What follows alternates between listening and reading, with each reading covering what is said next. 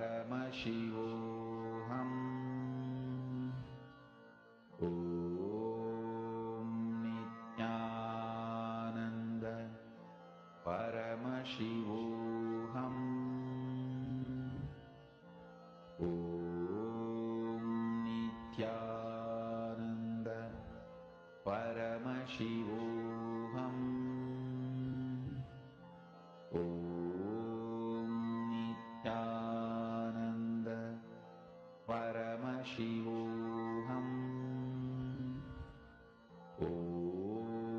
Nithyananda Paramashivoham.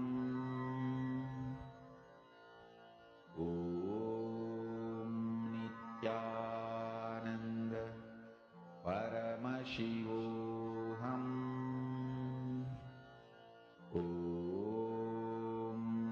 Nithyananda Paramashivoham.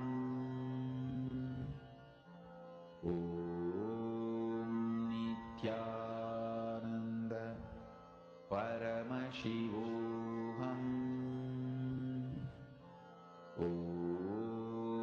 Nithyananda Paramashivoham.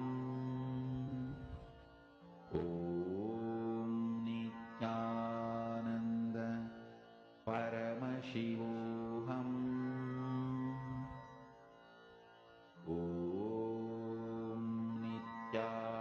Nithyananda Paramashivoham.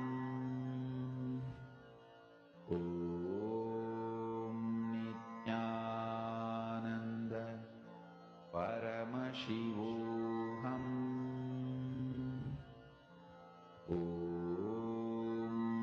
Nithyananda Paramashivoham. Nithyananda Paramashivoham. Nithyananda Paramashivoham.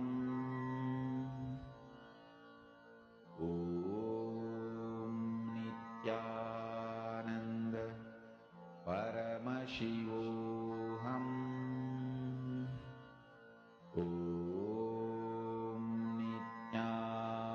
Nithyananda Paramashivoham.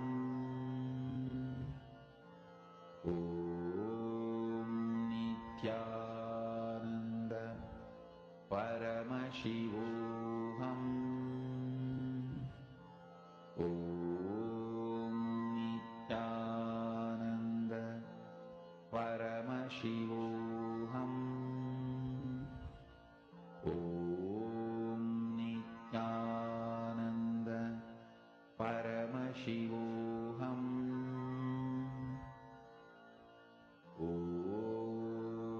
Nithyananda Paramashivoham. Slowly relax. Nithyananda Paramashivoham. You can open your eyes, you can check. Connect to Swamiji intensely and open your palms now. So if you had a clasp, you can open it. If you have a video recording, that will be the best. You can check your palms for the manifestation of the beautiful gold dust, the prasadam from Swamiji. You can check carefully. You can put a torchlight also and check. Many times it comes between the fingers. So check, ensure you're checking between your fingers, on your palm, behind your palm. Check your lap for any manifestation and your computer.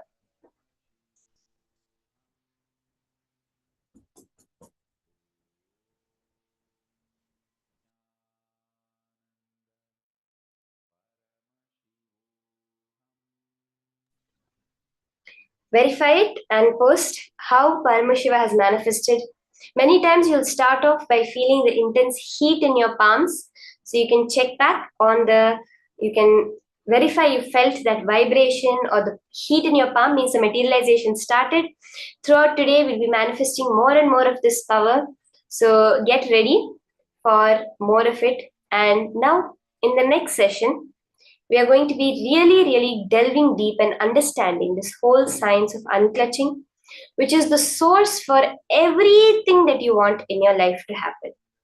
Let's now listen to these powerful cognitions from Swamiji on the science of unclutching.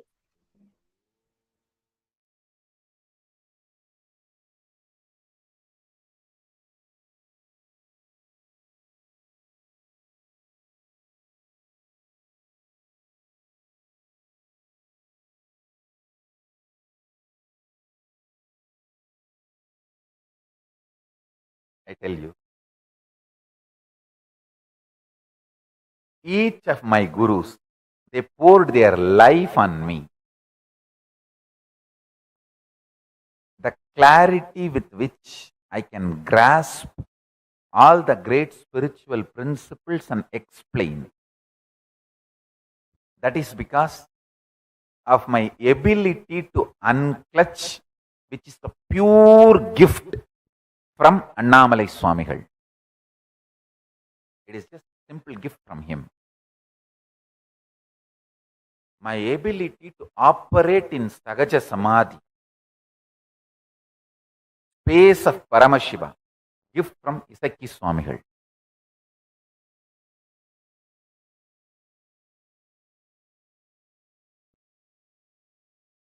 All my Guru's glory is only my life. My ability to be in Ajapa Japa state. I can actually keep the Japamala whole night. Even if you think I am sleeping, the mala will be rolling in my hand continuously. That is the gift given to me by Yogi Ram Surat Kumar. He is the Ajapa Japa Purusha. He is actually the embodiment of Ajapa Japa. He gave me the gift of Ajapa Japa.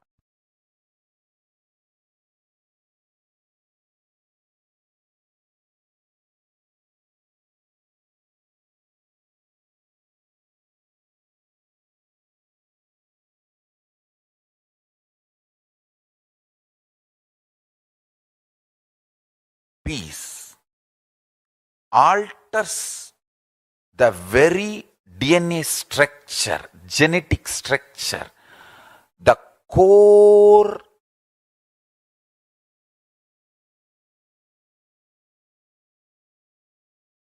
Anu Mahat structure. Understand? Anoraniyan Mahato Mahiyan. The consciousness in you is atom inside the atom, Mahat, more than Mahat. That Anoraniyan Mahato Mahiyan. That consciousness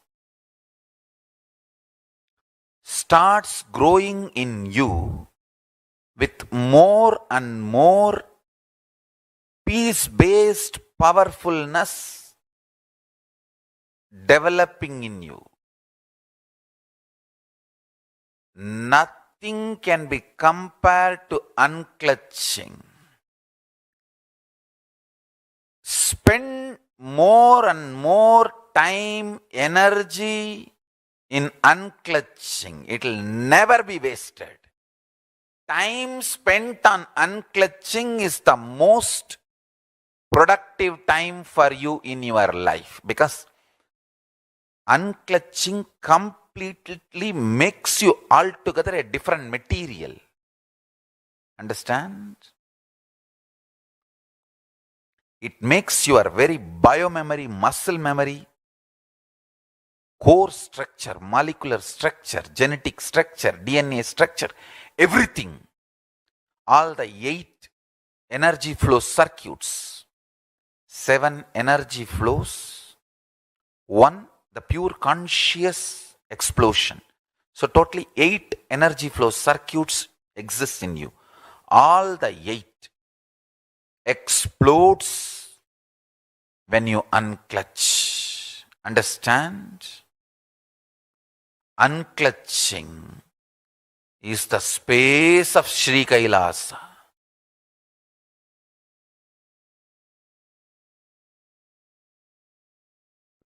Listen carefully. Categorization, generalization, judging. All this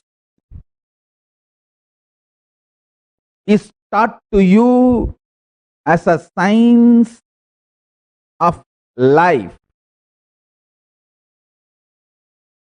But all this leads more and more delusion. Listen carefully. I wanted to put this on record clearly,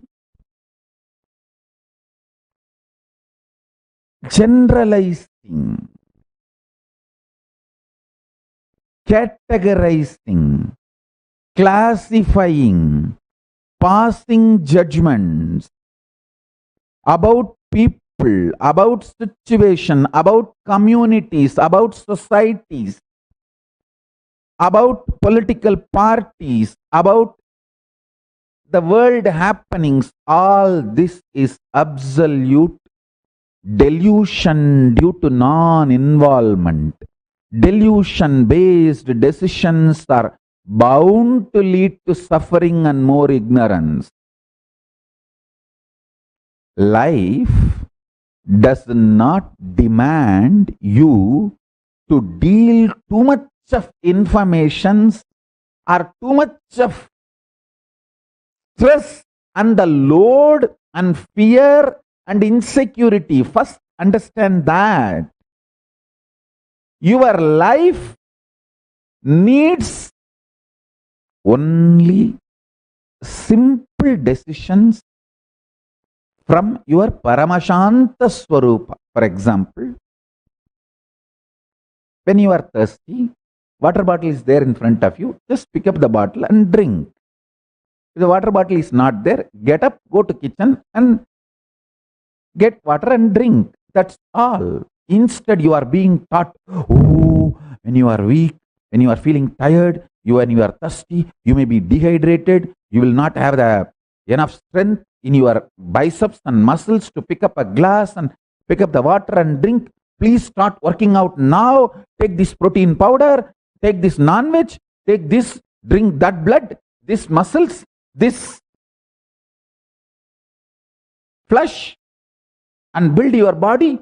So when you are thirsty, you can just get up and without any dehydration, difficulty, you can start drinking water. And to substantiate the statement we are making, we have thousands of studies, researches done on people.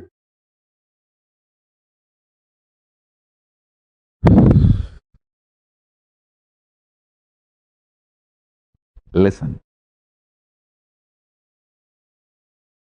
Practice this simple Paramashanta Swarupa for few days. Taste this ultimate silence for few days. Like these kids, when they are addicted to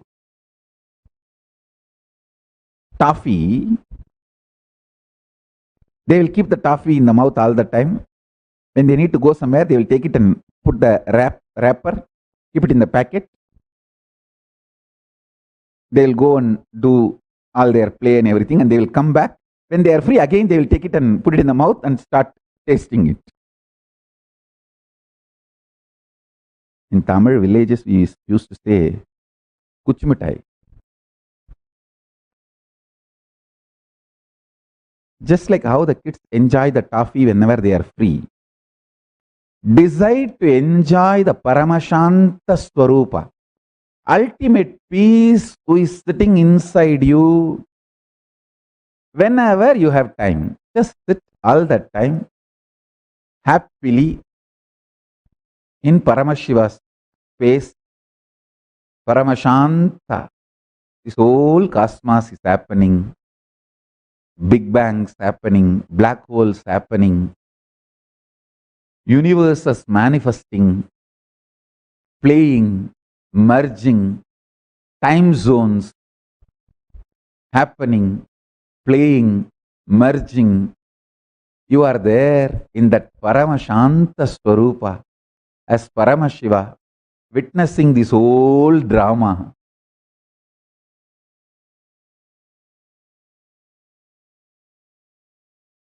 If you just bring the oneness to your intellectual understanding and your inner cognition, apply that in every aspect of your life, relationships, health. Even if you have a simple headache, apply oneness as the first solution. You may ask how to apply oneness on headache. I'll give you very simple understanding. Just see where the pain is and see. Me, oneness within me, cannot be uncomfortable within me. If something is uncomfortable within me, then that me is not in oneness with me. Let me see where me is not in oneness with me.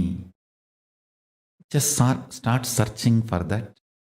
You will see me becomes one with me and headache disappears. If there is a headache, me is not in oneness with me. Let me see which part of me is not in oneness with me. Just start searching. I tell you, simply headache will disappear. And please listen. I'm not giving you false ideas. Just take little sacred ash. Tell Paramashiva, "Oh Mahadeva, Paramashiva, I know oneness is an energy which can be mixed with any object, and that object will manifest and radiate that electromagnetic energy of oneness.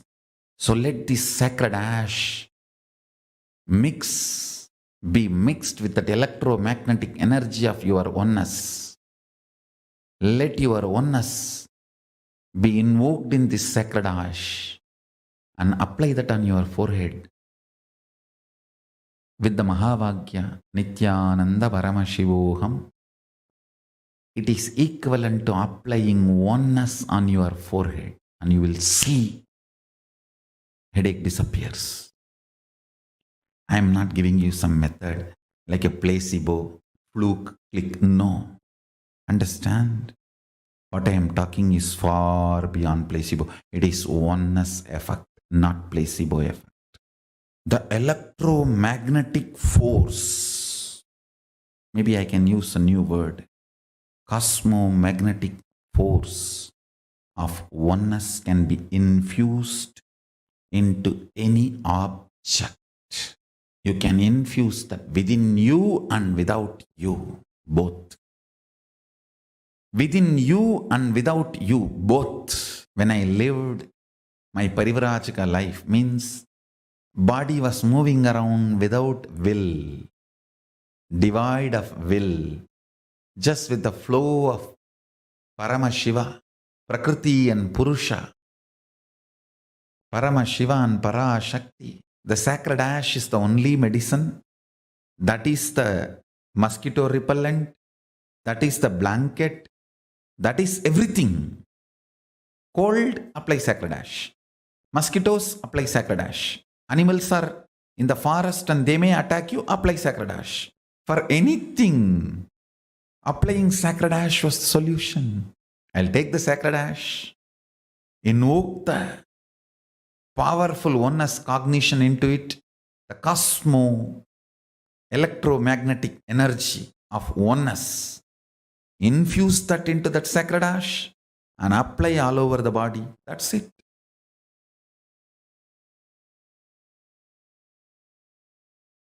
I tell you,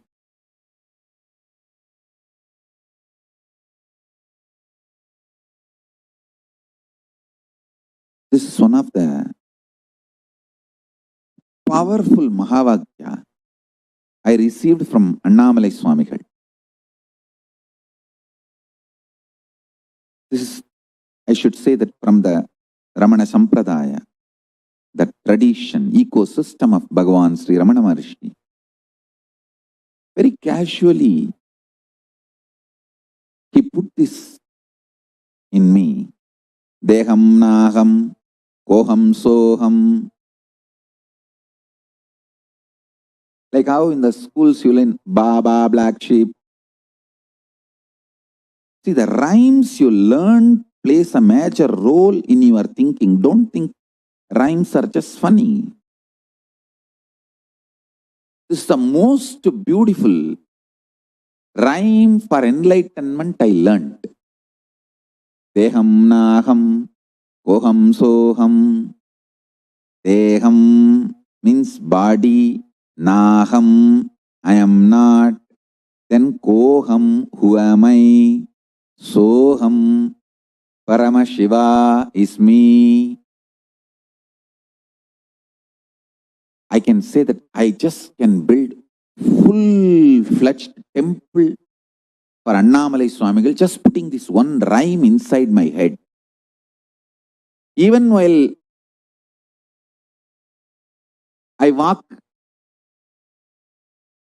to the restroom, the schools, they will give an interval break, 10 minutes. You have to run to the restroom and come back. Even while running to the restroom, I will sing this only. Deham naham koham soham.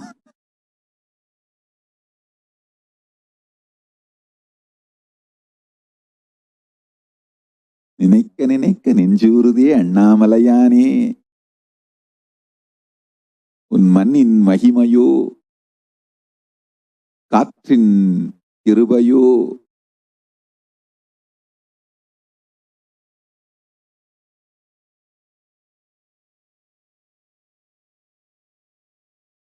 Listen, the rhymes you cherish inside you matters. The words you cherish inside you matters. The words you cherish inside you for 6 months will become reality within a year. At least it will become like a echo chamber for you. ECHO. Echo chamber for you, around you.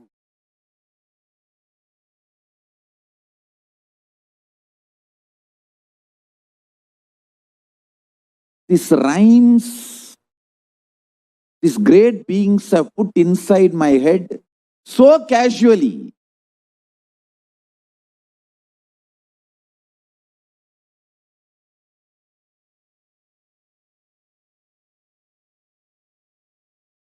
I started going to Annamalai Swamigal because he will give that candy and all that for the kids. Whoever brings to have his darshan, candy and other sweet, he will give it to all those kids.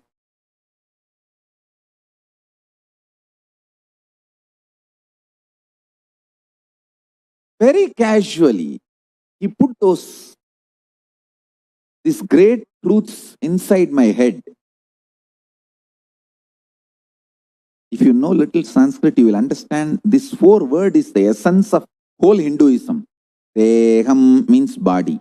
Naham, not my core, me. Me. Deham is mine, but not me. Naham, koham, then who am I? Soham, Paramashiva.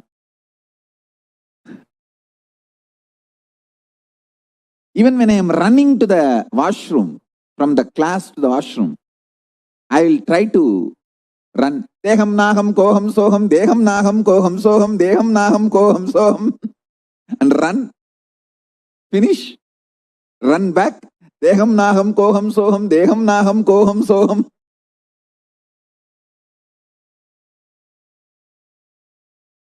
This constantly going on with this created a kind of an echo chamber around me.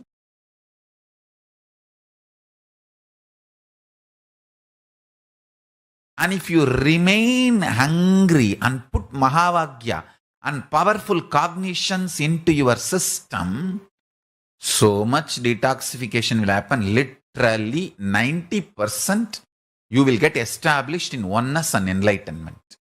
You do not need mental work, you need physical work. Means we need to work only on your body. I have given you too much initiation, too much of powerful cognitions, and from here itself I can give enlightenment to you left and right, just like that. It's not at all a big job. In English, what you say? Piece of cake. You use any word. Just, I need your body to be detoxified. So when I pour me in you, you can hold. It is literally cosmic union. I can make the cosmic union happen with any one of you at any time now, especially with this whole vibration of that love. That is why I insist on you moving to liquid diet, at least next for 21 days. Liquid diet, chanting of Mahavagya. Vibrate yourself with the Mahavagya, Om Nithyananda Paramashivoham, and spend as much time as possible with oneness capsules and satsangs, these powerful cognitions. And I tell you, these powerful cognitions will get rooted in your biomemory. When you don't give the job of grinding food to your intestine, see, you have 3 things 24 hours happening in you: blood circulation, breathing, digestion. You cannot stop blood circulation. You cannot stop breathing. But if you just reduce the load of digestion, both get impacted. The breathing becomes very deep and the whole blood circulation becomes so pure. Consciousness, the pure Paramashiva, starts reflecting in your system more powerfully in a higher frequency. I am giving you all the real secrets of Raja Vidya. I am giving you all the original secrets revealed by Paramashiva to Devi, Devi to Vishnu, Vishnu to Brahma, Brahma to Surya, Surya to that whole Surya Vamsa. And what Krishna says in Bhagavad Gita, that he gave these signs to Surya, and from Surya to Ikshvaku, Ikshvaku to Manu, and the whole Sampradaya, Surya Vamsa, Sarvanyapita.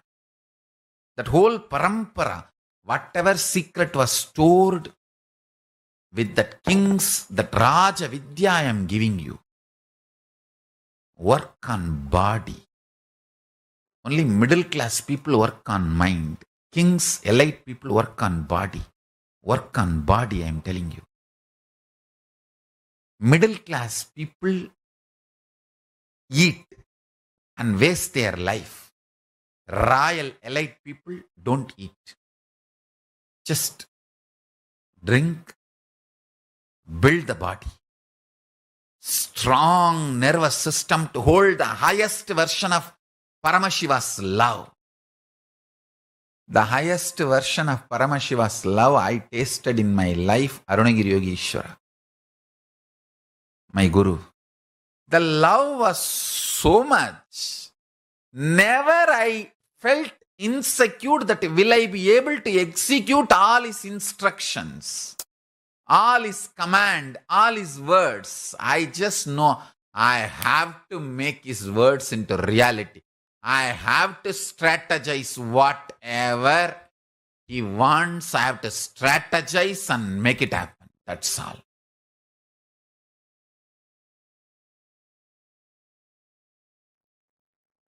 Absolute unclutching is the extremely enlightening fuel for your life. Understand? Fundamentally, your consciousness. What excites you, what triggers you into action, what makes you fully alive, awakened, that is your resource, your fuel. Listen. Your fuel.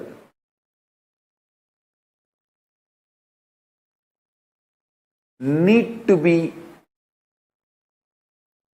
right and pure. Please listen.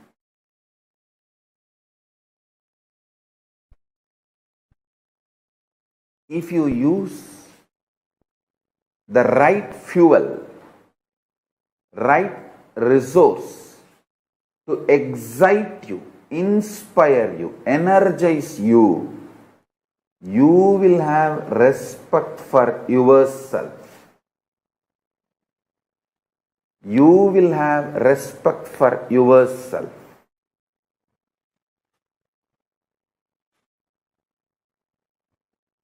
I tell you.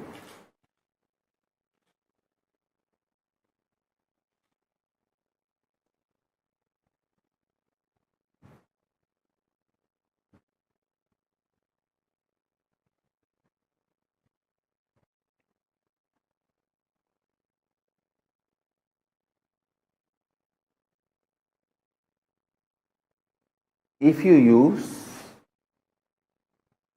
meat as fuel for your body, slowly but very definitely, even you will lose respect for yourself. If you use alcohol to pass your time, to pass your life, even you will not have respect for your life. Hey, to be deluded in alcohol, why should you assume even one body? You asked Paramashiva and Paramashiva gave you this body. If you are deluding yourself in alcohol and keeping you dull, passing your life, it is absolute abusal of your body. And Paramashiva who gave you this body.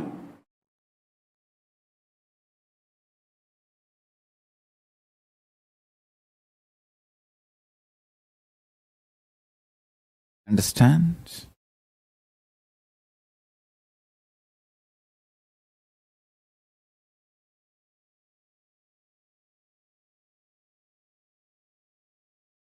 When you start talking intensely to Paramashiva, just this three, listen. Forget about everything else. Paramashiva is real. And you start talking to him. You can be complaining, you can be crying, you can be talking, you can be enjoying, you can say, thank you for what you have given me, or you can be angry, saying that what have you done to me? Why is Australia fire is not getting put off? Why the animals are dying in Australia? You can talk anything you want. He's as older than sun and fresher than your breath. He's new to you than your own breath. He's old to you than the sun. Older than the sun, newer than the fresh breath you are taking inside. So you can talk anything you want.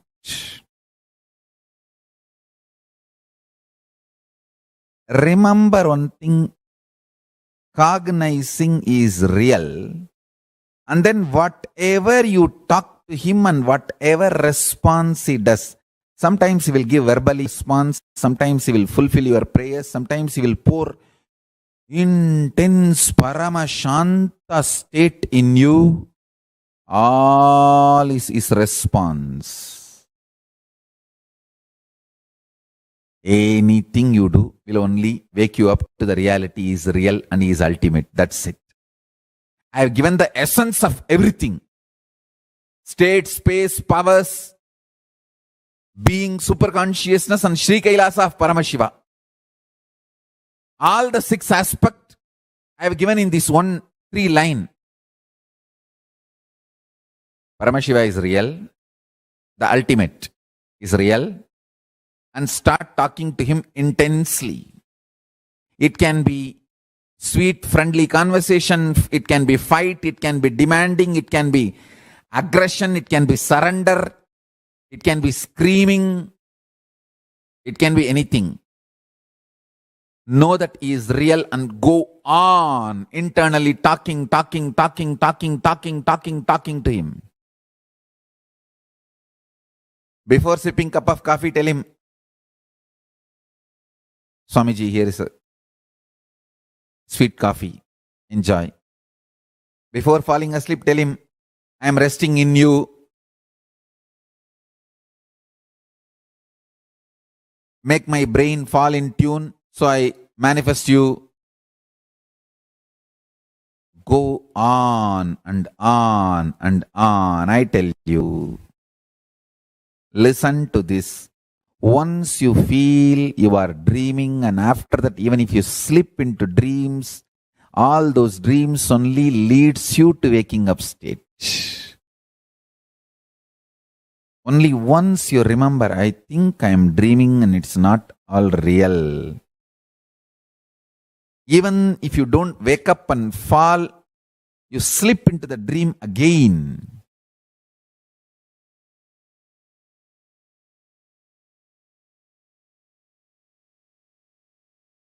After that, every dream you go through,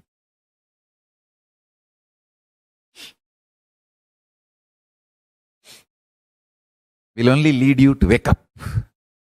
You will only wake up.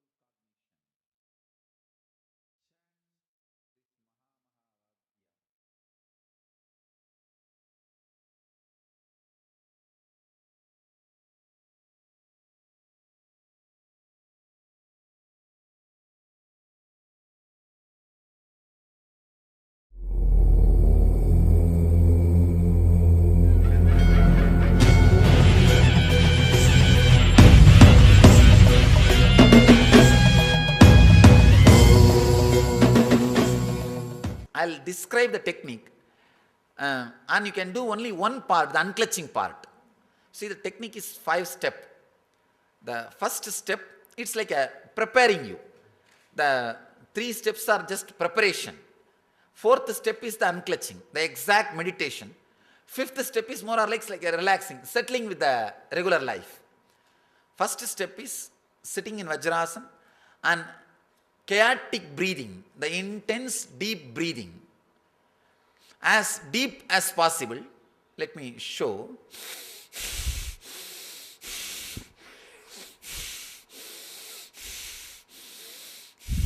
As deep as possible. First 7 minutes. This, as fast as possible.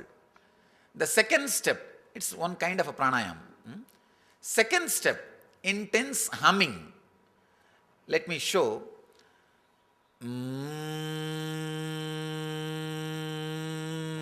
Just all these things are preparation. Preparation so that you will be able to unclutch intensely, deeply. The third step, putting your awareness on every energy center for 1 minute. The music itself will guide you. It's a kind of a guided meditation. The guided meditation. The 4th step is what I call unclutching. Just sit. Because of these 3 steps, so many things should have been released in your system. All those things will be leaving in your system. Whatever happens, whatever comes up, just unclutch. Do not give meaning to it. Do not give meaning to it. Just unclutch whatever happens, maybe for 7 to 8 minutes. You may think, is it enough? 7 to 8 minutes, and intense unclutching is more than enough to keep that energy whole day. Just intensely unclutch, and whole day you will have that remembrance. Let me unclutch. Let me unclutch. That's all we need. That's all we need. The 4th step is unclutching. The 5th step, just sit. There will be a simple music. There will be very silent music, very simple music, nothing related to mystic or any spiritual, just relaxing, settling with your body and preparing for your day-to-day routine. This is the 5th step. Now we can do just the 4th step. Now we can do just the 4th step. Maybe 10 minutes, try. You don't have to struggle. You don't have to have any difficulty. Just see the any thought rises in you, just unclutch. Just see the thoughts are unclutched. See the thoughts. The words are not given any meaning. You just see. The moment a thought comes, you unclutch. There will be small gap. Immediately your mind will say, no, I am having thought, or I am having silence. Unclutch from that thought to any thought comes up to your conscious radar. Anything comes up, immediately unclutch. For few seconds after unclutching, the moment you use the word idea unclutching, few seconds you may have the gap. Again something will raise. Then again use the word unclutching. In the initial level it will be like again and again you may have to repeat. But in few minutes it will settle down. The gap will become more. You may not need to repeat the word or idea unclutching again and again. You can try for next. Third step, putting your awareness on every energy center for 1 minute, the chakras. Now please close your eyes. We will practice only unclutching. Just close your eyes and relax.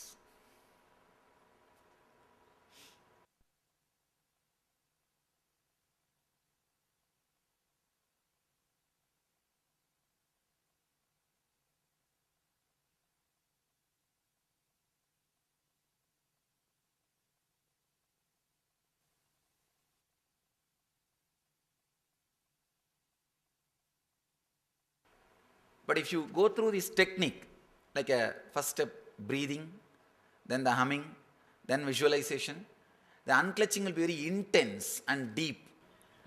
Thank you. Thank you.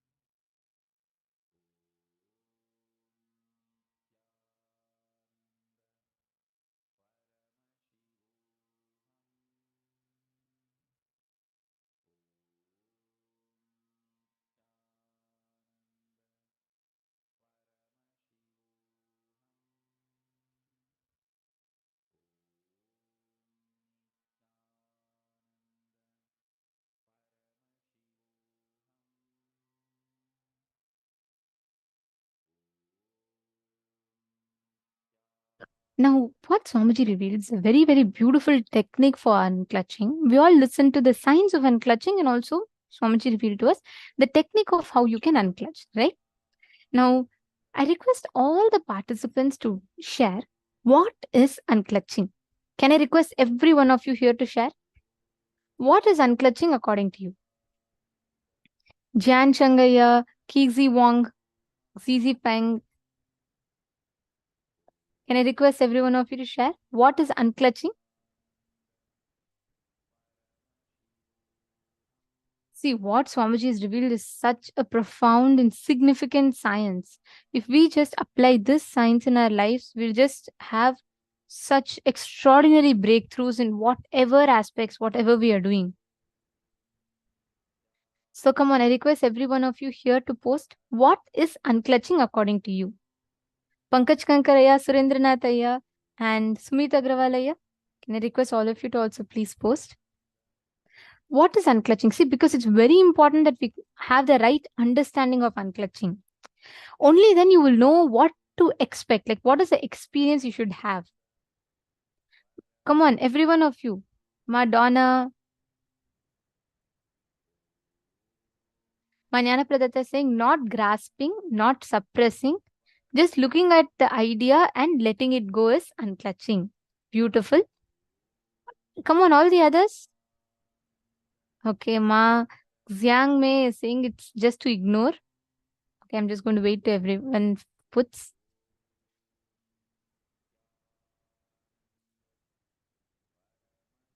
Come on, others, how about you all? Ma Wanjia. Everyone, can I request all of you to post what is unclutching?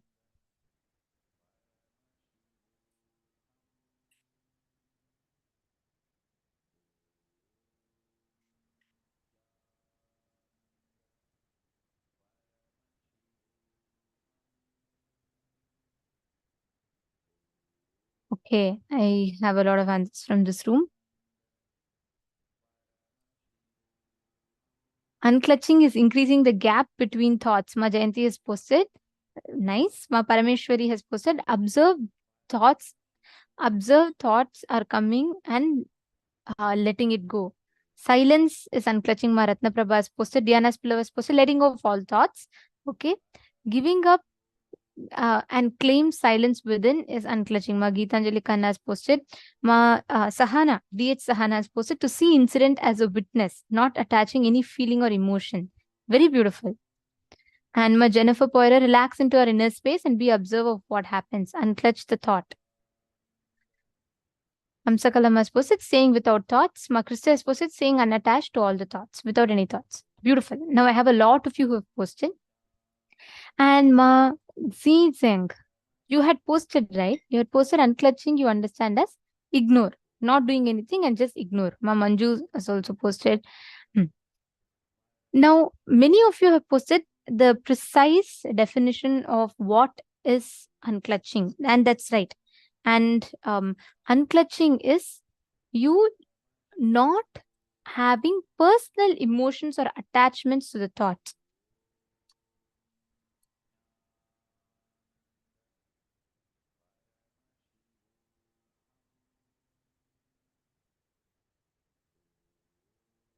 Any personal attachment to the thoughts that you have. See, generally what happens, imagine you're sitting here, you're observing something, you're listening to something, you're learning something, and then what happens?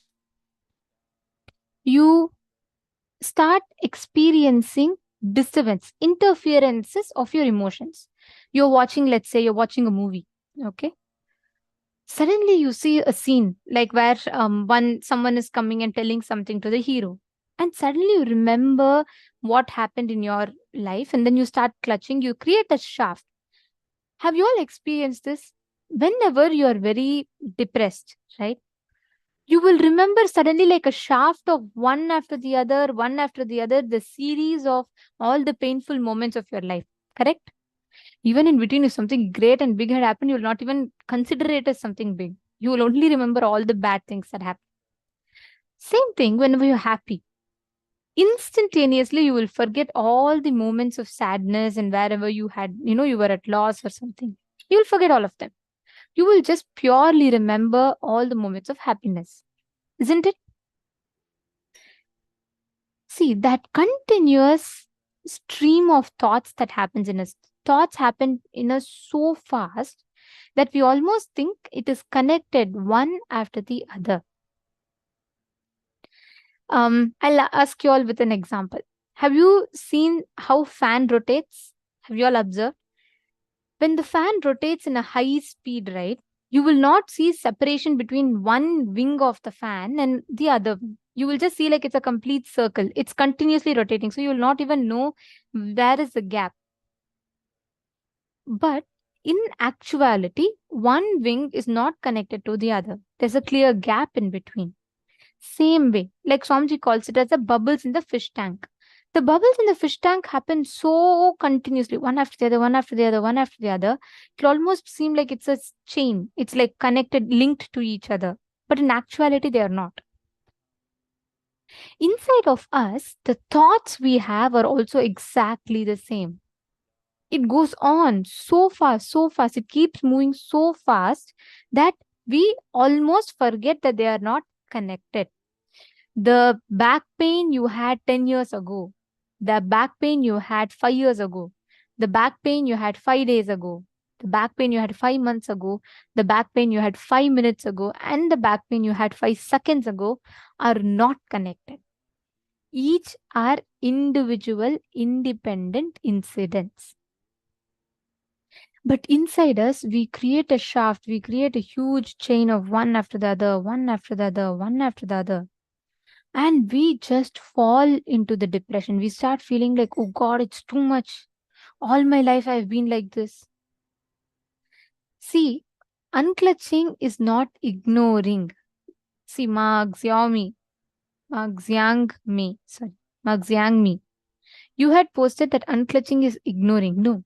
See, because when you cognize it as ignoring, you still are engaging with it. Whether you are fighting or not, the moment you get into a conflict itself, you lost the battle. It is not about whether you win or lose. You getting into battle is what? You're already in that war field. That's all.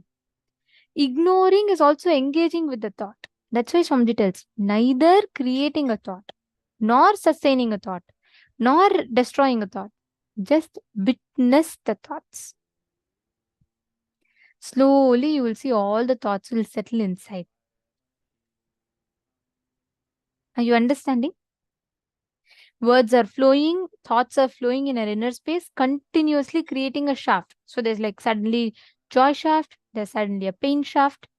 You all can see here actually. See this slide here. You will understand. When you are sad, you pick up all the moments of pain. And what do? You create a shaft for yourself. You all seen this picture? You create a pain shaft, the black ones. So you forget all the joy shafts and you create a shaft with just the pain shaft. Now, when you're happy, you only pick the joyful moments and you create a joy shaft. Now, the problem is our whole life goes just juggling between joy, pain, joy, pain, joy, pain. We create independent tracks and we get stuck to it. Unclutching is neither creating joy shaft nor creating pain shaft. It is just sitting, experiencing and raising yourself to the highest frequency. Any thought comes, do not clutch. Do not clutch it with your past experience. Do not clutch it with your past suffering or joy. When words come out of your being, instead of giving meaning to it, just see the source of the sound. See where it is coming. Start observing the base, the source thought currents of it. Understanding?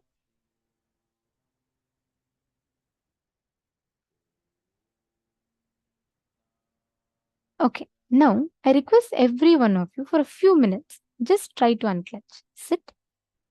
Can all of you sit? Don't do it like a meditation process. Don't do it like, concentrating, focusing, meditating. Just close your eyes and unclutch. Just watch your thoughts. Don't try to stop. Don't say, hey, you know what? I don't want to think like this and all. Don't try to stop.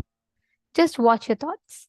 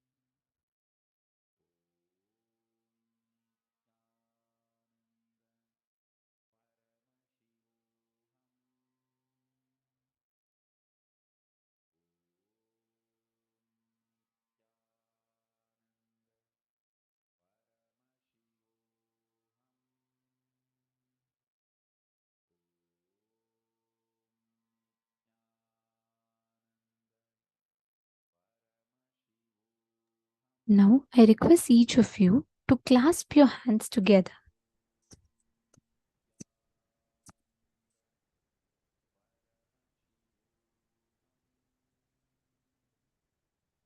Please clasp your palms together. And in this unclutching itself, you can manifest the power.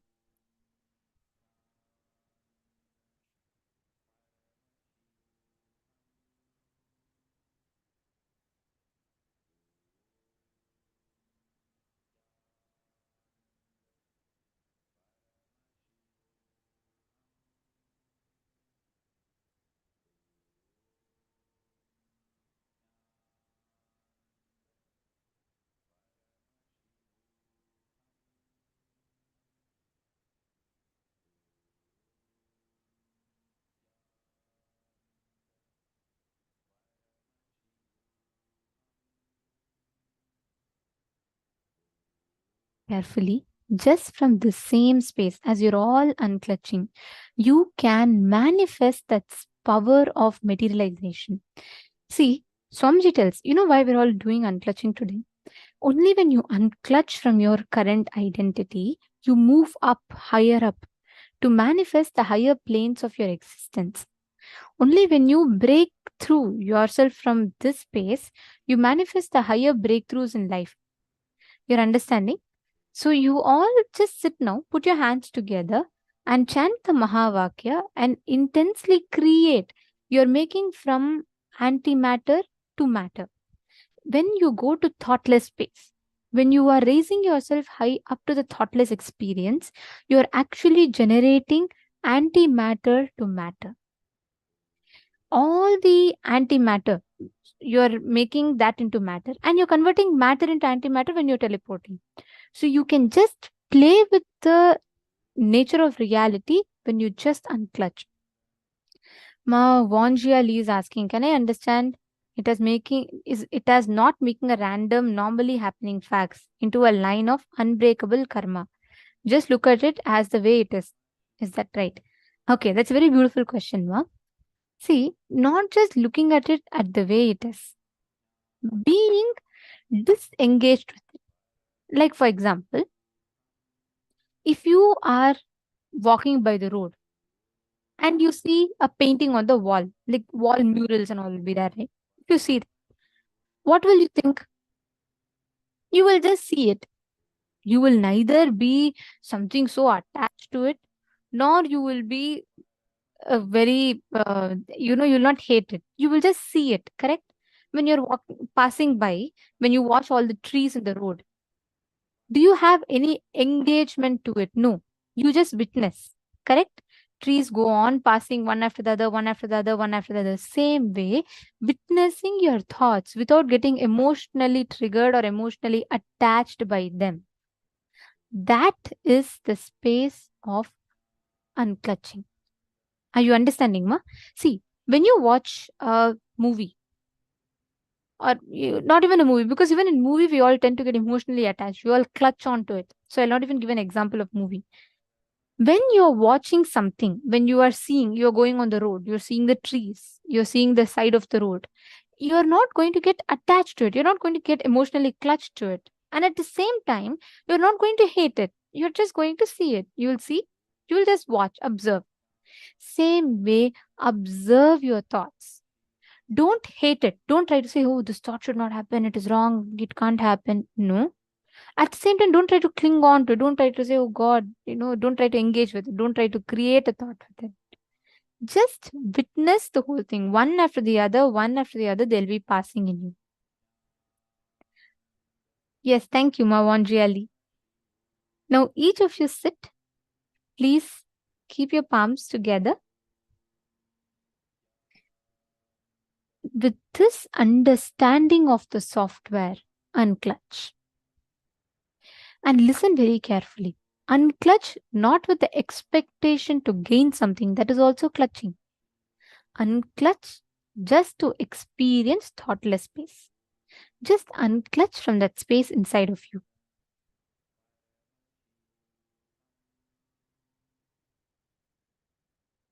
Chant the Mahavakya.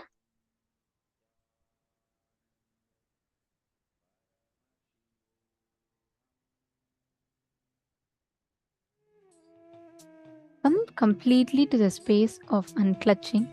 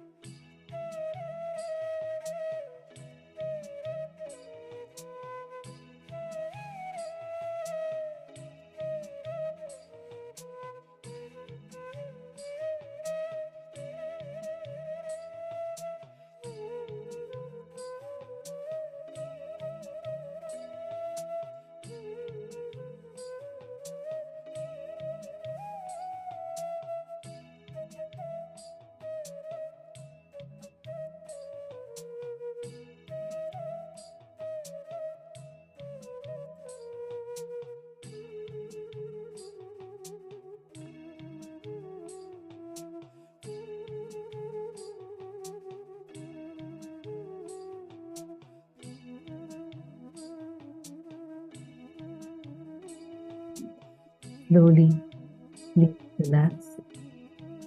Please check your palms and see if you have materialized. Take a few minutes and kindly check it. Now, all of us are going to be entering into the next session. And in this session, Swamiji is going to be revealing to all of us about a very, very powerful state of your consciousness and your body, which is the Navakanda Yoga Samādhi. So intensely listen to this. And if you have any questions, feel free to ask. All of you can post it in the chat. But first, listen intensely to this revelation now from Swamiji.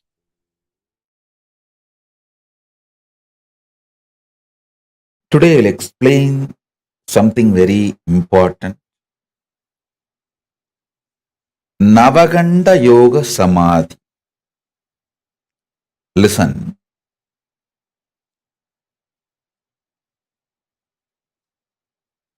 Listen to this word, Navakanda Yoga Samādhi.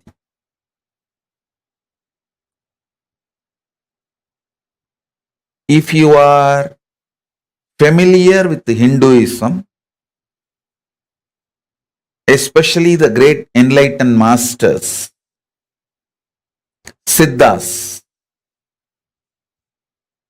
you would have heard this word Navakanda Yoga Samādhi. It means,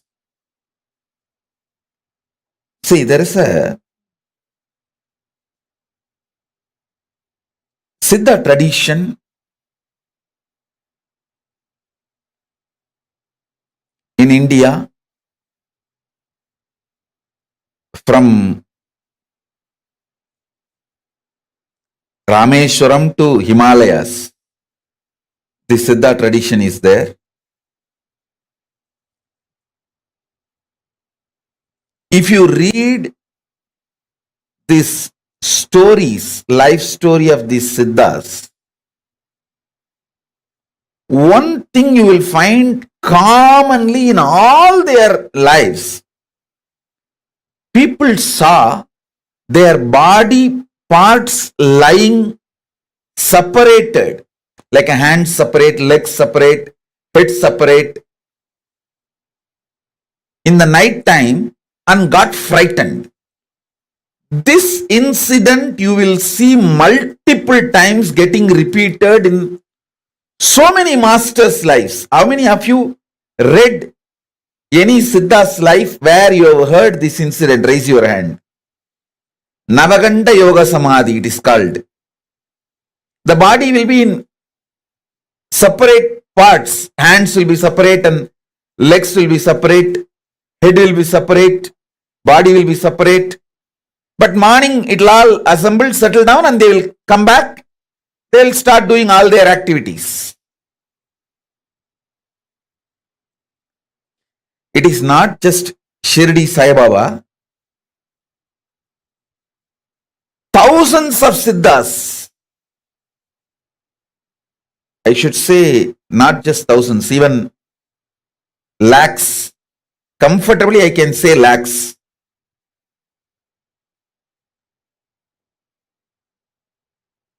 I'll tell you the important secret of this Navakanda Yogam. See, Navakanda Yoga does not mean they cut their bodies. Listen carefully. Kanda means cut. Akanda means uncut. Navakanda means 9 cut. Nava means 9. Kanda means pieces, cut. If you actually make a 9 cut on the body, it will be 10 pieces. 9 cut, 10 piece. This is called Navakanda Yoga. Listen. Navakanda Yoga does not mean actually the body is cut. I'll tell you what happens. This you need to be very, very intense. Listen to this. All of you listen. I'll explain about this Navakanda Yoga. See, your ears can hear only certain frequency. What is the decibel? Below the decibel you can't hear, above the decibel also you can't hear. Same way, your eyes cannot see below certain frequency light and above certain frequency light. See, light waves, below certain frequency your eyes cannot see. Above that certain frequency your eyes cannot see. How many of you understand this? Human beings can detect the sounds only the frequency of 20 Hz to 20 kHz.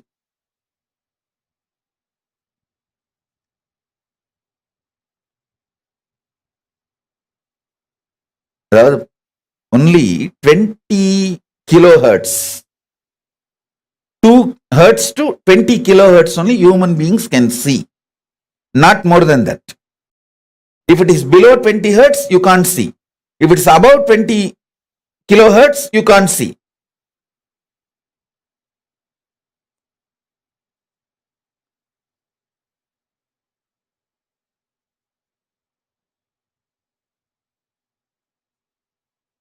I want all of you to understand this. Same way, only 400 nm to 700 nm eyes can see. Below 400 nm eyes cannot see. Above 700 nm eyes cannot see. Now all of you should know,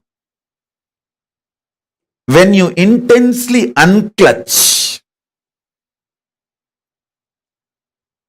first thing will happen, your body will get detoxed. Next thing, the body's light frequency will start increasing. So, it will start going above 700 nm. See, when the body goes above the 700 nm frequency, your eyes will not be able to see it. Your body has major chakras in the throat. Your body cannot see something below 400 nanometer. Your eyes cannot see anything which is below 400 nanometer. Same way, above 700 nanometer, you can't see. When you go into the deep unclutching, your body goes above the 700 nanometer light frequency.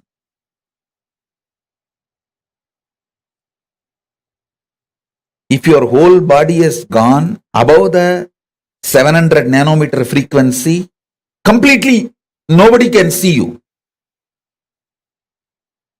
But listen carefully, this is more important. There are chakras in the throat, Vishuddhi. And the chakras in this part, see this knee as a chakra, this knee as a chakra. This Vishuddhi and this two chakra and on the leg, knees also. This both knees also have a chakra. Listen carefully. The chakra in the knees of the leg, 2. Chakra in the knees of the hand, 2. 4.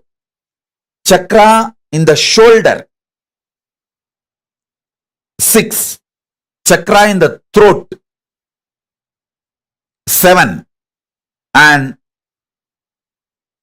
in this 7 chakra, listen carefully. I am not talking about the Muladhara, Swadhisthana, Anahata, Vishuddhyanya. No.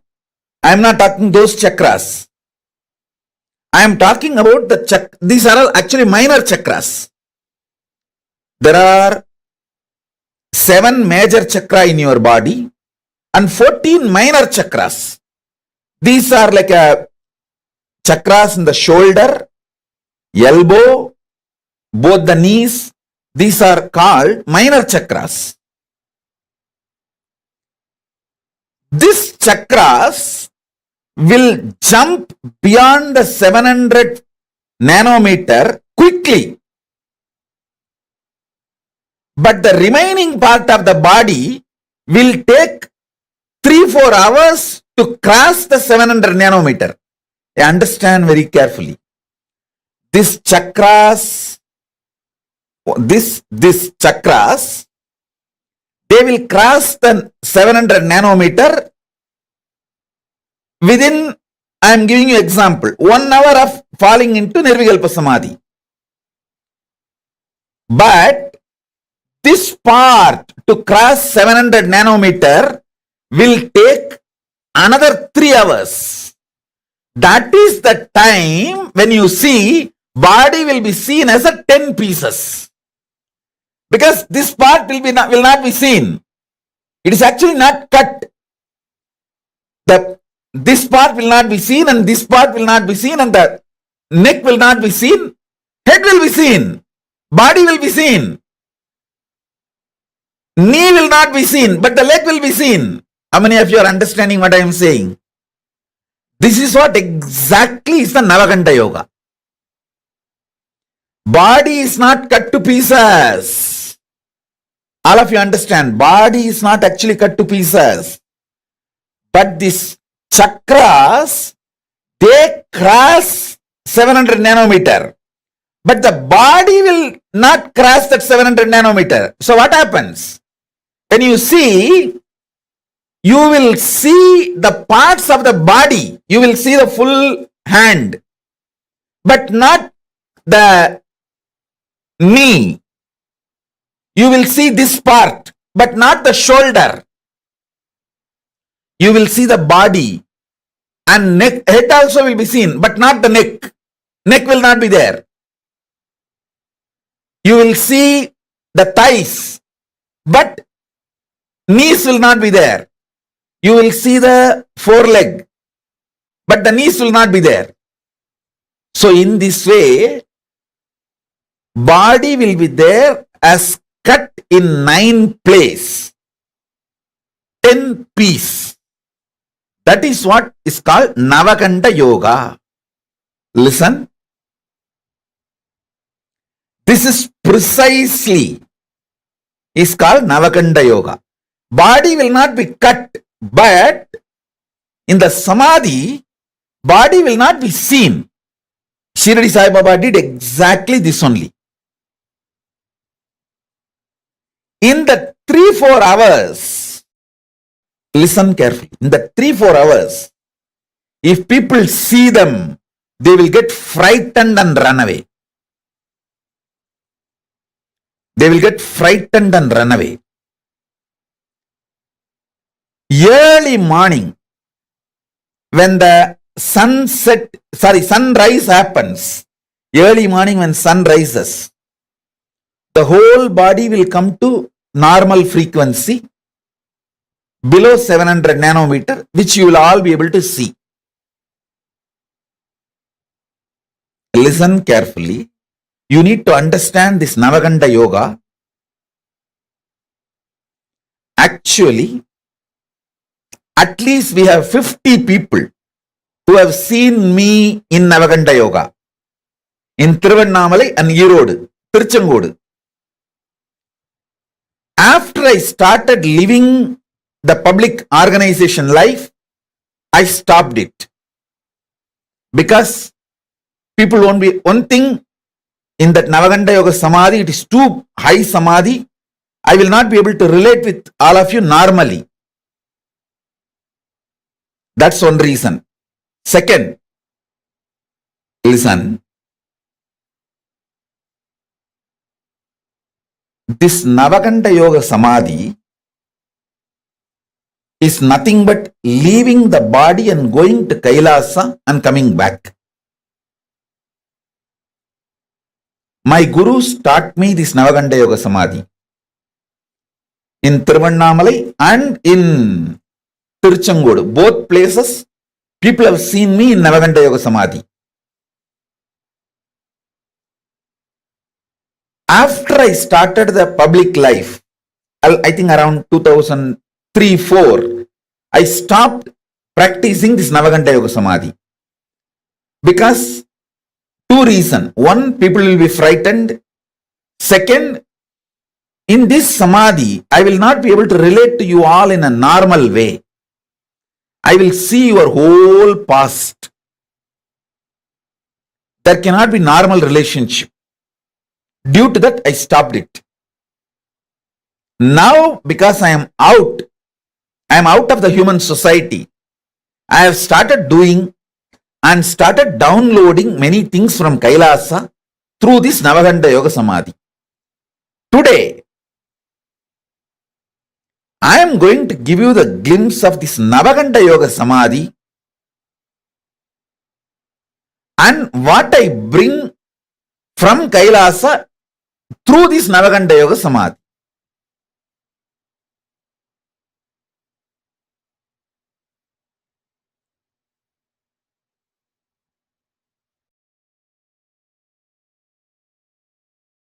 Listen. See, this part, this chakra will not be seen. So this will be one part. This chakra will not be seen. So this will be one part. 1, 2. Then neck will not be seen. So head will be one part. 3. Then 4, 5. Below the knee. 6, 7. And this thigh. This will not be seen, but the thighs will be seen. 8, 9. And this body part, because it is disconnected from the neck, 10. So Dasa Kanda, Navakanda Dasa Tunda. 9 cut and 10 pieces.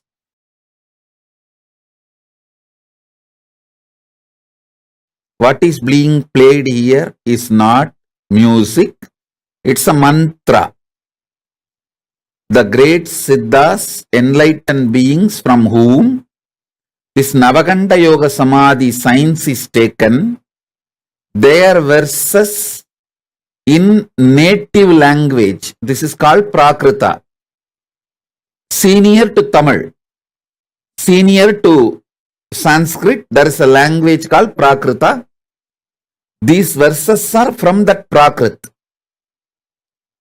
The masters who gave this Navakanda Yoga Samādhi to me, it is their verses. It's like a mantra.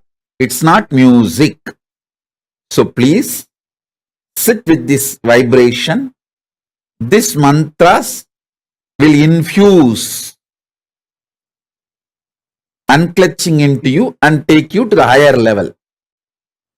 This line drawing, Paramashiva is wearing the tortoise shell on his neck and the tiger nail.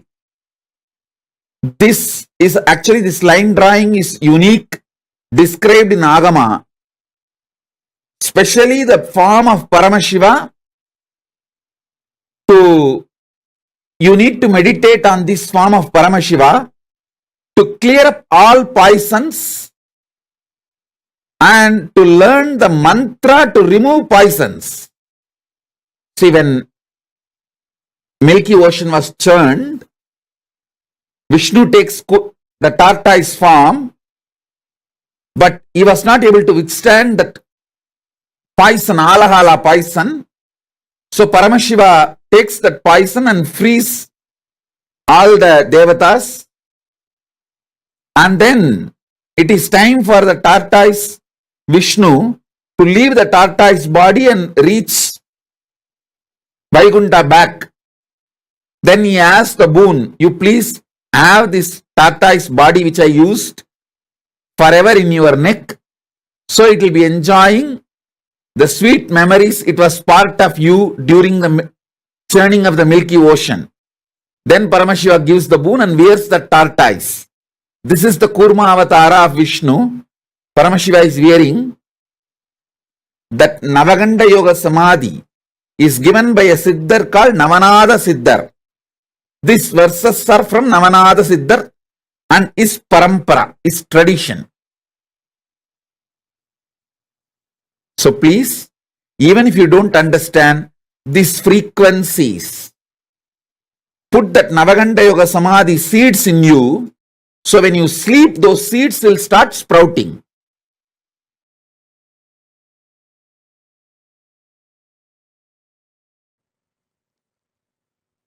Will persistence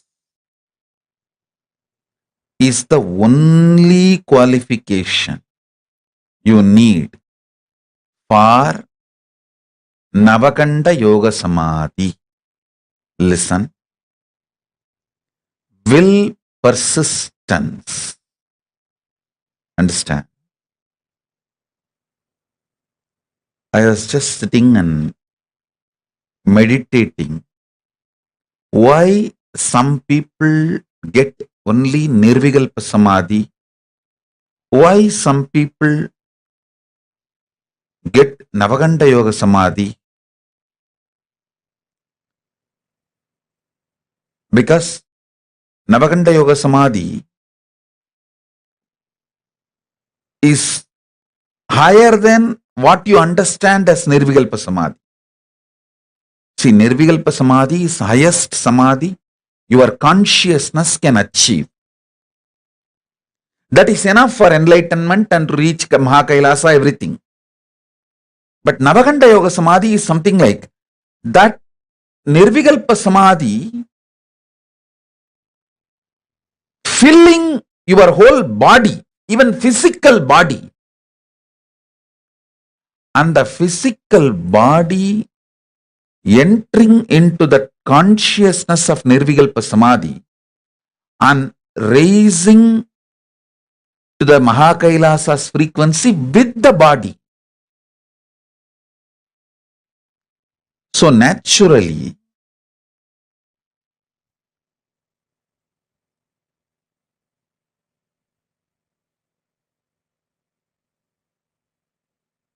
I should say that Navakanda Yoga Samadhi is like a going more than Nirvikalpa Samadhi.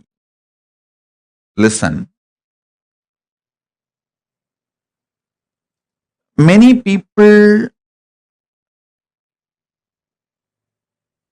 achieve Nirvikalpa Samadhi and be satisfied with it.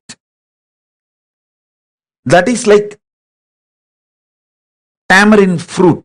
The inside that fruit is ripe and it naturally gets detached from the shell. So after that, what happens to shell does not touch you. What happens to the shell does not touch the fruit. Same way, once your consciousness is ripe, what happens to the body does not touch you.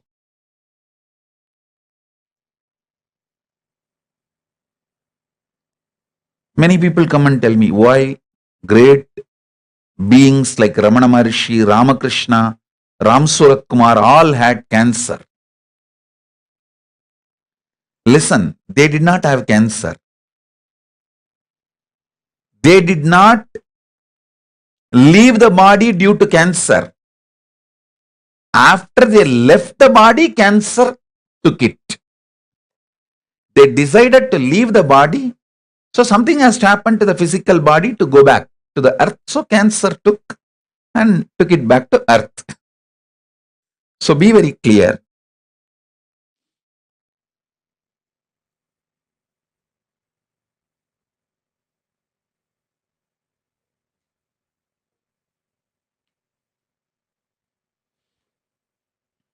Listen.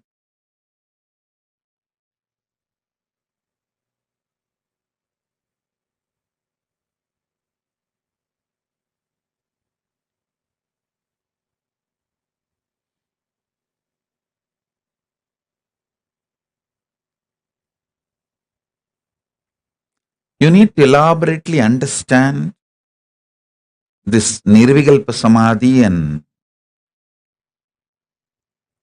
Navakanda Samadhi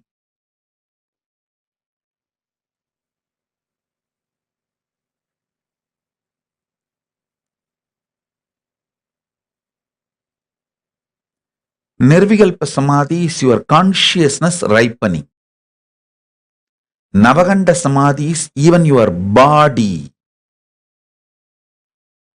Along with your consciousness, raising to the higher worlds, higher time zones, higher energy fields.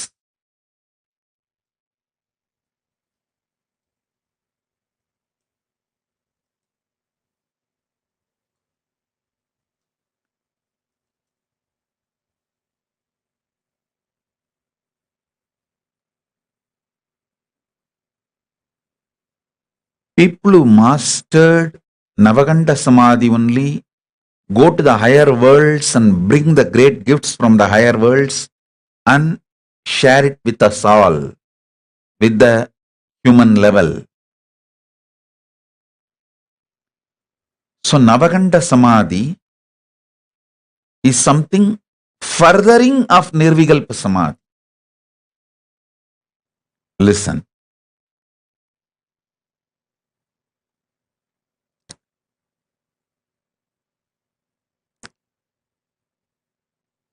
See, yesterday I was sitting in Samadhi, wanted answer for this question. To share with you all why some people achieve only Nirvikalpa Samadhi, why some go up to Navakanda Yoga Samadhi.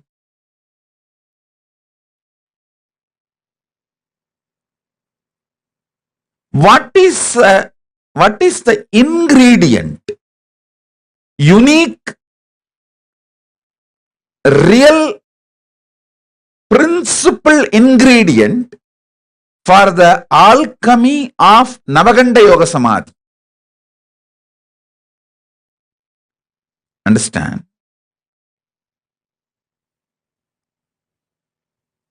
Unique, principal, primordial, or I should say that true, right,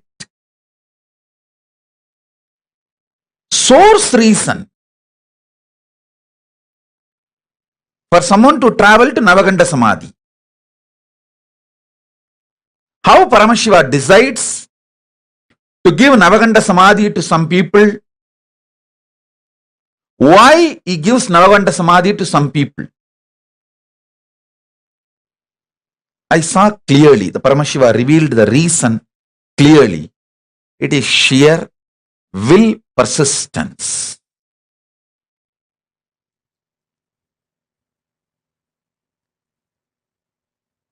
You may ask, oh, after Nirvikalpa Samadhi, naturally your will dissolves.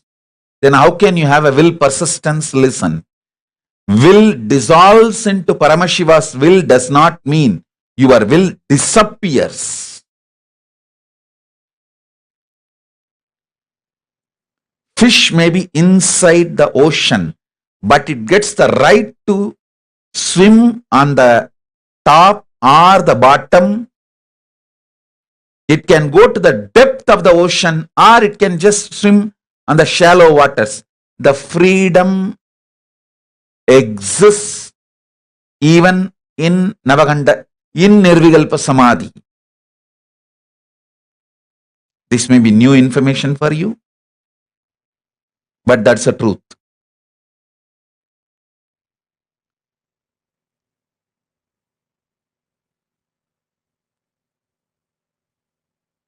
Decision who moves towards Navakanda Samadhi is basically done by Paramashiva based on the will persistence of the individual.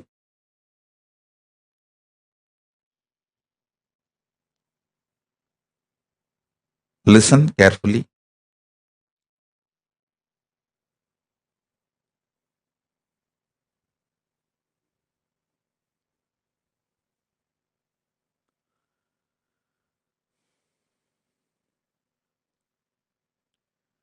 for any normal human being. Nirvikalpa Samadhi itself is enough. But if you want to be a teacher, guru, an incarnation, to bring great things from vertical time zone, higher worlds, and share it with the world, then you need Navakanda Samadhi.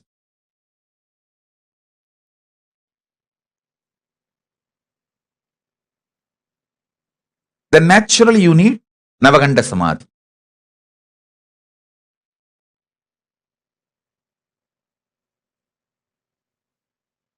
So understand,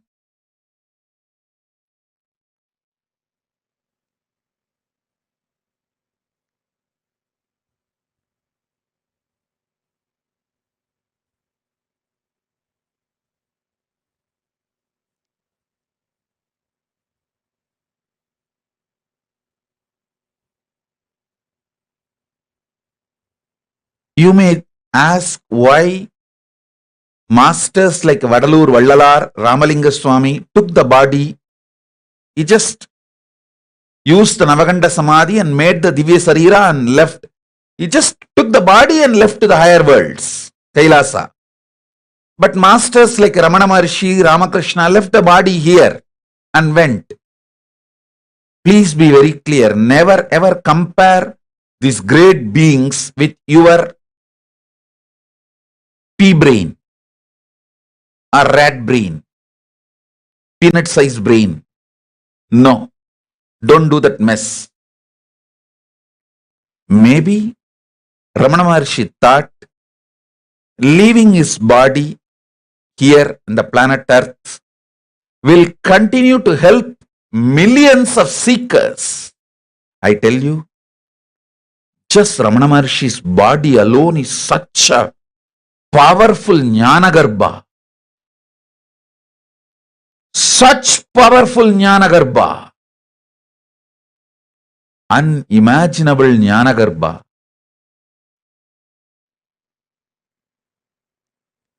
It made millions ripe into enlightenment, including me.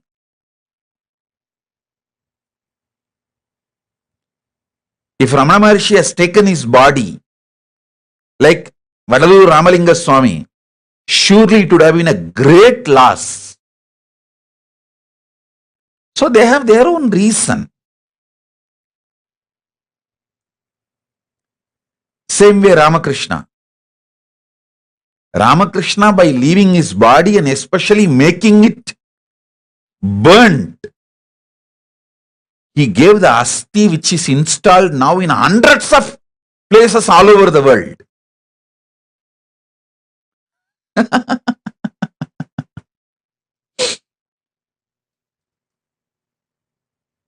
So each one of them have their own reason.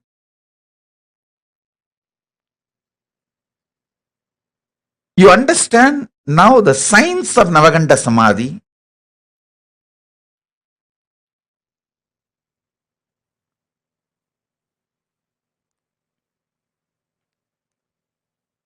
Fundamental qualification is will persistence. Listen.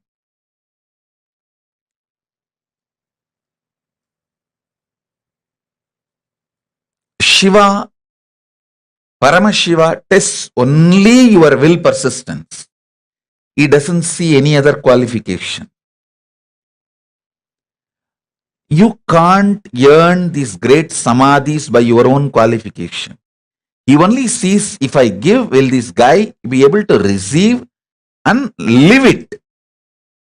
That's all he sees. He doesn't see any other quality.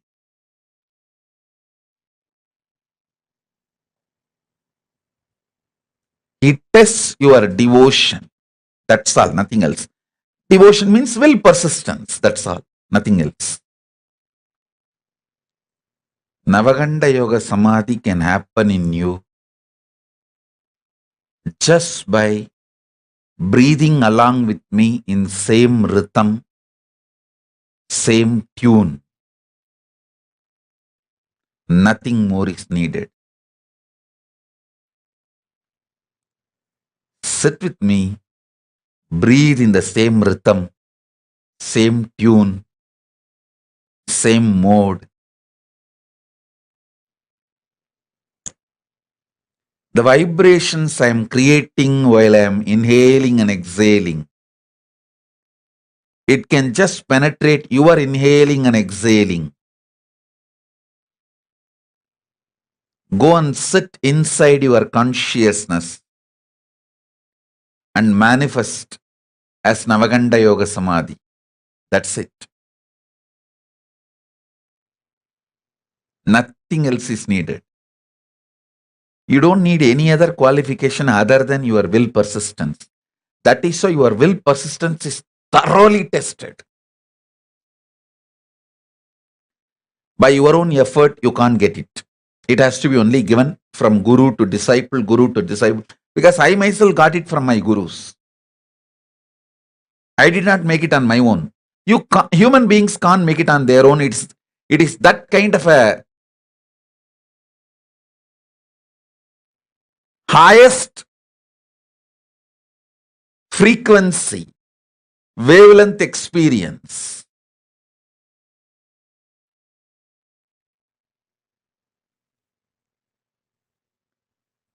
It can only be given from the higher dimensions. Means from guru to disciple, you can never make it on your own.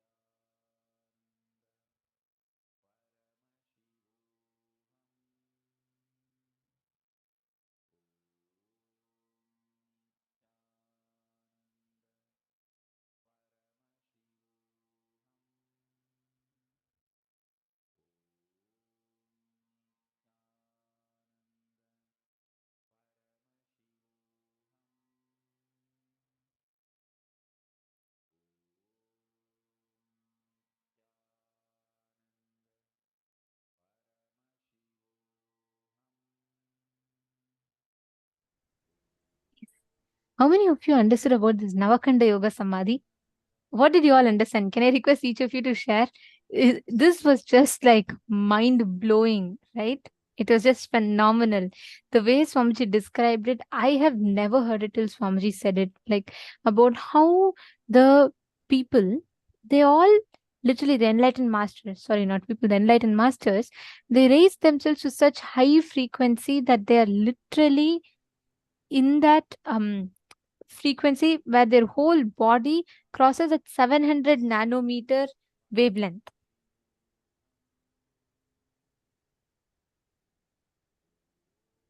Come on, can I request each of you to post what you understood about Navakanda Yoga Samadhi, the science behind Navakanda Yoga Samadhi?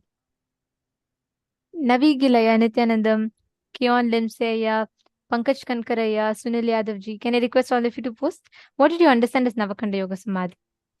Actually, these are all such rare Siddha tradition teachings that we don't predominantly get to hear. These, even in the rare teachings of Hinduism, this is even more rare to understand about these type of samadhis, and you don't get much information on Google or anywhere. Swamiji is reviving these like ancient truths for us, giving it to us in a way that we can understand.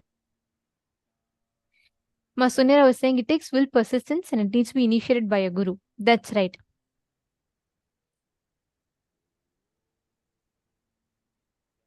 Correct. And also, Ma, see, when you see incarnations, there has been only 2 people on this entire planet who have had the darshan of Swamiji Navakanda Yoga Samadhi.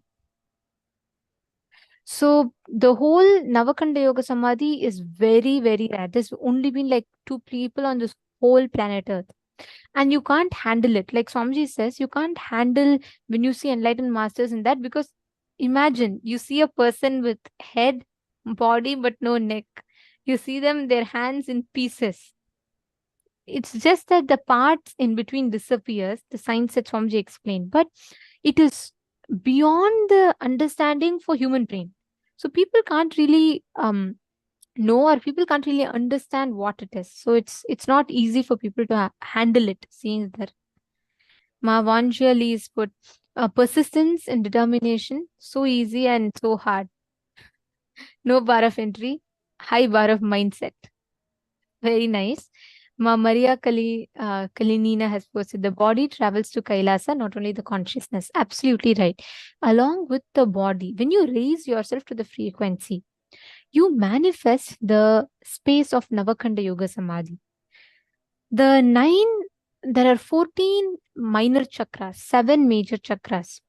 So these minor chakras very easily tend to raise up in that frequency beyond the 700 nanometers, and that is what we all see as an experience.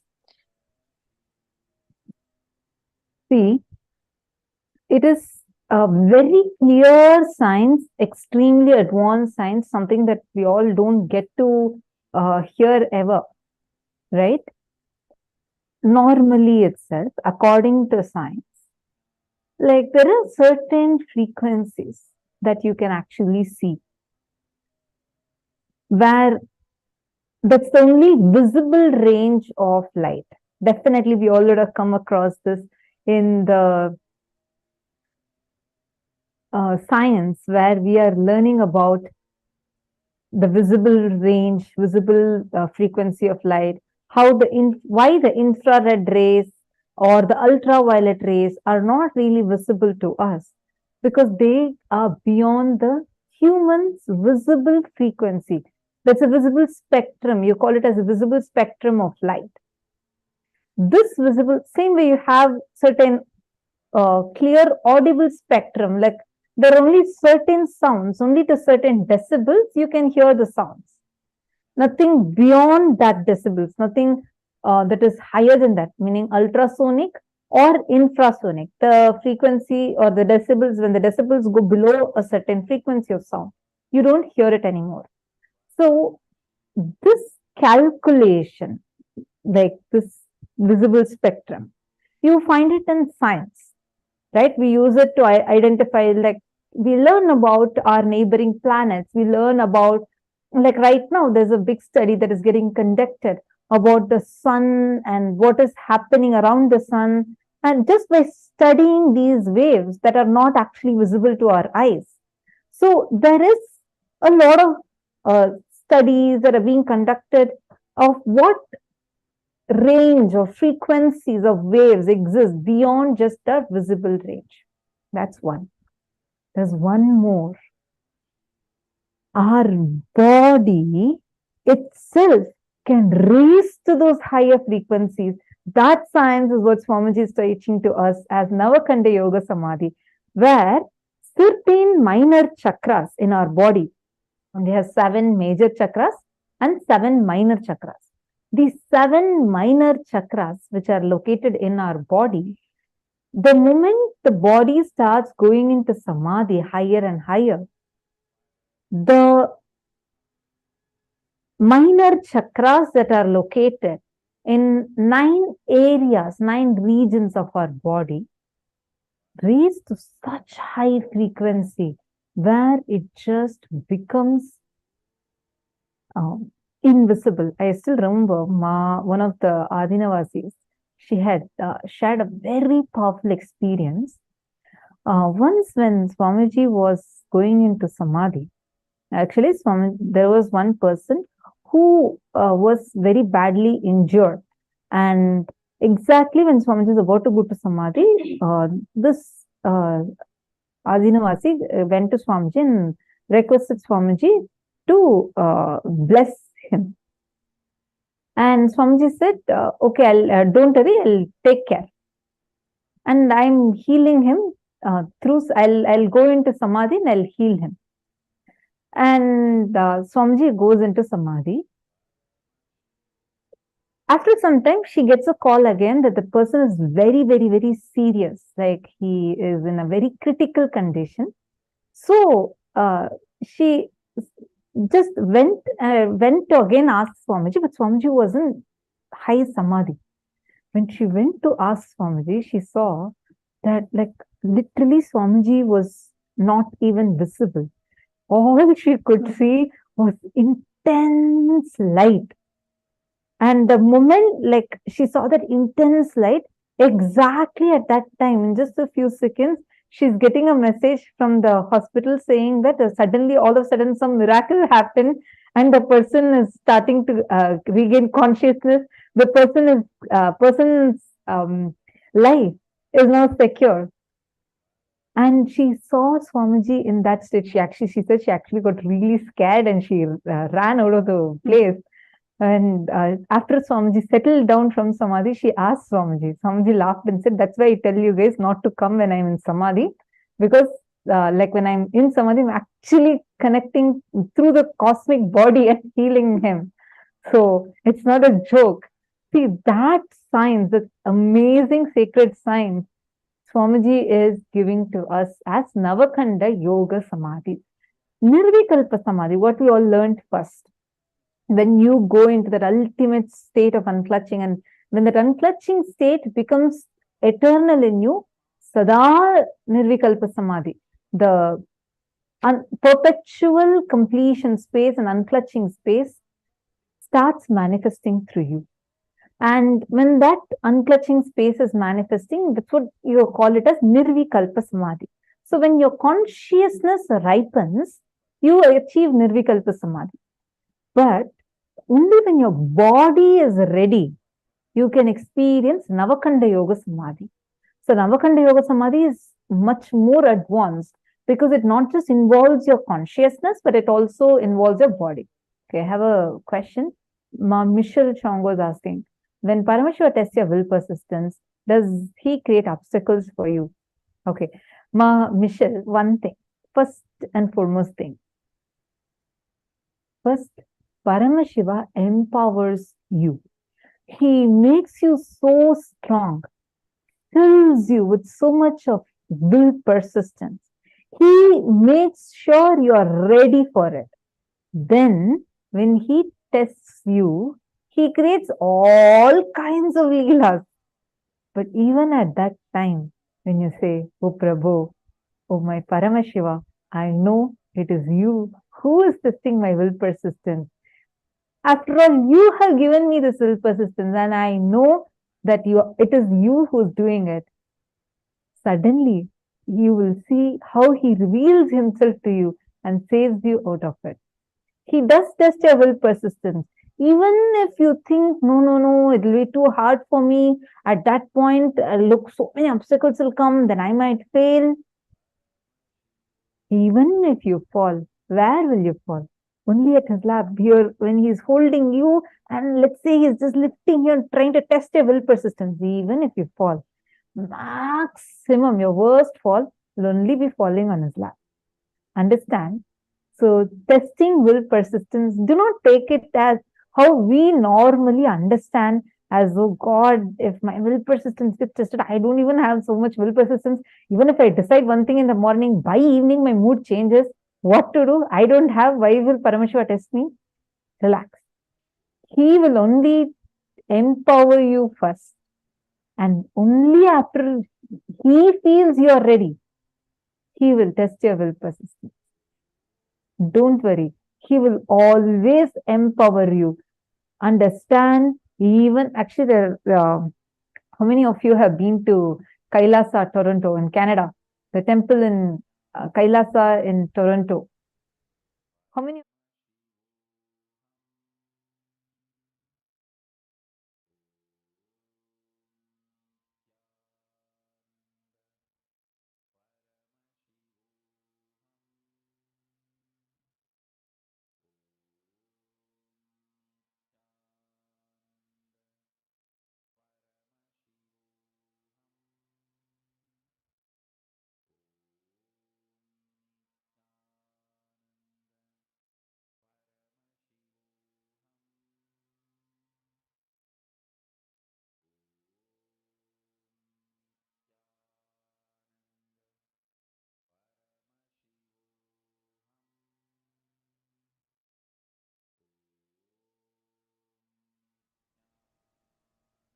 Sorry for the technical glitch. I hope all of you are able to see me and hear me now.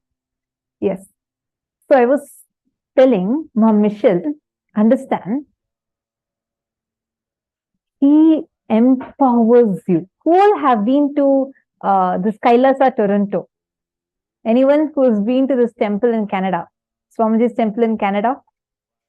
Why I'm asking is there's only temple outside of India where you'll see Swamiji has literally, it's called as Tirukailayam. Like literally the whole Kailasa is there.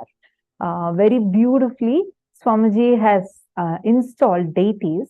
We have Paramashiva, Parashakti, Swamiji, and all the entire family of Kailasa. Along with that, that's only temple where you will find the 64 Nayanmas. In 63 Nayanmas, all of them in that temple.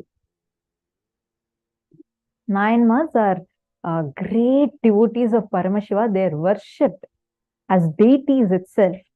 And all of them have temples in Tamil Nadu, in South India. You will be able to find their temples. And almost all the Shiva temples, they will definitely be there. You'll see their deities. But outside that, you wouldn't find them anywhere else except for this temple that Swamiji has established in Canada. If any of you are in Canada, make sure to go visit it. If you read the stories of each of these 9 months, all of them are very normal people, farmer, some temple priest, or a person who does dhobi, like a washerman. Like this, all these 63, 64 of them, all of them are normal people.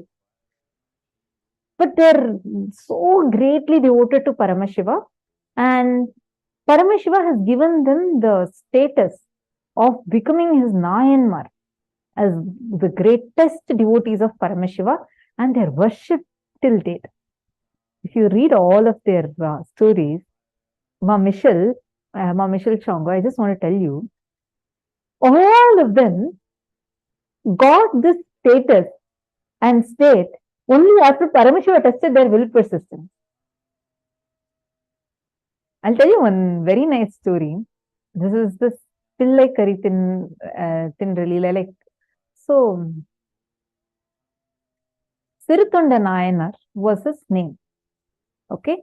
And this man, he had a small child, and his whole life he had dedicated to Paramashiva, and he ran so many charitable services, like he'll give free food to people, water to people, shelter to people, and established many shelters for all the devotees of Paramashiva. Like this, he did so many sevas to Paramashiva. His entire life, his savings, everything, he'll offer it to Paramashiva. And he had this one habit, like a commitment, that he himself had declared to Paramashiva every day, I will only eat after I feed at least one devotee of yours. So you have to only make sure that at least one devotee of yours is coming to my place, so that I can feed that person. And only after me feeding him, I'm going to eat, because for me, you come in the form of the devotee to my house. So this was his commitment. Every day, whether it's in the morning or afternoon, till he sees at least one devotee of Paramashiva and feeds that devotee, he will not touch food. This goes on and on and on. He's celebrated, like the whole village celebrates him. He's known for his devotion, etc., etc. So one day, Paramashiva decides to play a Leela with him. So this Sirutanda Nayanar, his wife, and his only child. So this was his whole life. All three of them were deeply connected to Paramashiva. And the only purpose he felt that his life is for is to serve Paramashiva. So, one day, Paramashiva ensures that somehow no devotee of Paramashiva is even crossing that place. No one is going towards that side. The Sirutunda Nayanar is waiting. It became afternoon. His wife is coming and asking, why did anyone come? No one is coming. He has a commitment. He has taken up a commitment. Only after feeding at least one devotee of Paramashiva, he is going to eat. Becomes late. Evening, it becomes late evening. Still no sign of any devotee. Suddenly he sees in the distance one Aghori sadhu walking. Fierce looking. Aghori Baba. He is walking. So Sirutanda Nayanar feels Paramashiva has answered his prayers, and he just runs and falls at the Aghori's feet and says, oh Swami, please can you come to my house and just eat one meal with me? You eat just one meal. Only after you eat, I can eat. He explains this is a commitment I have taken to Paramashiva. And that sadhu says, no, you can't feed me and all. You won't be able to do what I am asking. Don't disturb me. I am an Aghori. Just move out of my way. Sirutanda Nayanar pleads again. He says, please, from morning I have been waiting. Till now, it's already late in the evening. I have not even drank a drop of water. I have not eaten a morsel of grain. Just come and visit my house. Only after I feed at least one devotee of Paramashiva, I am going to eat. This is the commitment I have taken. I have given to my Lord Paramashiva. So please just come and accept a little bit of food. Aghori says, no, not possible. It's impossible for you to make me what I'm asking for. Then this goes on, and he says, finally he says, okay, commit to me whatever I'm asking for, whatever food I say, you cook that and give. Then this guy also commits, he says, whatever you are asking for, I'll cook that and give. And he begs and requests this Aghori sadhu to come to his house. So the Aghori also comes in. All three of them, the son, the wife, and this man, all three of them were so delighted that finally some devotee of Paramashiva has come to their house and they decide to feed him. So they put the mat and they offer him water and they request, oh, Swami, you said whatever you want us to cook for you. You had asked, you will eat only that. So you ask us whatever you want. We will cook that and give. The man, the Aghori asks, are you also committing? To the wife. The wife says, yes, yes, yes, I am also committing. And whatever you ask for, I'll cook and eat. This is all right. Go cut your son into pieces, cook him and give. These two were shaken. They did not expect this. This Aghori Sadhu is telling, cut Sritan Nayana's own child again. Yes, again. Swami, what exactly are you asking? The Aghori says, I am very clear with my words. Kill your son, cook him and give. Otherwise tell that you are not able to follow your commitment. Sirutunda Nayanar is shaken. He never expected this. This was like a very strong test for his will persistence. He is shocked. He says, he looks at his wife is also crying, he is also crying. The wife also says, yes, we don't have a choice, or better, I'll just die. I can't do something like this. The son goes up to them and says, why are you both crying? This is what Paramashiva wants. Do it. These two are shaken. But then they both decide, we will do. This is the worst thing ever that any parent could even think, they cannot even think of. But because I have committed now, and I take this Aghori as Paramashiva's own manifestation, and I will do this, and then after that, we both will also leave our bodies. They decide like this, and actually cut him and cook him and give it to the sadhu, weeping, and they're not able to stand. They go and keep it in front of the Aghori sadhu, and they move aside. Aghori looks at them and says, what do you mean by going? You have cut, you have cooked and given, now sit with me and eat. They both plead, saying, please don't test us any further. I don't want to live after this.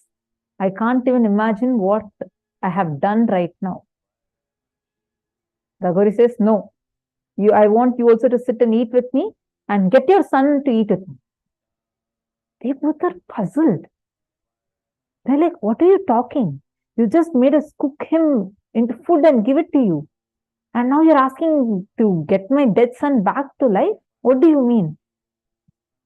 The Aghori says, get him and make him sit next to me. Call him. They both don't understand. But because they have committed to give whatever Aghori is asking for, they just surrender again to Paramashiva. They pray to Paramashiva and call out their son's name. All of a sudden, their son runs and comes into the house. They both are shocked. Just few minutes ago, they had cooked. Now they're seeing that their son is alive. He just comes and hugs both of them. They're not able to believe their eyes. They ask, what is happening? They look at Aghori Sadhu. Now that Aghori disappears and stands tall as Paramashiva and gives them the darshan and says, this was the ultimate test of your will persistence. And I myself manifested the son back to you. Don't worry, I am with you. Gives him the darshan of Kailasa and gives him the boon to be his own Nayanar, that till date, after thousands of years, even now, his glory is being sung and he is worshipped in the temples. Understand, Paramashiva will never let you down. You may feel, oh God, I'm losing something. They both felt their own son is dead and they decided to end their lives. After all, they had multiple options. They could have just said, sorry, we never thought that you will ask some demand like this. Please kindly go out of our house. We don't want this.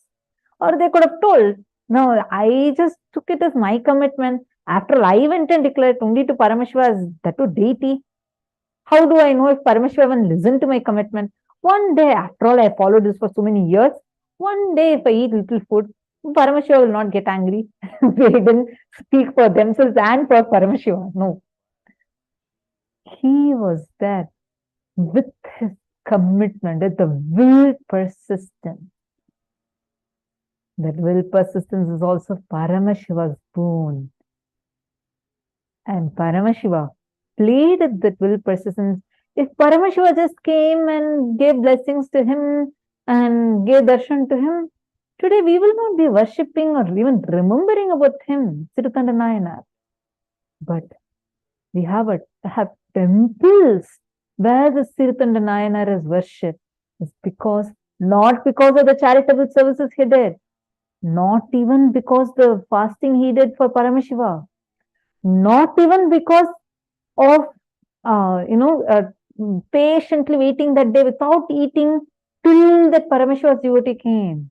But he was ready to give even his life, even give up his life for that one commitment that he gave to Paramashiva from his side. Understand, whenever you do anything, when you commit, you take one step, thousands or millions of steps for you. Even at the worst times where you think, oh God, no, this should not be happening for me. I can't lose this. I can't lose that. Hey, just remember at that time, even that is just Paramashiva's Leela in your life. Are you understanding? Do not ever think, will he create some obstacles for me? But know very clearly, he plays a Leela for you just to show the greatness of your devotion to the whole world. Only because of the Leelas Paramashiva played in these devotees' lives, today we are remembering them because their will persistence is larger than life. And that was very clearly established through these Leelas that Paramashiva did. This is Paramashiva's compassion. He does this whole thing. After all, what for he does it? Just to show the greatness of the devotee to the world and to the devotee itself. He doesn't gain anything, as if all the lives are from Paramashiva only.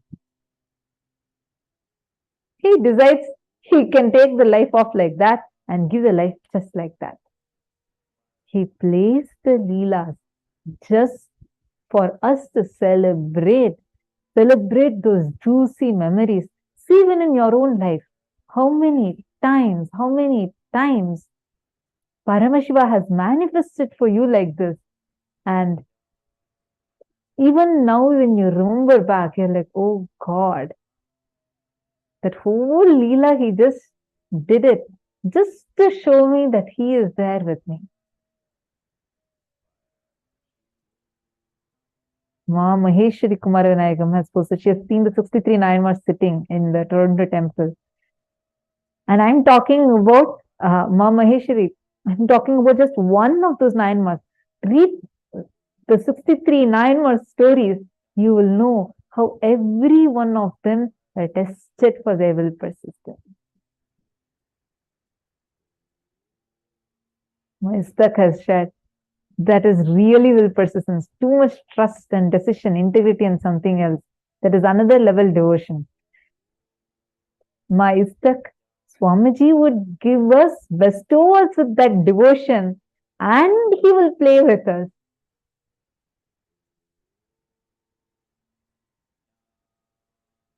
How many of you are understanding this?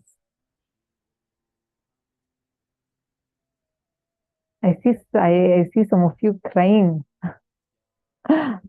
in tears of gratitude.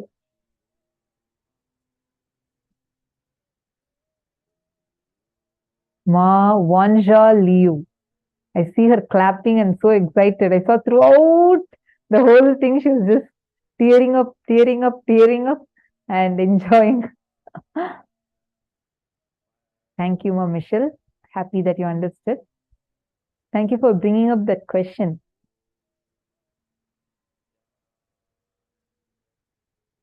Nithyananda, Ma Kalyani.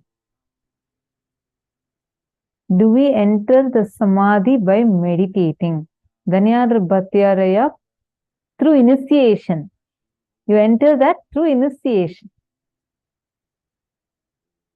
When Swamiji initiates, see, it is, meditation is one level. You will see when you enjoy, cherish this space of oneness and devotion with Paramashiva more and more, it will become your natural state of existence. Like, naturally you will exist like that. Power manifestation will become your lifestyle. Simply with your will, your body can go into Samadhi. You will not sleep. Swamiji does not sleep. There have been numerous brain researches conducted on Swamiji's brain. How our brain functions when we sleep. The certain parts of the brain is deactivated, certain parts of the brain is activated.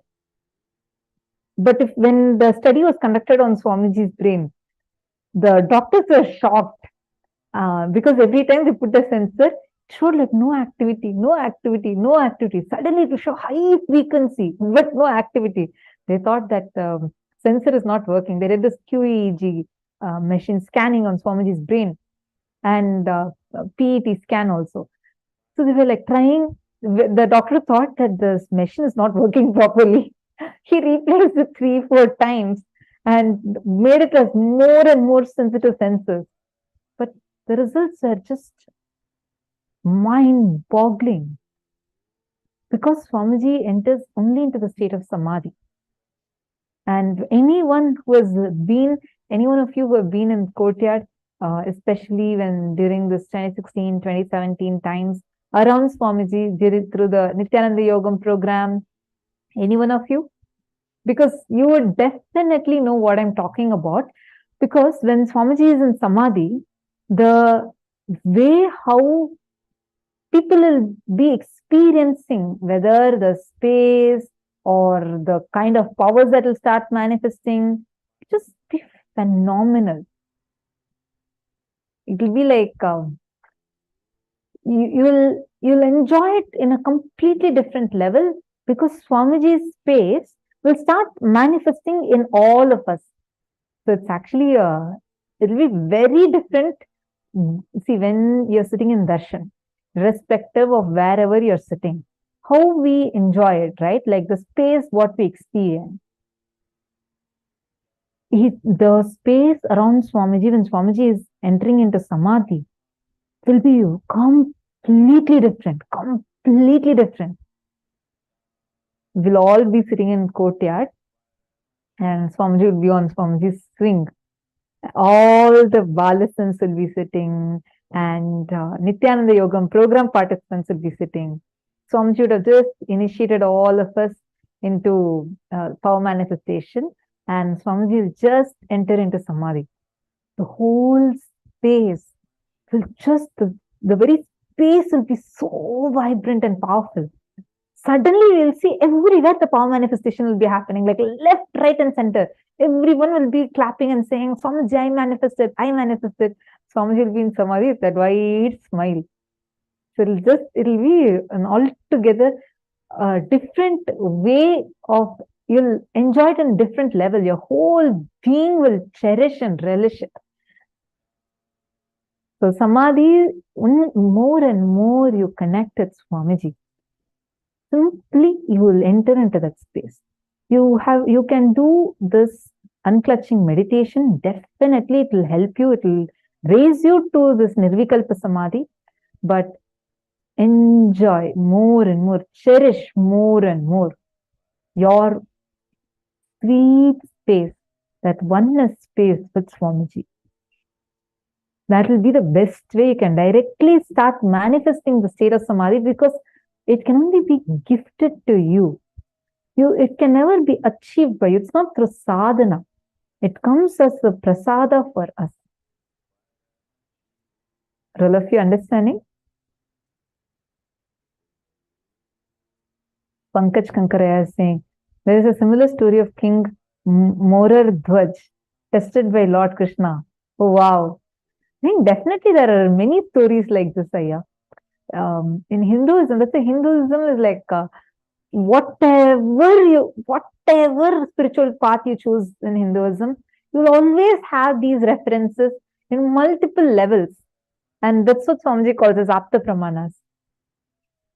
So definitely do share what story it is. Everyone would like to enjoy it. So you can post it in the chat. I've heard many stories like this, like how Paramashiva tests their will persistence. When we read all the Nayanma stories, Swamiji actually teaches us the Nayanma stories. We learn the Thiruvilayadal Puranam. We learn all these things as a part of our Gurukul curriculum. In Gurukul, we learn international GCC syllabus. It's like the best syllabus we have. In education, like you learn the normal subjects, physics, chemistry, math, all of that. Plus, you learn so much about Hinduism, chanting, etc. Reminds me of story of Kannappa gave both sides, Navigilaya. There you go. We can find tons of references like this. Great. So wonderful. Happy to see so many of you understanding this. Now, we are going to be entering into power manifestation. Let's all do a quick round of power manifestation. Are all of you ready? Again, we are going to be doing this power manifestation just through will persistence. Have this one decision to have will persistence. And through will persistence, you're going to be manifesting the powers. Ready?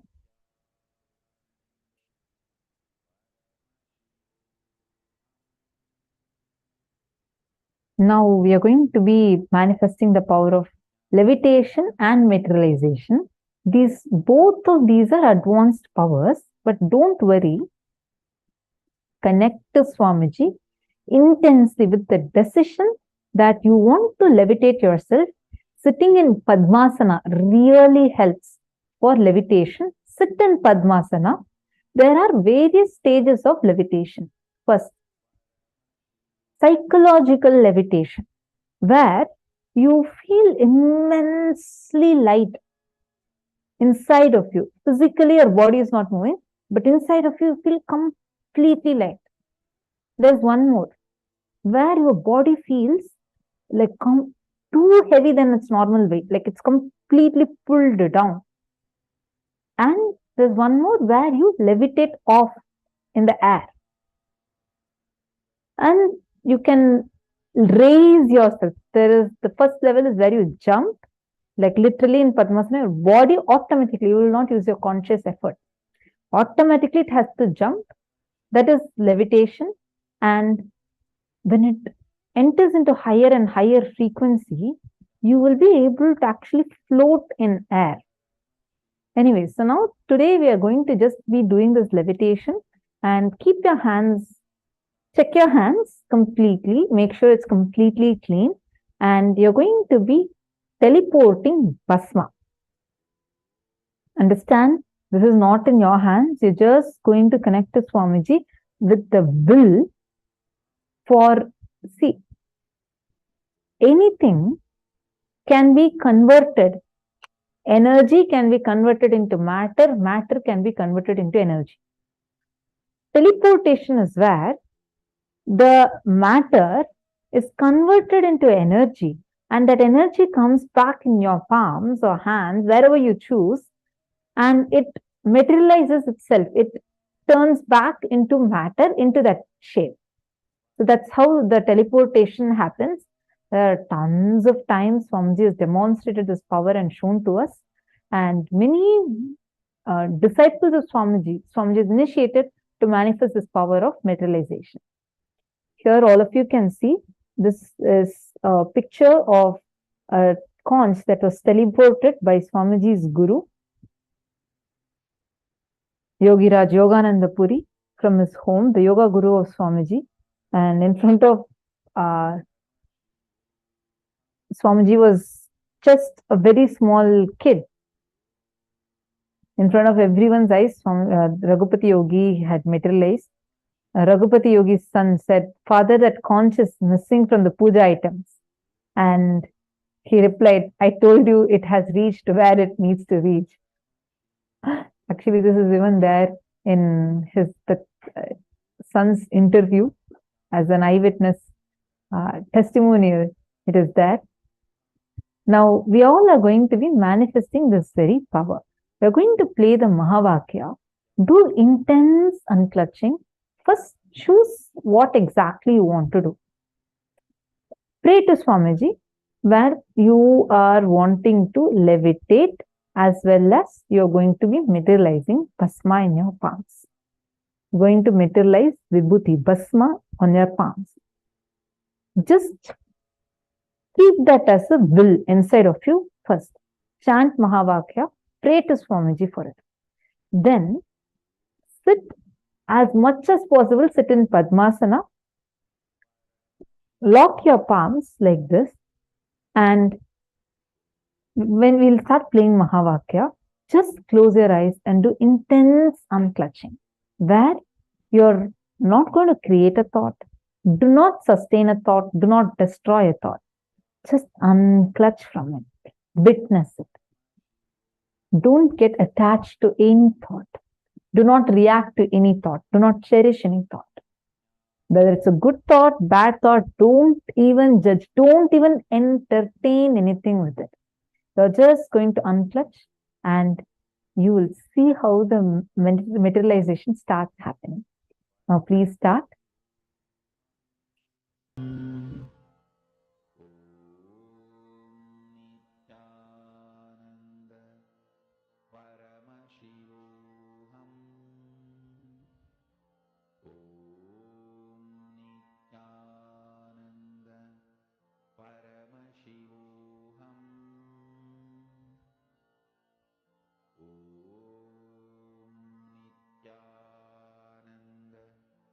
Paramashivoham.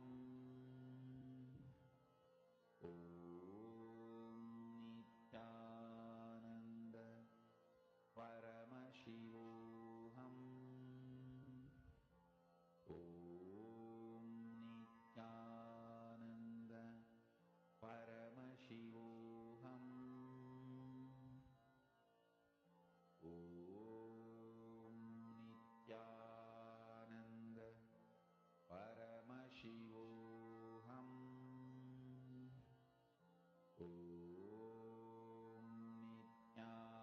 Nithyananda Paramashivoham.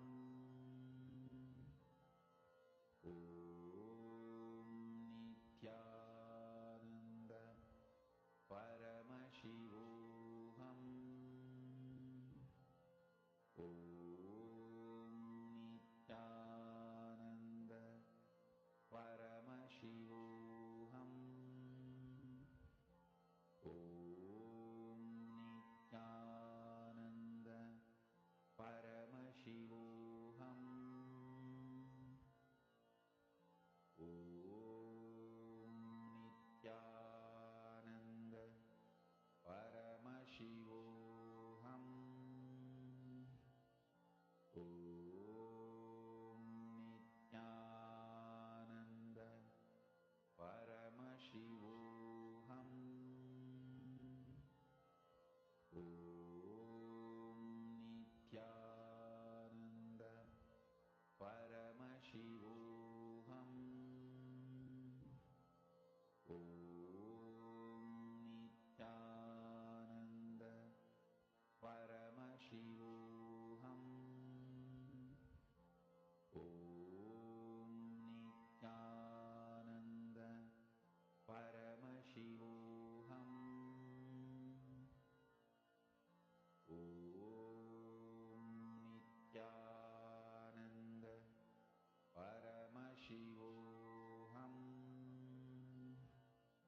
Om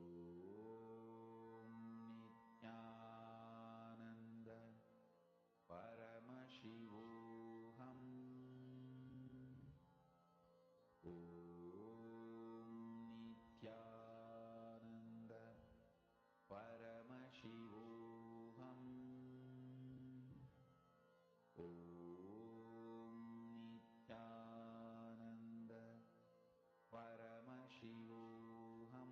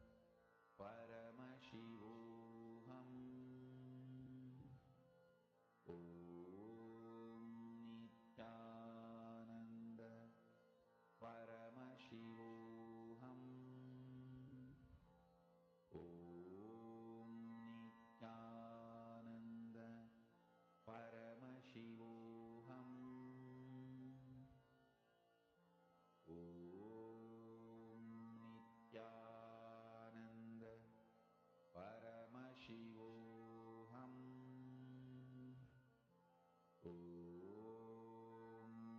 Nithyananda Paramashivoham. Om Nithyananda Paramashivoham.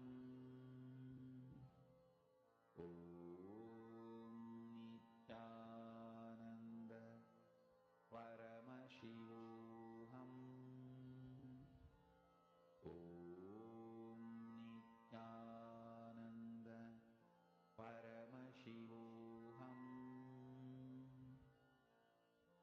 Om Nithyananda Paramashivoham. Om Nithyananda Paramashivoham. Mahamahāvagya, spiritual lullaby for Samadhi, and Suprabhatam, wake up call, wake up song for Paramashiva. This Mahamahāvagya is spiritual lullaby for you to fall into Samadhi. Suprabhatam, wake up song for Paramashiva to wake up in you. Just remember this one powerful cognition. This Mahamahāvagya puts me in Samadhi.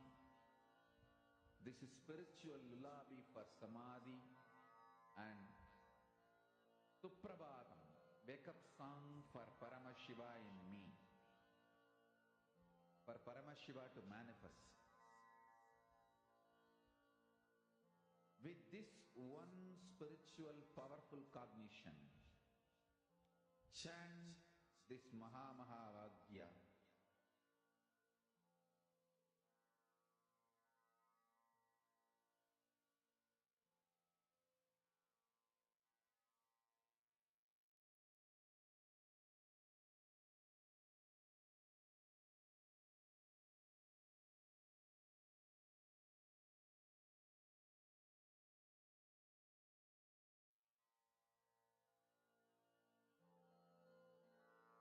Mahamahāvagya, spiritual lullaby for Samadhi, and Suprabhatam, wake up call, wake up song for Paramashiva. For Paramashiva to manifest. With this one spiritual powerful cognition, chant this Mahamahāvagya. Om Nithyananda Paramashivoham. Om Nithyananda Paramashivoham. Om Nithyananda Paramashivoham. Om Nithyananda Paramashivoham. Om Nithyananda Paramashivoham. Om Nithyananda Paramashivoham. Om Nithyananda Paramashivoham. Om Nithyananda Paramashivoham. Om Nithyananda Paramashivoham.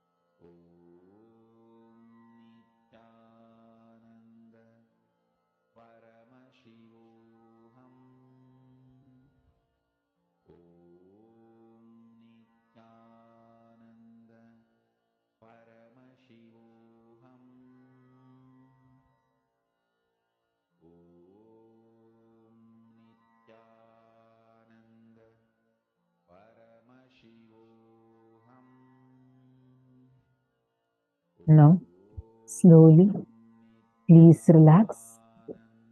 It's time. All of you, please relax.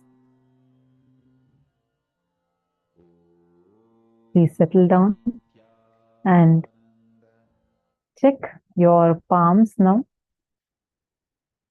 Take a few minutes and check. Open your palms and check. Even if you find a small speck, be very clear it is materialization because you checked it before and it was nothing was there. It was completely clean. Please check your palm. Pankaj Kankaraya, use the torchlight to check your palm. Navigilaya, if you do like that, even if one speck is there or even some few specks are there, all will go away. If you just open and check it like that. It can be Jnananjana, gold sparkles or Bhasma. These are what, like initial level, you will first start materializing any powder type. So have a look at your palms. Everardo Alfaro, that's wonderful. Congratulations. Take a photo of that and post it in the Facebook.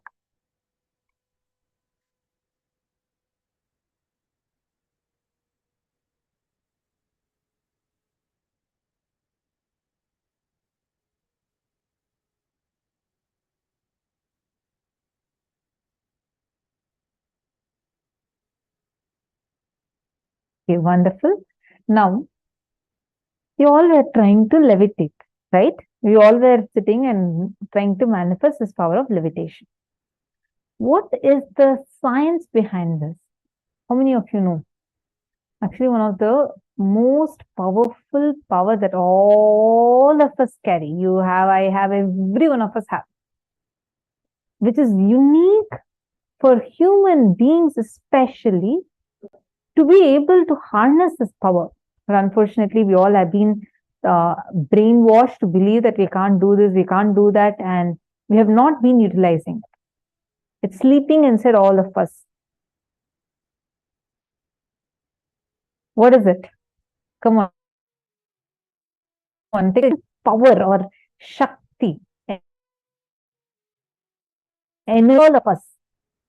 But it is dormant, sleeping. If that gets awakened, you can manifest it into anything that you want. What is it? What Shakti is it? Because we're going to be learning about that.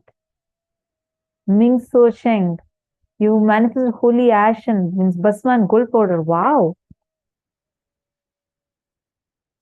Virupaksha, that's not called manifestation.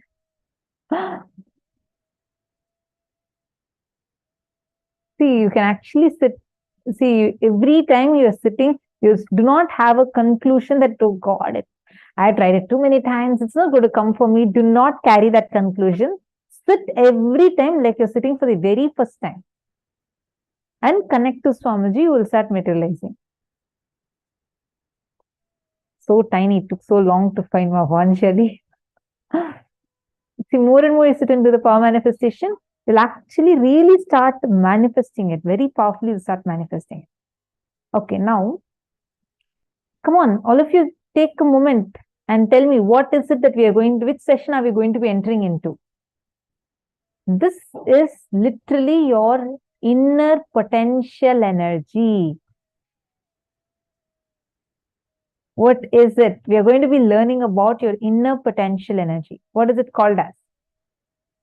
Okay, I see one person who has guessed it right. Navigilaya has posted. That's right. Yes, we are going to be learning about Kundalini Shakti. You would have heard this word Kundalini in many places.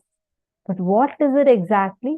And why should anyone awaken it? Should it be awakened at all? And what would happen to us if our Kundalini is awakened?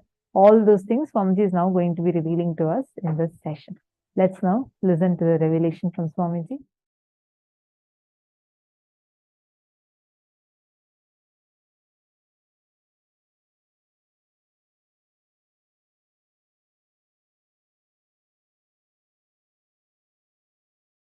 Shiva is the source But source will always have certain kind of a static feeling. Please listen.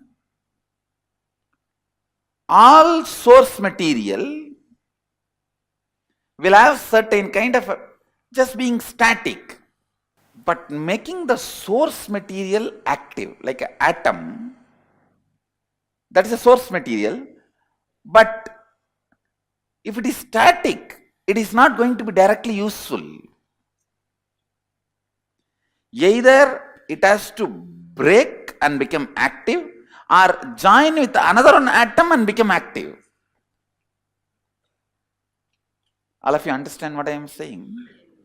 See, atom just by being is not going to be directly useful. Either it has to join with another one atom and become active, or it has to break and become active.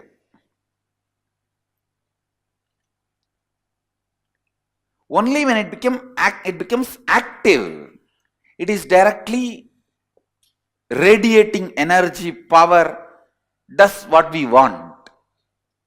See, the source becoming dynamic. You always think leader means who doesn't do anything, just everything everyone does and he makes them all do and he just sits. But a real leader, the core of him will be more active than anybody under him. So the core need to be with Shakti, alive, active. So now you will see that very core becomes active. In a way, only when Shakti enters, Shava becomes Shiva. If Shakti is not there, Shiva is only Shava. See, only when the Devi sits, it becomes Pancha Brahmasana, means where the five gods, Brahma, Vishnu, Rudra, Ishana, Sadashivam, all the five make a seat. See, the five God means five activity: creation, maintenance, destruction, putting in people into delusion, and enlightenment, giving enlightenment. This five activity is done by five gods. All these five is the asana, seat for Devi, Shakti. When Shakti sits, it becomes Pancha Brahmasana. All the five become gods. When Devi is not sitting, it is Pancha Predasana, five body. So it is becoming active that brings life.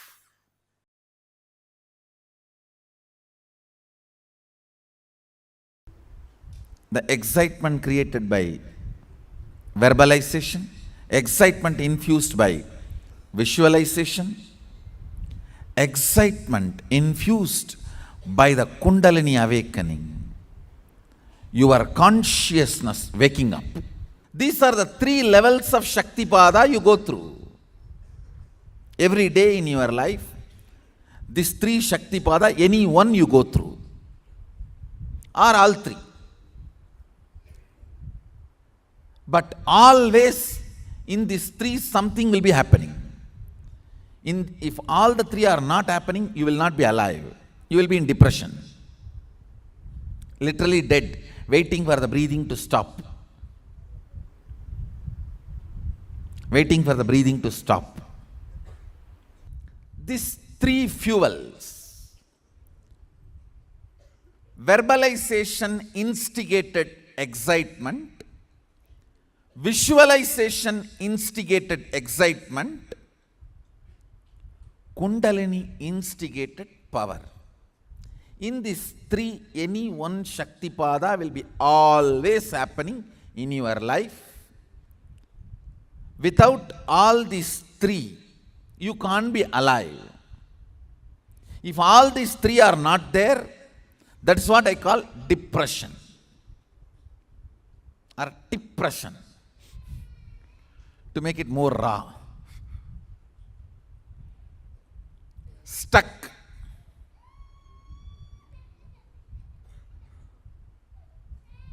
not knowing what to do, not moving what to do, not flowing with life. Understand?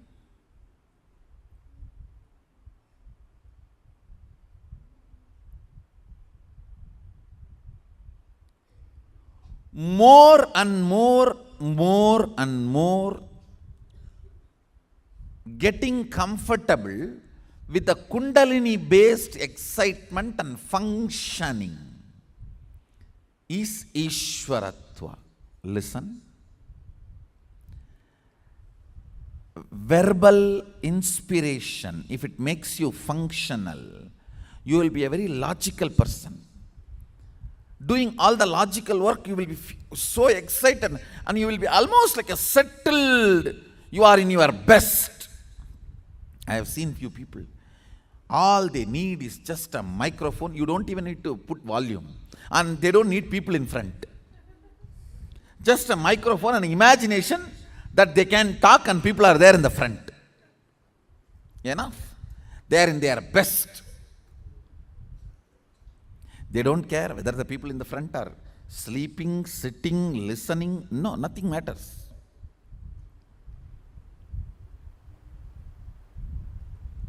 If you are visualization excitement person, you will forget even your food by painting or dancing or carving. I still remember there was a period in my life just decorating deities.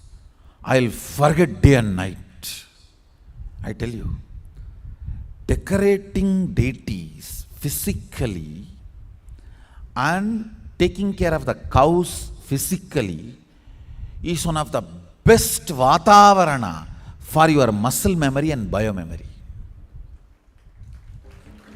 Anybody feels stuck in your life, feeling confused, stuck, confused, don't know what to do, no inspiration.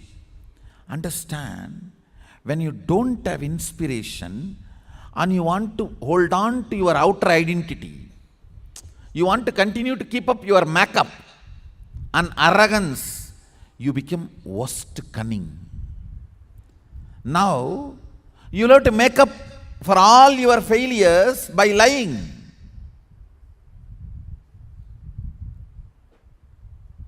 That is the worst way of building muscle memory.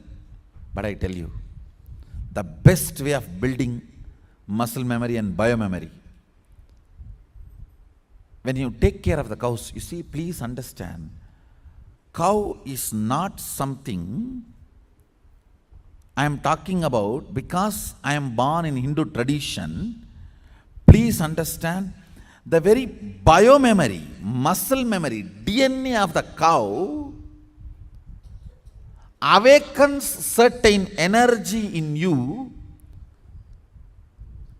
joy, peace, completion, sacrifice. No wrong fuel is possible. Fuel has to be right. Constantly having the Kundalini Shakti and spiritual strength as fuel, and that fuel moving you. And when that fuel moves you, every small action you do will be power manifestation. If you make a call, it will be a boon for him who is receiving. If you answer a question, it will be a solution for that fellow.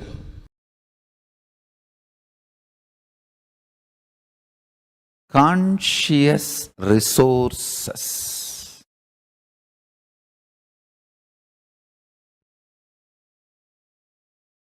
Awakening intense, pure, unclutched space.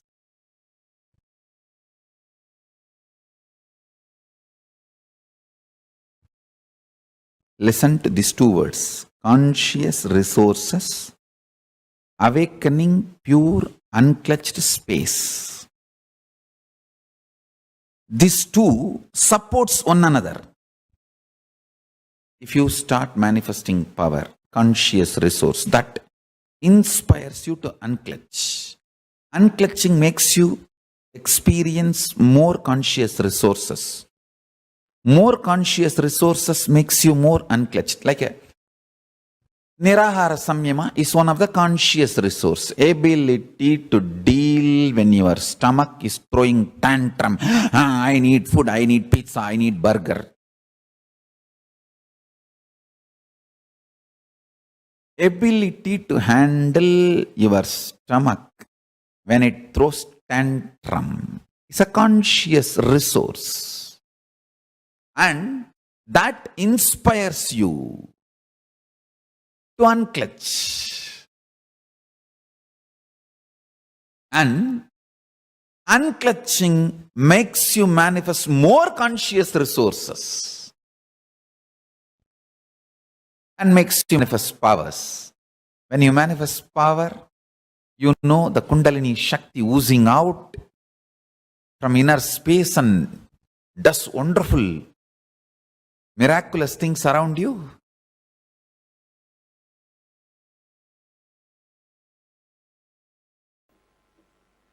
Please understand, the essence is basically awaken your Kundalini Shakti. Awaken your Kundalini and raise it to the highest peak frequency. When the Kundalini moves inside the system, at different areas it experiences different frequency. Raise it to the highest frequency and celebrate the life, enjoy the life as you want with this extraordinary, overflowing, excessive, luxurious life energy. Understand? That's the word I have to use. Only when you are, please understand what I am saying now, even medically verified statement, only if you have an excessive energy, these muscles even expand in smiling. Understand? Otherwise, how people smile, you know?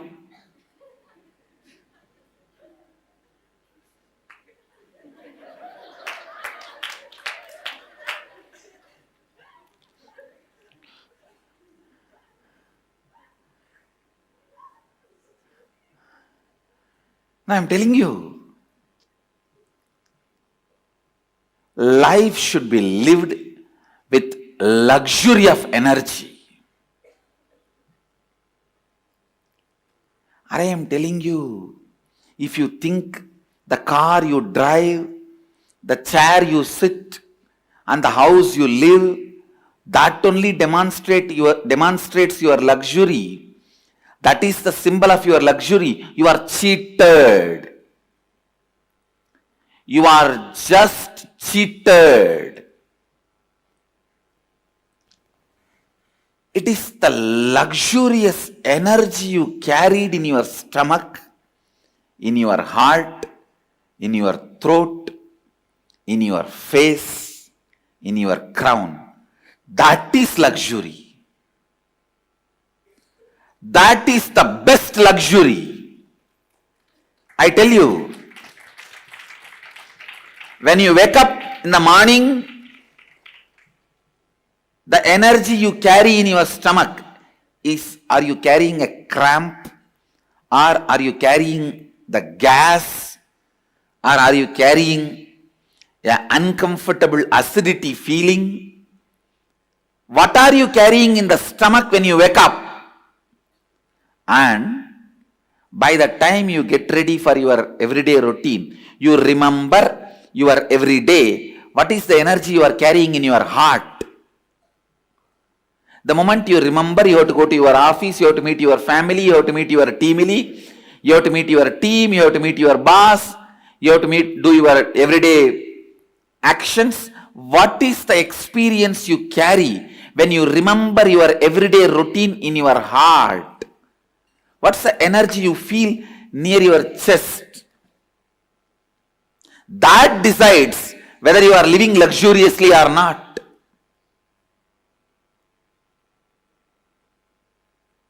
The way you carry yourself, what your shoulders are feeling.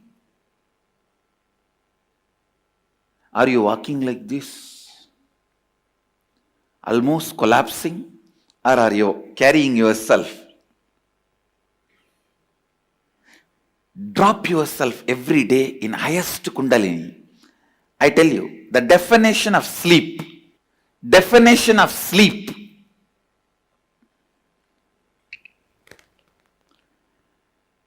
definition of sleep, you should never feel tired, bored when you close your eyes and rest your body. You should not be feeling restless. Understand? Restlessness means insomnia, sleeplessness. Turning this side, that side, tossing around.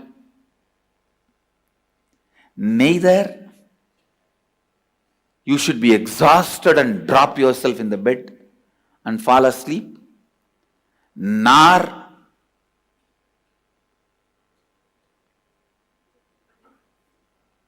you should be restless without getting sleep. It should be just entering into the energy space. And it is possible. I am not giving you any great theories. No. Just remember, last 10 or 12 hours, the wax with which you made this world, the circus tent with which you opened and running your circus, now wind up the whole thing, melt down the whole wax and drop it into the source and relax.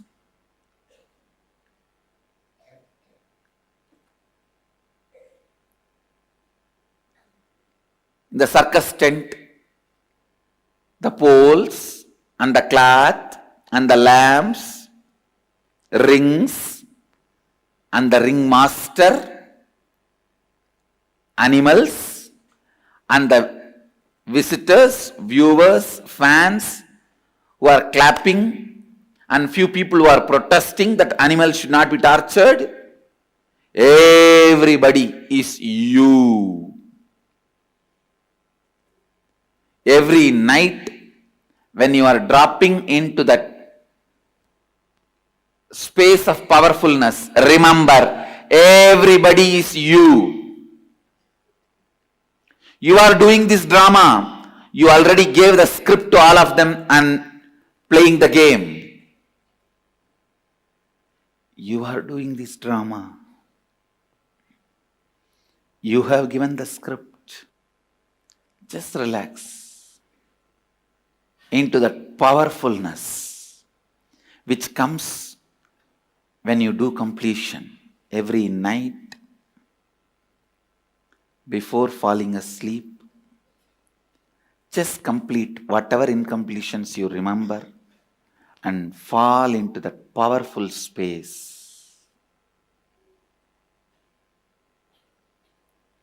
Fall into that powerful space.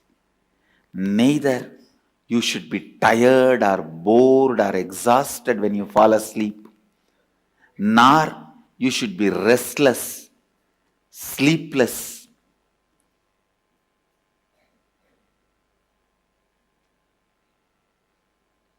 Feeling insomnia. Understand, insomnia and tiredness both are same. Don't ever imagine if you are tired you will fall asleep. No. It is not true. It is not true. You should never fall asleep if your body is aching, body is having any pain.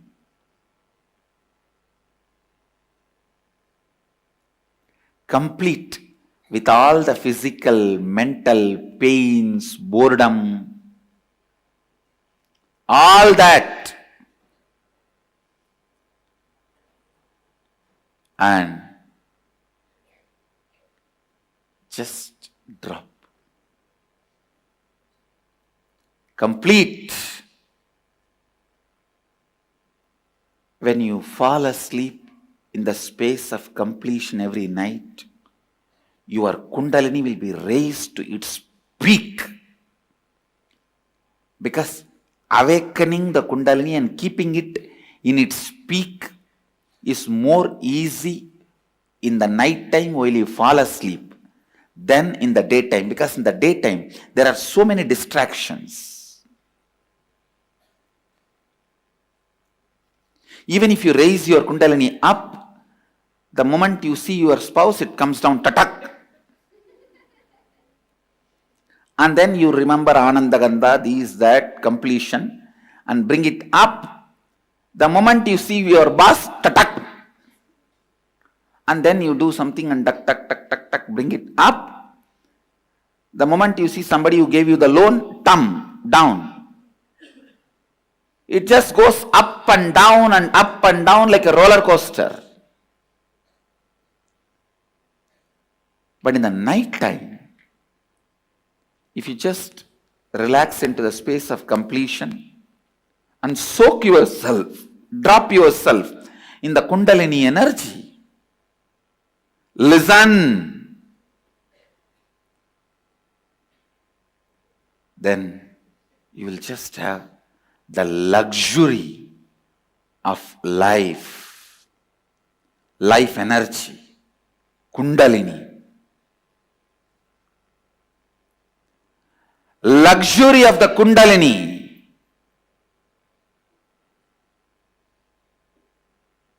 is the gift I am giving it to the world. Understand? Anybody who claims you are my disciple, follower, devotee, you should have received this gift, luxury of Kundalini.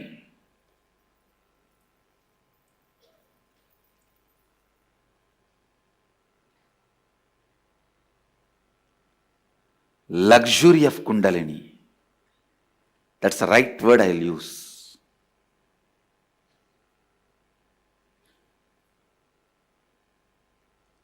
No question of any powerlessness. The way you carry you, the way you walk, talk, sit, see, people should know you are carrying a VIP inside you.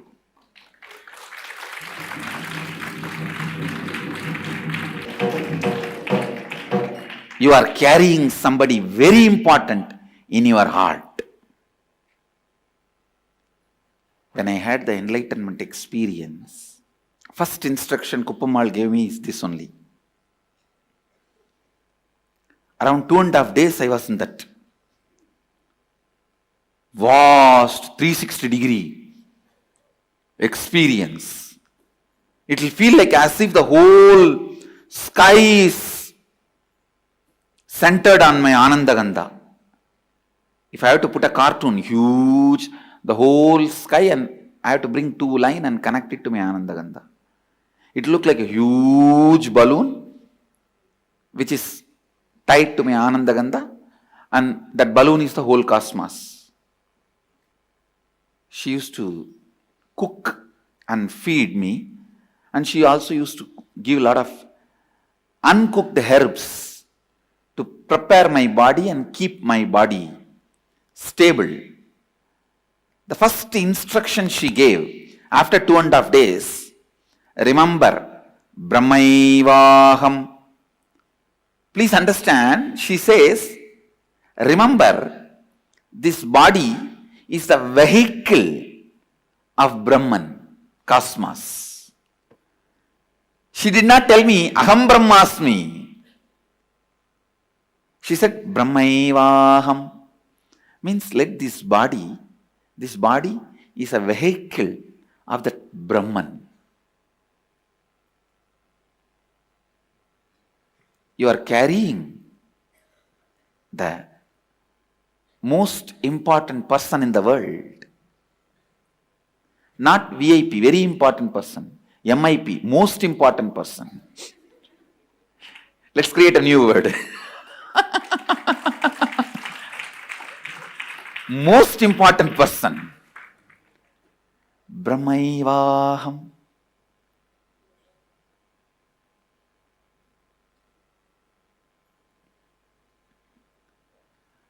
Luxury of the Kundalini. Again and again I want to repeat that word. Luxury of Kundalini. Veda Shastra Guru Tattva Swayam Ananta Lakshanam. As per the Vedas, Shastras and teachings of the Guru, myself is the pure bliss. When you come to this experience, that's what I call luxury of Kundalini.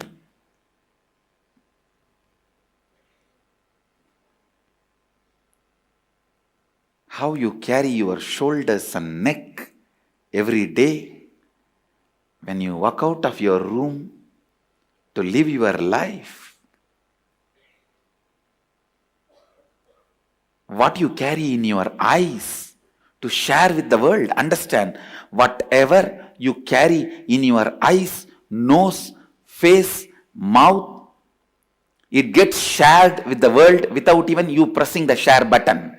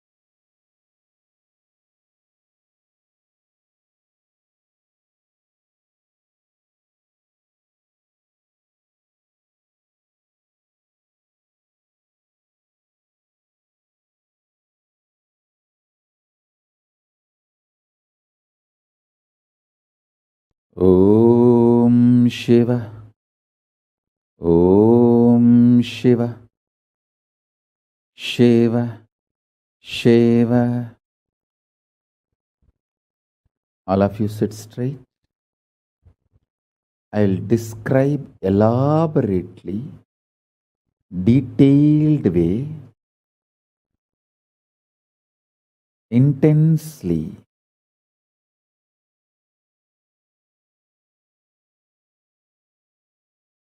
and manifest Paramashiva in everyone. Paramashiva Kundalini Shakti will now manifest in everyone.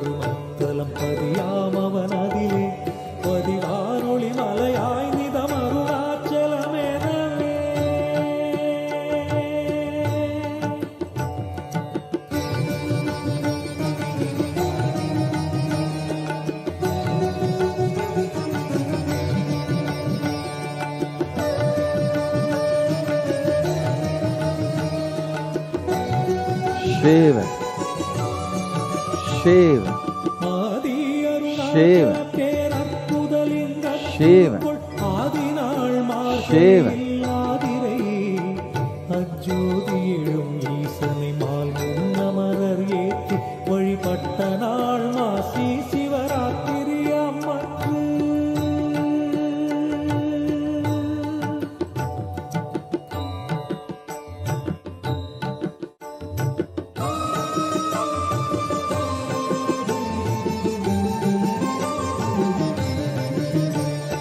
அங்கி உருவாயும் மொழி மங்குகிரியாக தங்களருளால் உலகம் தாங்குவதற்கன்றி இங்குறைவன் சித்தனென என்றும் எனதுள்ளே பொங்கி ஒளிரும் புகைப்பல் போகமொடு என்றுள்ளே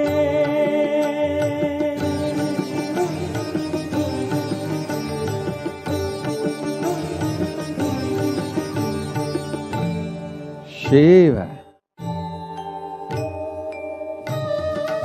Shiva,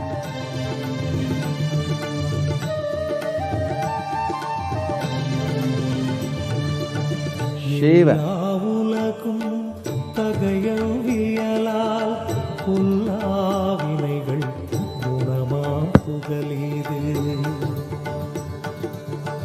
இல்லாத Shiva, எது கண்ணுறலால் Shiva, அருணாச்சலமாம் இதுவே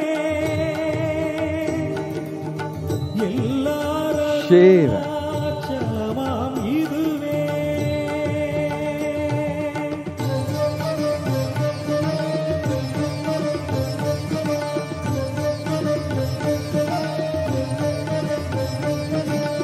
ஒரு தெரியல்லை உற்று கண்ணுற்றால் கருத்தினால் தூர கருதினால் உண்மை வருத்தமுறாது வராத வேதாந்த அறுத்த விஞ்ஞானம் ஆர்க்கும் உண்டாமே அறுத்த விஞ்ஞானம் ஆர்க்கும் உண்டாமே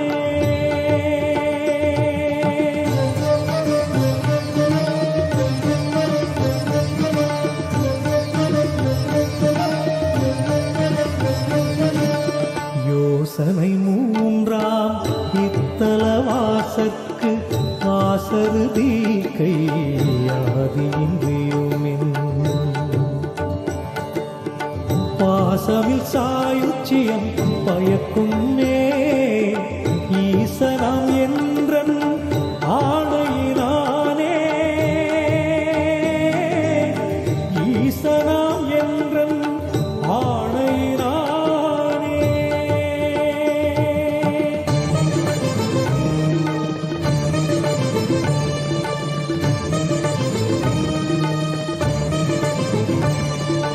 என்றுமே அறவோர் அன்பர்க்கு இருப்பிடம் இத்தலம்தான் ஒன்றுவா பிறப்பின்னாமுன் உண்மைய கண்ணோய் துன்னி ஒன்று ராது மொழியும் தீயோர் முறம் ஒரு கணத்திங்கங்கி குன்று அருணை ஈசன் கோபவெந்தழல் விராது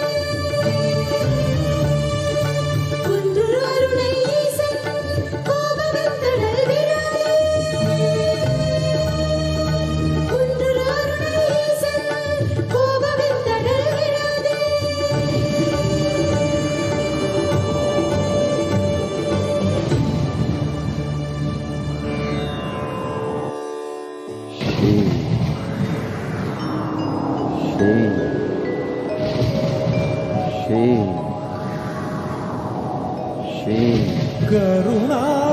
கருணார்ணவமாய் கருதக்கதினல் அருணாச்சல சிவமீரா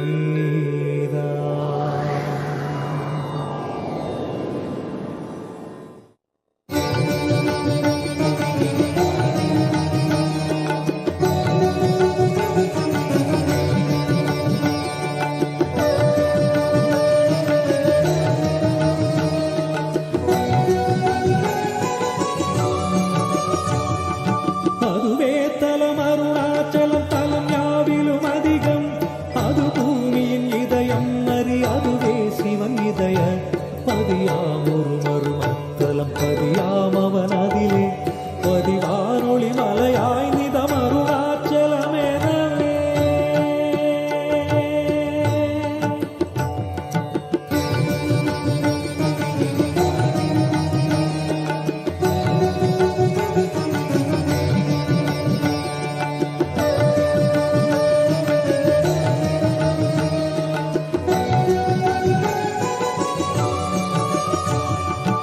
ஆதி அருணாச்சல பேரற்புதலிங்கத்துருக்குள் ஆதிநாள் மார்கழியில் ஆதிரை அஜோதி எழும் ஈசனை மால் முன்னமரர் ஏற்றி வழிபட்ட நாள் மாசி Shivaratri அம்மற்று.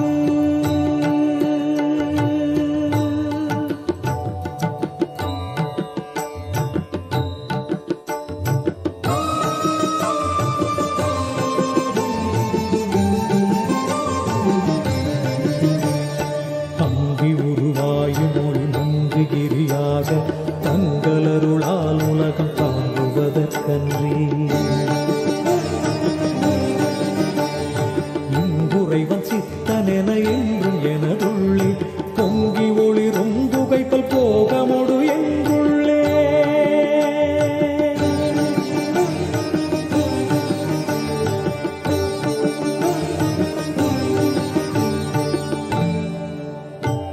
Let the sthiti, maintenance, sustenance dimension of Paramashiva manifest in everyone. எல்லா உலகும் Let samhara, rejuvenation dimension of Paramashiva manifest in everyone. Let prabhava, pulling out of delusion dimension manifest in everyone.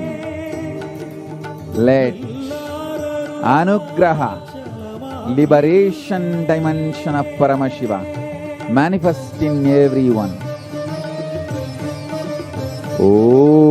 Om Paramashivoham Shiva Shiva Shiva Shiva Shiva வருத்தமுறாது வராத வேதாந்த அறுத்த விஞ்ஞானம் ஆர்க்கும் உண்டாமே. அறுத்த விஞ்ஞானம் ஆர்க்கும் உண்டாமே. Shiva Shiva Shiva Shiva மூன்றாம் இத்தலவாக்கு Shiva ஆசருதி கையாதியின்றியுமின்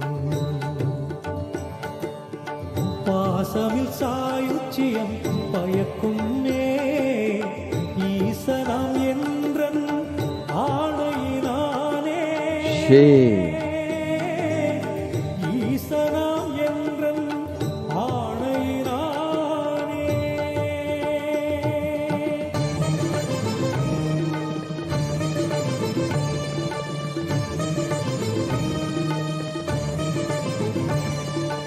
என்றுமே அறவோதன்பர்க்கு இருப்பிடம் இத்தலம்தான் ஒன்றுவார் பிறப்பின்னாமுன் உண்மைய பன்னோய் துன்னி ஒன்று ராது ஒழியும் தீயோர் முரண் ஒரு கணத்திங்கங்கி குன்று அருளை ஈசன் கோபவெந்தழல் விடாது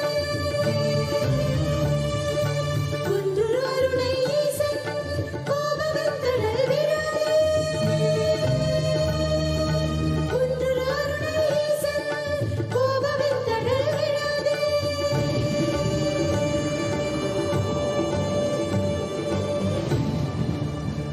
Let the space of Paramashiva, Parameshwara, manifest in everyone.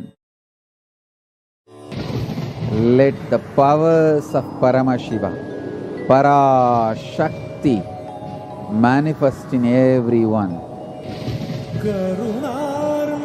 Let the being of Paramashiva, manifest in everyone. Let the super consciousness of Paramashiva manifest in everyone. Let the Kailasa of Paramashiva manifest in everyone. Shiva, Shiva, Shiva, Shiva, Shiva, Shiva. Let the Paramashiva Kundalini wake up in everyone. Shiva, Shiva, Shiva, Shiva, Shiva.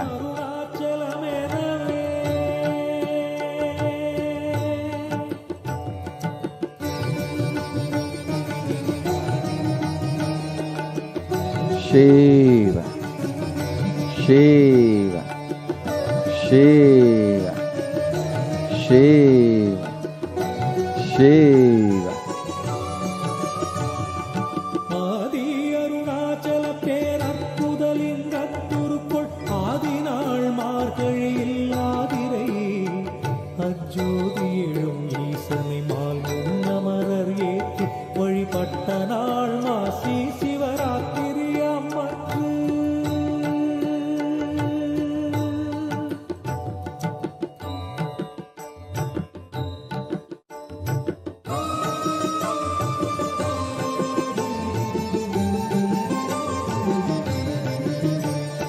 அங்கி உருவாயும் மொழி மங்குகிரியாக தங்களருளால் உலகம் தாங்குவதற்கன்றி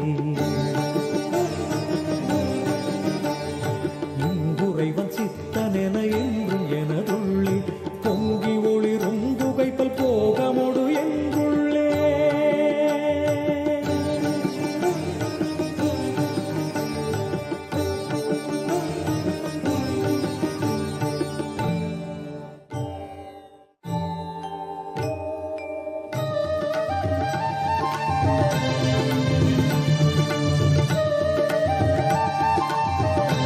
Shiva, Shiva, Shiva, Shiva, Shiva. இல்லாததுவாம் எது கண்ணுறலா எல்லாரருணாச்சலமாம் இதுவே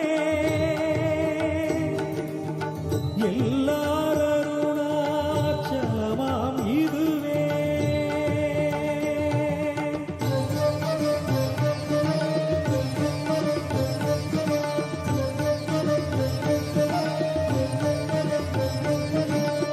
ஒரு தெரியல்லை Shiva, Shiva, Shiva, Shiva, Shiva, Shiva, Shiva.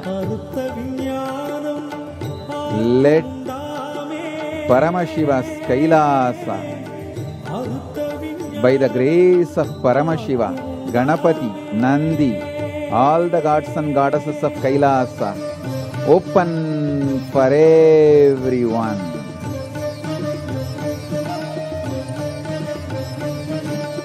யோசனை மூன்றாம் இத்தலவாச Shiva, Shiva, Shiva,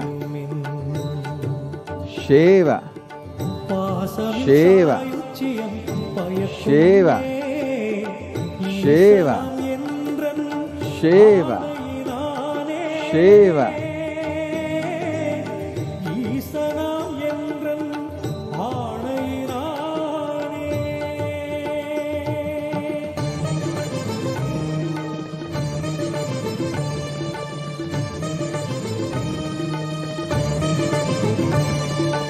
என்றுமே அருவோதன்பர்க்கு இருப்பிடம் இத்தலம் தான் ஒன்றுவார் பிறக்கின்னாமுன் உண்மைய பன்னோய் குன்னி ஒன்று ராது மொழியும்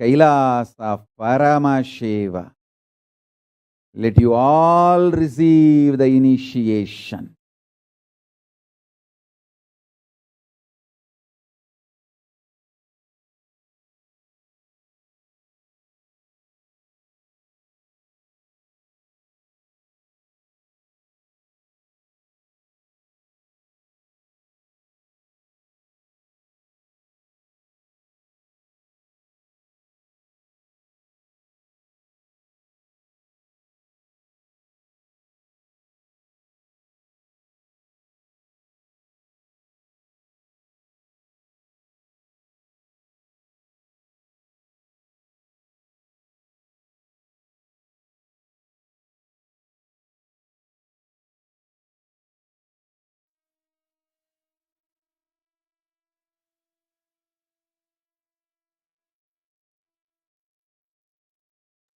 Please relax. Slowly, very slowly. Please open your eyes. This was a very, very powerful process through which Swamiji literally awakened the Shiva Kundalini in us. To every one of you that are sitting here today, please understand. Today we are having one of the most important initiations where Swamiji is going to be taking us through the Rasa Siddham process. And he's going to be connecting our individual Kundalini to the cosmic Kundalini. Now, understand, this process has literally awakened each of you to a different frequency. How was the experience for all of you? How are you all experiencing this process? Can I request you all to share? How was the process for each of you? How was the experience when you did this meditation process, when Swamiji was taking us through the process?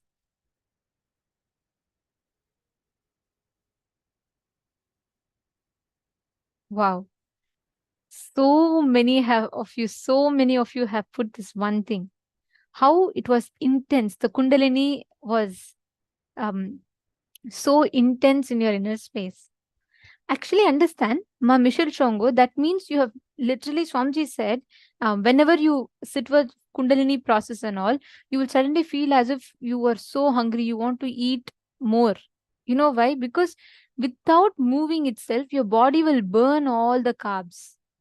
And you will suddenly feel that intense this thing to eat. I think I really need to say this. Like once in Cambodia in 2014, Swamiji had actually told all the participants, the whole day, we will just be sitting around Swamiji. We won't even have these exercises to do, nothing, just enjoying the time with Swamiji. And like thousands of participants from across the globe who had come to that particular program. And it was a big celebration. Whoever attended, it was in 2014, I definitely know, like, all of us had such an amazing experience. And in that, one of the highlights also was the food that was there. Like in every physical program that Swamiji has conducted, you will always hear from participants that food is just too amazing. So during that, we had like a multi-cuisine. Like we had a lot of different varieties of foods that are sattvic and very, very tasty. So we had like you'll see South Indian, North Indian, even some Chinese foods were kept, like different varieties were kept. So one of the participants asked Swamiji, the food is just too good. And will I become more fat if I keep, if I eat this, if I keep eating this? Because there's just so many that are there. And what will happen if I keep eating this?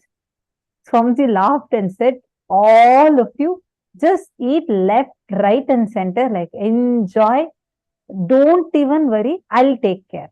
You all will suddenly see towards the end of the program, all of you would have lost weight. Actually, see, we do yoga early in the morning. That's one yoga we do. Apart from that, and that time it was just 1 hour yoga. Apart from that, entire day, we would just be sitting around Swamiji, just sitting, right? Like there's no much movement at all. But by end of the program, all of us, everyone experienced a huge physical transformation too. Apart from all the amazing processes, like I had lost almost 6 kgs of weight doing nothing, just sitting around Swamiji, just sitting in the process. It was just so powerful. Swamiji had, by the Shivoham process, Swamiji had literally melted all the unnecessary fat, because your body's energy is reached so high without doing any workout, without doing anything. Your whole body will just pleasantly experience the transformation.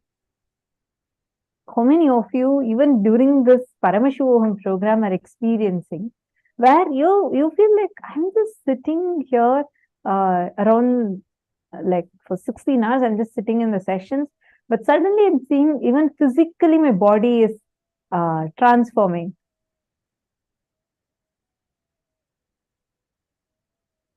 Sunil, the way you have posted, I felt like crying out. Don't worry. It's just many times you might experience certain pains, like some very sharp pains. It will be very sharp. And it will come for a brief during, or you'll suddenly feel like breaking down. It's actually a great news you have is Swamiji is working on those incompletions and melting it. You will even forget them. Maybe somewhere you will suddenly remember, oh God, didn't I have this pattern? How come this is not affecting me anymore?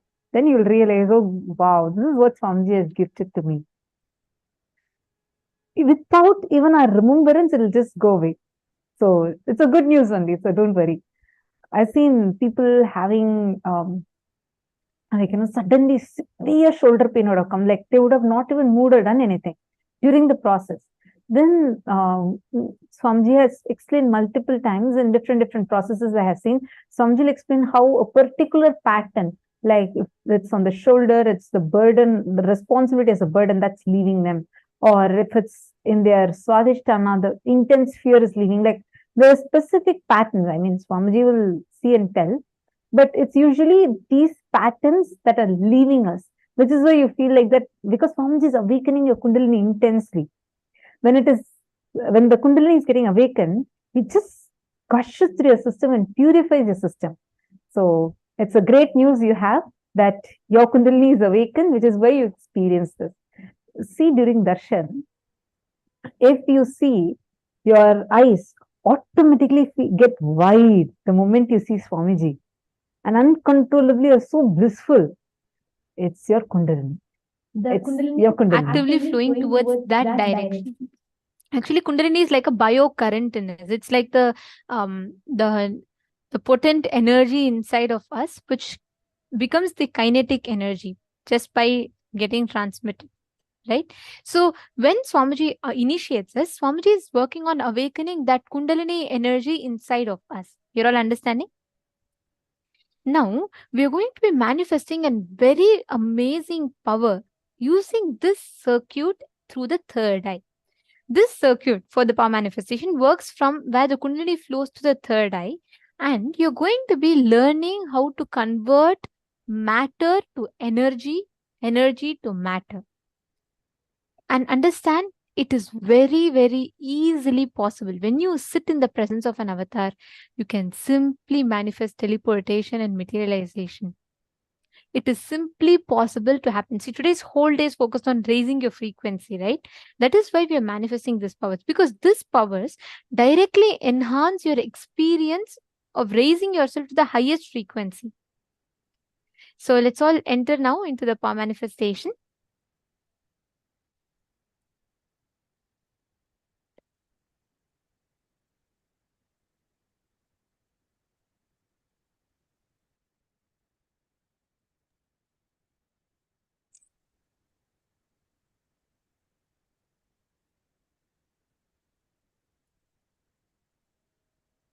Nithyananda, everyone. So now we are going to be entering into the power manifestation. So I request all the participants to get ready with 2 cups one can have any powder, it can be kumkum and chandan, but anything which you want to teleport, and another clean cup. So you should have 2 cups in front of you. I request all the participants to get ready with that. And till then, the powerful cognition, the technique which we are going to be using to manifest this power of teleportation is, we'll be connecting to Swamjit through our Kundalini Shakti. So when you have the powder or whichever substance in 1 cup, you're going to be disintegrating that into energy, and you're going to be transferring that energy to the other cup and making it back into matter. So this is what we are going to be doing through the power of teleportation. So please understand the power, the powder, it can be any powder. If you have kumkum, you can put that, or a vibhuti, or just any talcum powder, a chandan powder, any powder you can put in 1 cup. And please make sure the other cup is clear and clean, and you can even take picture of the other cup to make sure the power manifestation is foolproof. So keep the 2 cups ready, and let us quickly come back for the power manifestation. And I also request all the participants just for this powerful cognition that now Swamiji said that when the more conscious resources we use, the more we practice raising our consciousness, the naturally even power manifestation happens, and it is the other way around also. So now just by chanting the Mahavakya and just by connecting to Swamiji, you'll see that just by doing that, our frequency will raise. That is also a conscious resource which we are using. And when we do that, at that time, all of our Kundalini will raise, which will really help in manifesting the powers. He said the more higher your frequency is, the easier it is to manifest powers. So I request everyone to get ready with your cups of kumkum and empty cup. Once you're ready, you can even post in the chat so that we'll know. How many of you are excited to manifest this power? It's really exciting. So let's all of you, as you are arranging for your cups, and if you are ready, please do post in the chat so we would know.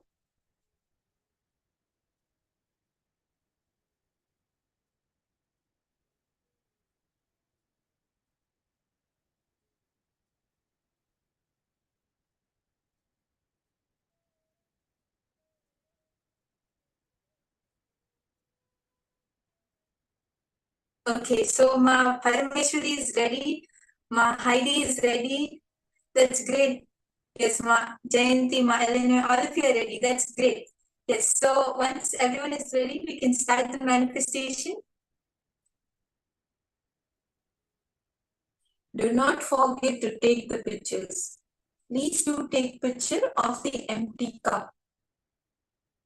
Please understand, don't leave any doubt in your mind, right?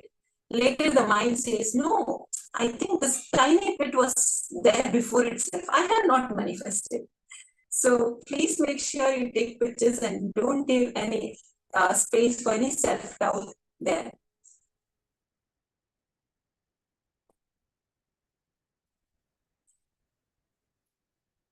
Yes, so is everyone ready? Ma Diana, Ma.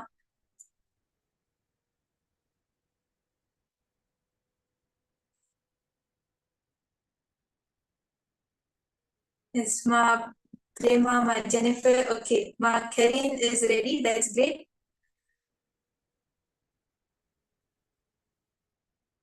Okay, Ma Diana, you're also ready. That's great.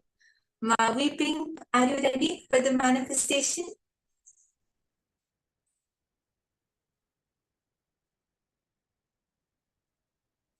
Okay, so now we can, yes, Ma Virupaksha is ready. Okay, so let's start the manifestation now. I request all the participants to keep both your cups in front of the camera. It can be on a table or on a platform in front of you, and make sure it's visible in the camera. And just Connect to Swamiji, sit straight and chant the Mahavakya. Connect to Swamiji and unclutch from all the thoughts which are happening in you right now. When you unclutch, that is when powers also manifest. And I request all the participants to sit straight. When you sit straight, you'll see how your Kundalini Shakti just shoots up to your third eye and you're able to manifest. I request everyone to sit straight and connect to Swamiji.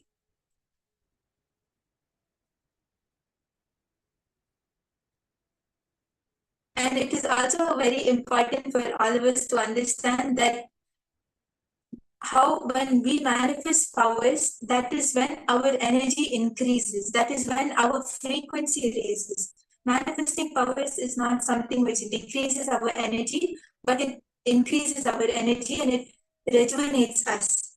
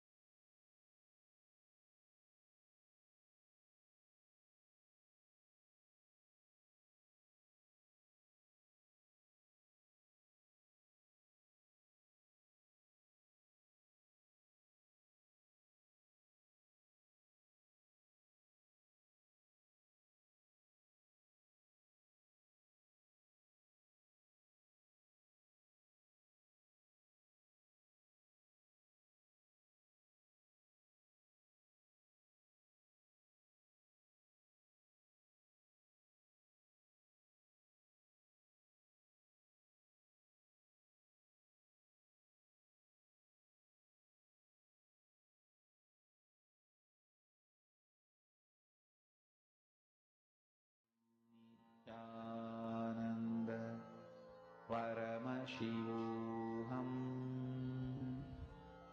Om Nithyananda Paramashivoham Om Nithyananda Paramashivoham Om Nithyananda Paramashivoham. Mahāvagya, spiritual lullaby for Samadhi, and Suprabhatam, wake up call, wake up song for Paramashiva.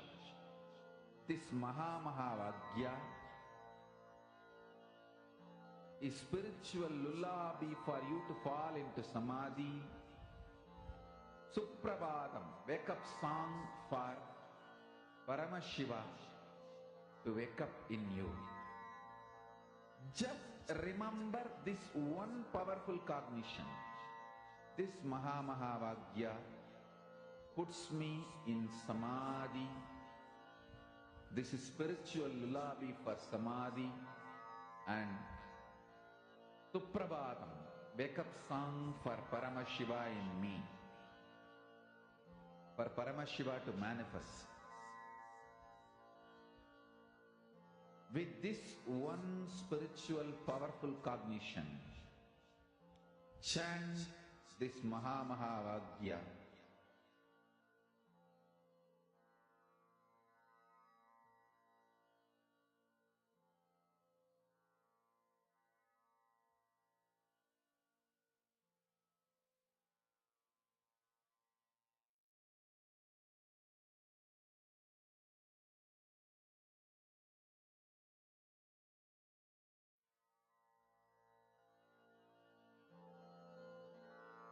Mahavagya, spiritual lullaby for Samadhi. And Suprabhatam, wake up call, wake up song for Paramashiva. For Paramashiva to manifest. With this one spiritual powerful cognition, chant this Mahavagya. Om Nithyananda Paramashivoham. Om Nithyananda Paramashivoham. Om Nithyananda Paramashivoham. Om Nithyananda Paramashivoham. Om Nithyananda Paramashivoham. Om Nithyananda Paramashivoham. Om Nithyananda Paramashivoham. Om Nithyananda Paramashivoham.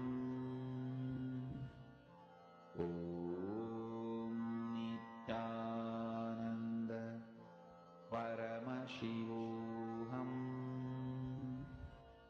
Om Nithyananda Paramashivoham. Om Nithyananda. Next, I request all the participants to continue manifesting. Just connect to Swamiji and chant the Mahavakya. Don't think about anything which is happening around you, or don't let your mind come in between.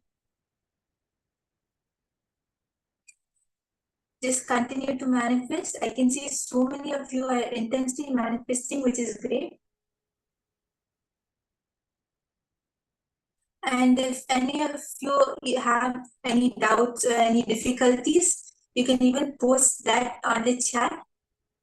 It's really nice to see so many participants manifesting. So I just request all of you intensely connect to Swamiji. This is a real science.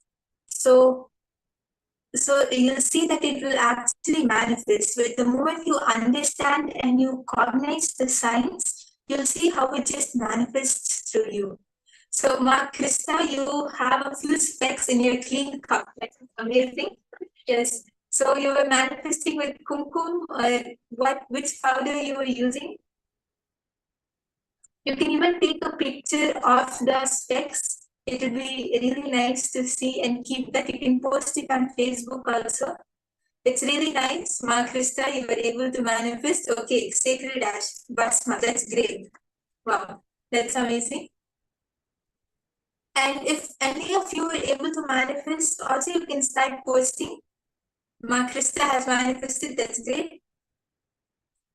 If anyone has any doubts or any difficulties, you can post that also. And so far, Swamiji has already started manifesting through us. Let us all be in that space of manifestation. We will see simply we will be able to mirror each other's neurons and the manifestation will simply happen.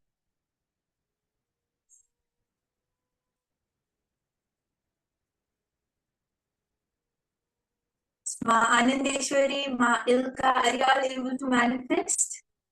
If you have any doubts, you can even post that.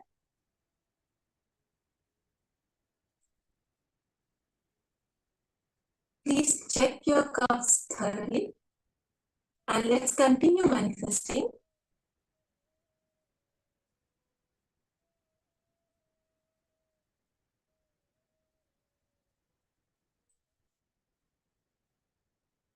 Yes, Ma Virupaksha, you have some doubts, okay?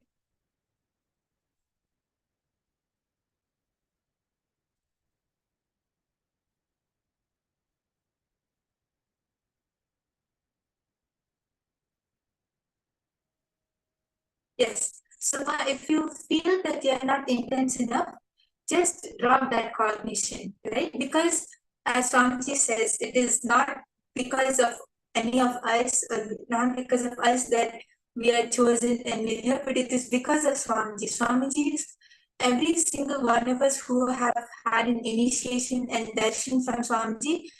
Swamiji's grace is always there on us, and it is not biased or it is not unequal. It is Swamiji just showers his grace and compassion on us. So when we accept it, when you just accept it, you'll see how Swamiji's intensity will flow through you. Swamiji says that when you are integrated to me, when you are integrated to Swamiji, that Swamiji's level, Swamiji, he will put everything at his level, whether it is intensity, integrity, power manifestation, everything will be at Swamiji's scale. So you just connect to Swamiji and decide to drop this cognition. Ma Virupaksha, you just have to drop this cognition that you are not intense enough. Just connect to Swamiji, and it is only Swamiji who's going to flow through you. It is Swamiji's intensity which is going to flow through you. So the moment you drop this cognition that you are not intense and you're not able to manifest, you'll see that you will be able to manifest.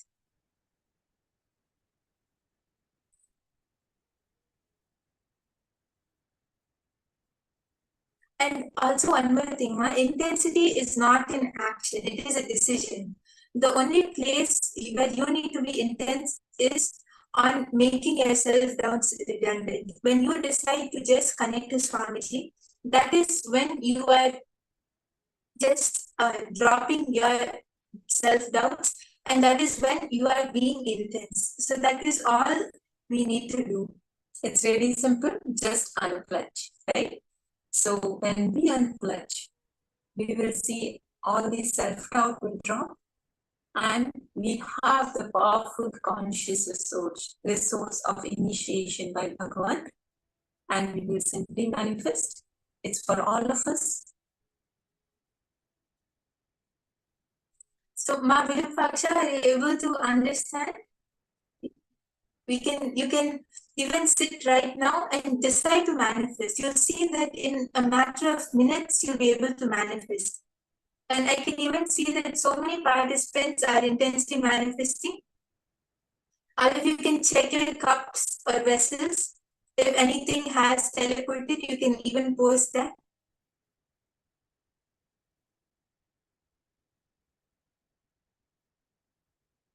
Ma Parameshwari, Ma Vedanta Shaktini, I can see all of you are manifesting, which is great. Ma Veda, you can all check your cups and vessels if you're able to manifest. Ma Anandeshwari, you're able to manifest.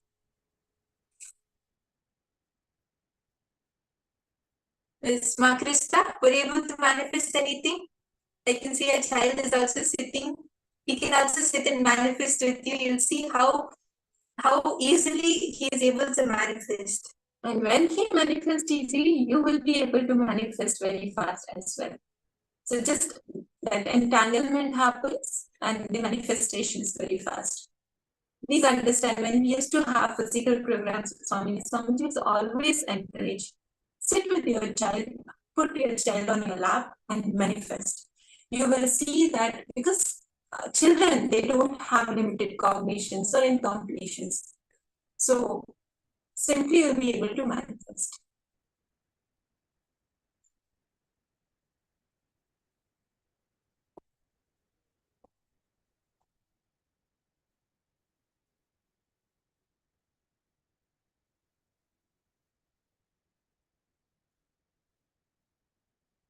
Is Manada Yoga, Ma Elena, were you all able to manifest?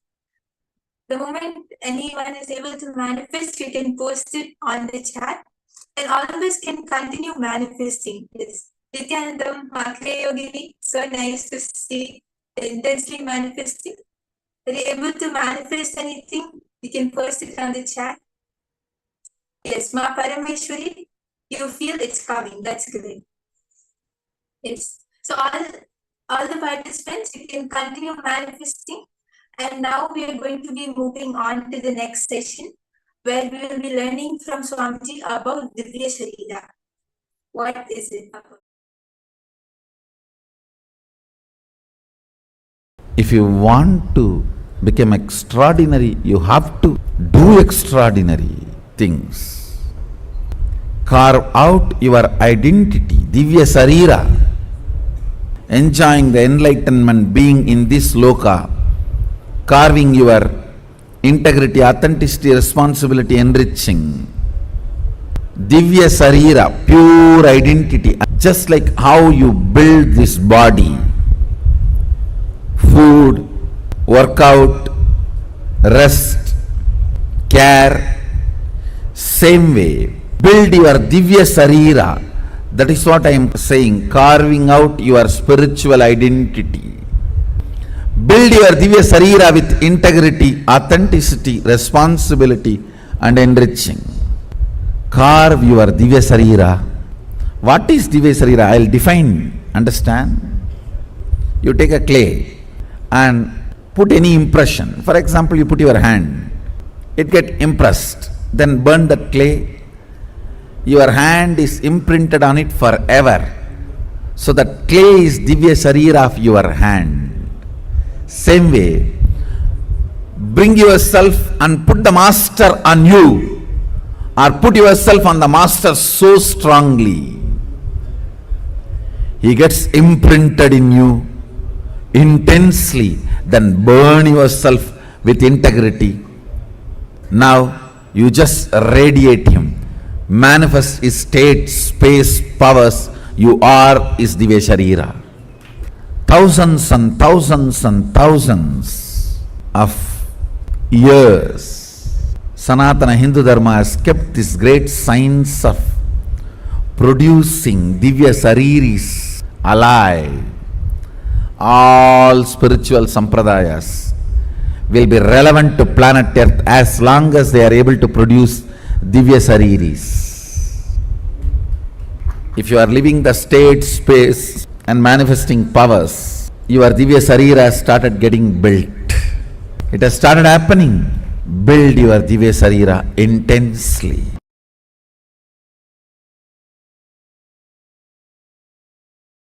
Listen carefully.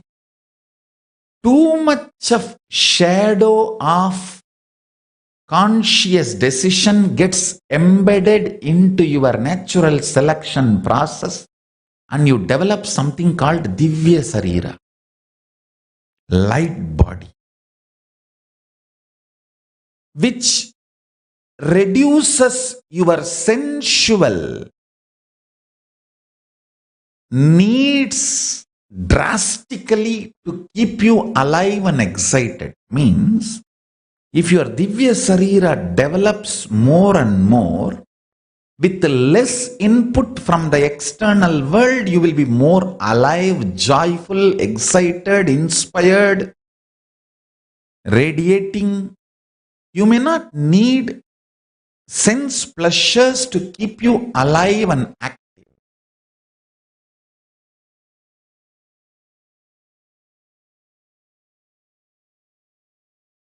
Listen intensely. Divya Sarira, the body,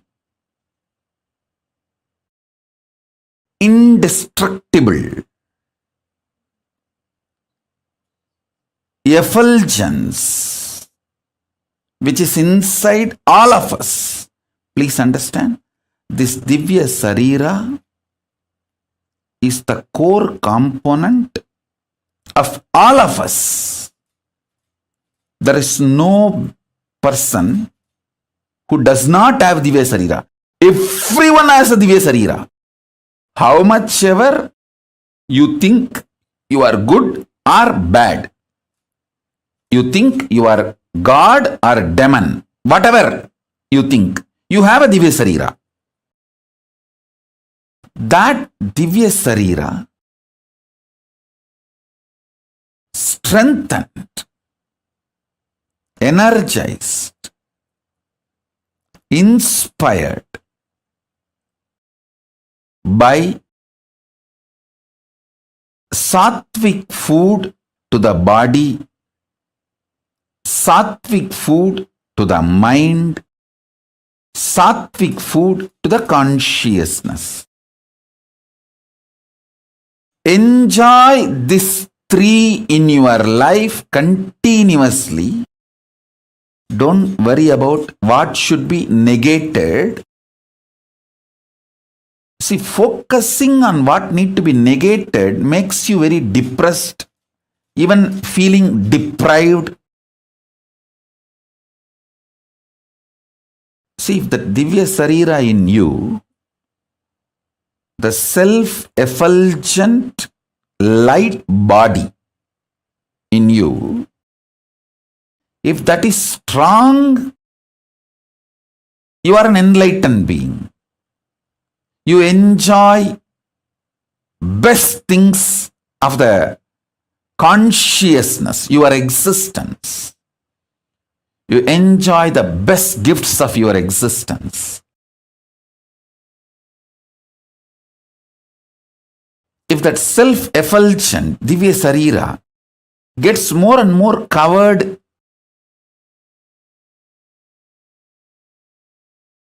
you get deluded, suffer with the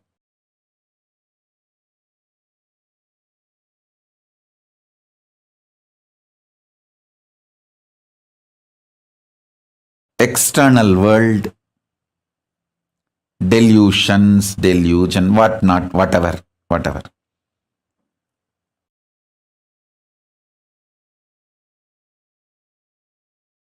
Now, I don't want to get into the negative side description. If you miss strengthening Divya Sarira, what happens? I don't want to waste time on that. I only wanted to describe how to strengthen the Divya Sarira.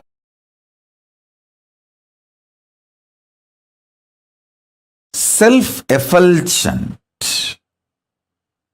Swayam Prakasa, Sutta Sarira, Daiva Sarira.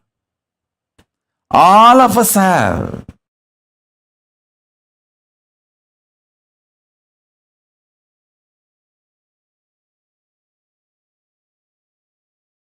The methodologies to strengthen the Divya Sarira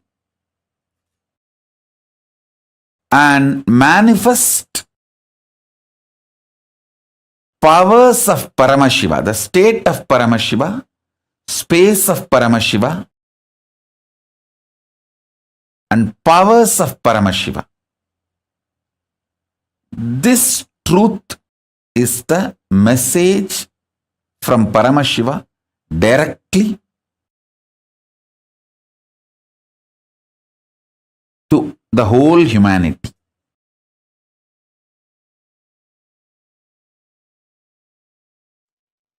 Samadhi and feeling connection empowers your Divya Sarira. Empowering your Divya Sarira is the ultimate productivity of your happening in planet Earth. Your body, physical body,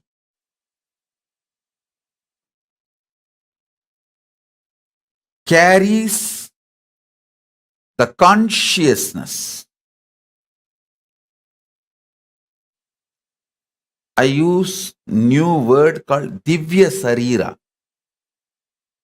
Consciousness wearing this body is Divya Sarira.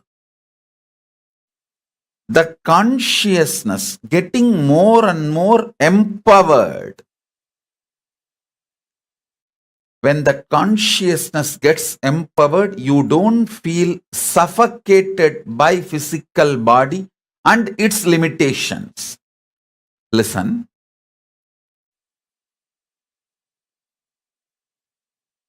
If your Divya Sarira,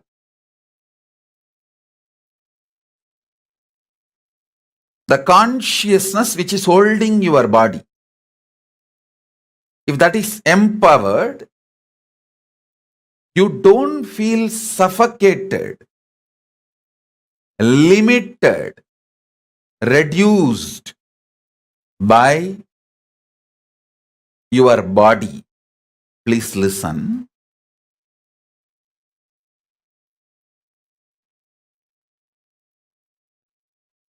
Body limiting your possibility makes you feel suffocated.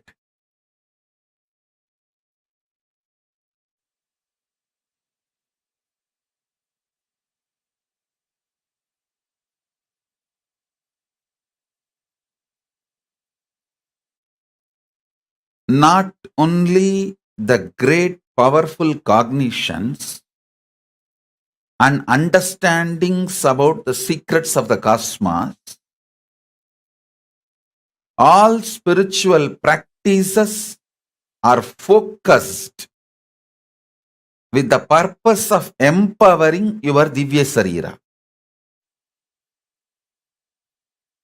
Listen. Yesterday's satsang, I gave you one truth. If you rest in Samadhi, you will see everything in your life is complementing your different aspects. The wealth you earn, or the money you spend, the relationships getting added in your life, or people leaving from your life,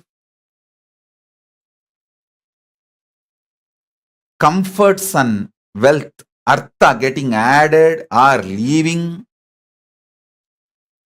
the higher values, understandings getting added to you, and middle class values leaving you, everything, if you see, it just complements your expansion.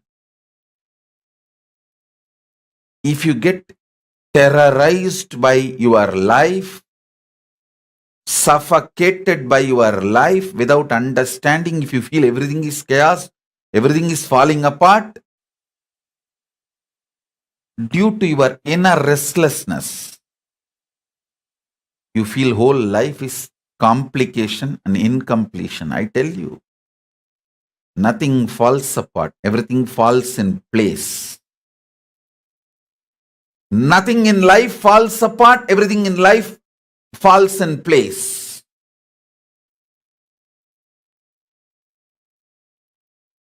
Whenever I sit in Samadhi and watch, I see clearly everything is so auspicious. Not only I see it, when I see life as auspicious, my Divya Sarira gets so empowered. It just manifests powers and miracles. Every time when I reveal the higher truths, it empowers your inner space. It empowers your very being. Empowering your Divya Sarira is the job I do day in and day out.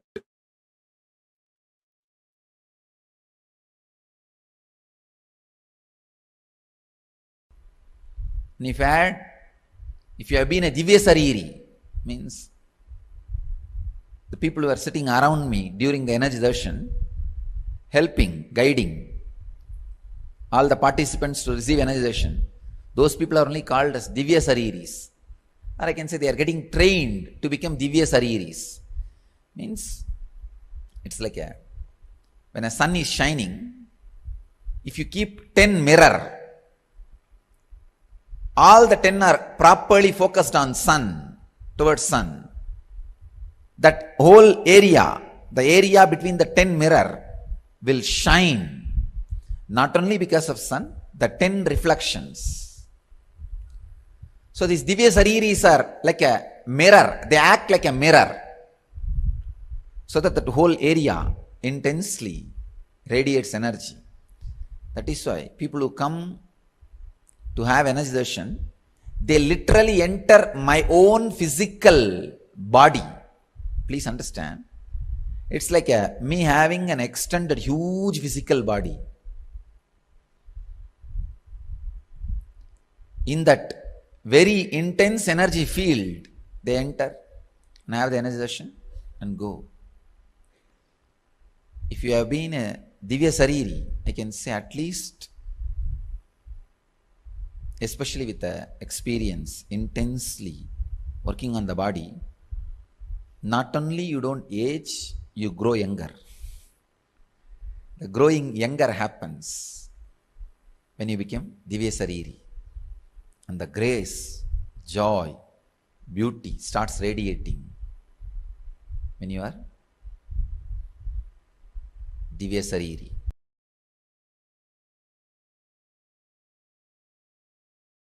Listen.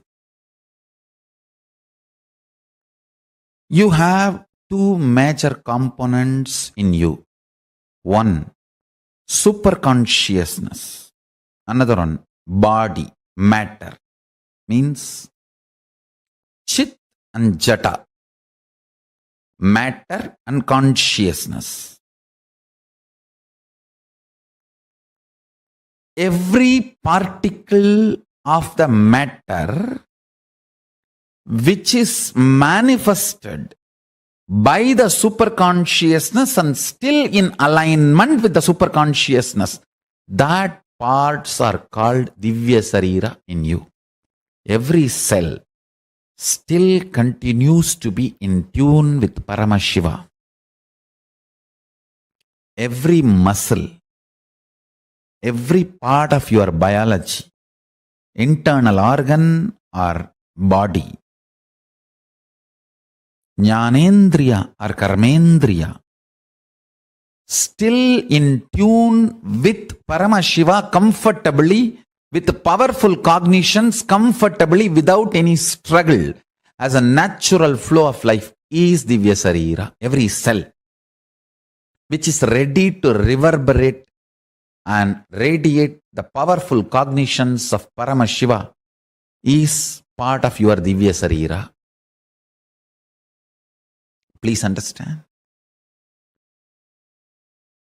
Whichever part of you comfortably manifests the powerful cognitions is your Divya Sarira.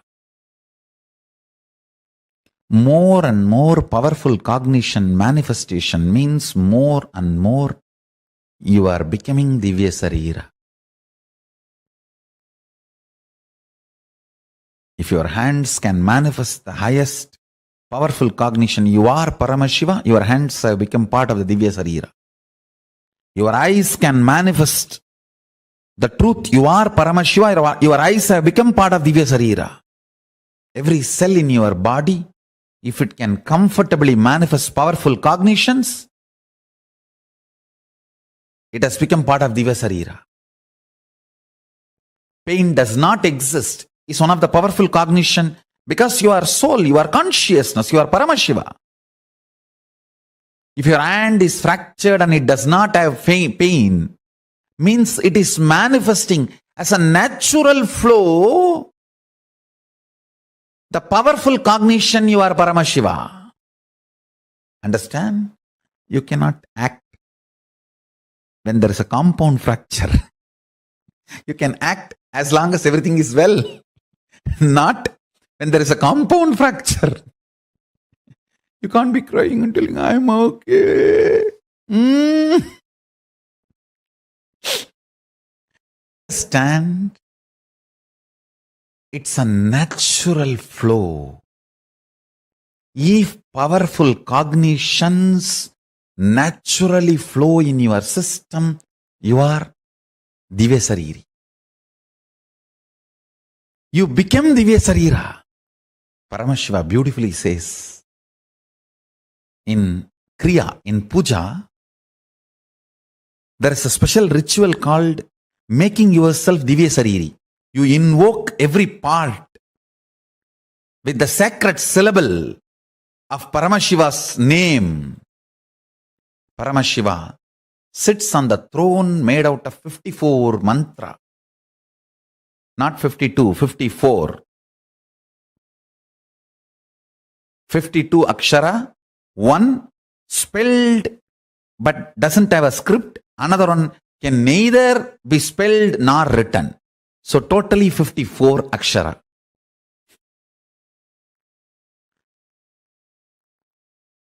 He sits on the throne which is made of these 54 aksharas.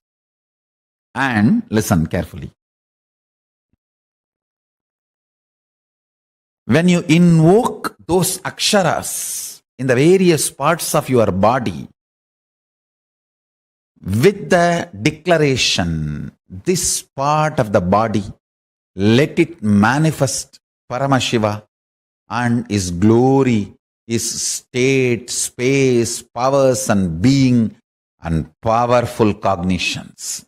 That part becomes Divya Sarira. If you do not feel pain during the multiple compound fracture, be guaranteed your body will not stink or rot or degrade when you leave the body. It will only be Jiva Samadhi. There will not be ordinary death. The body will not have any decay. Yoga Sarira doesn't decay. You become Divya Sarira.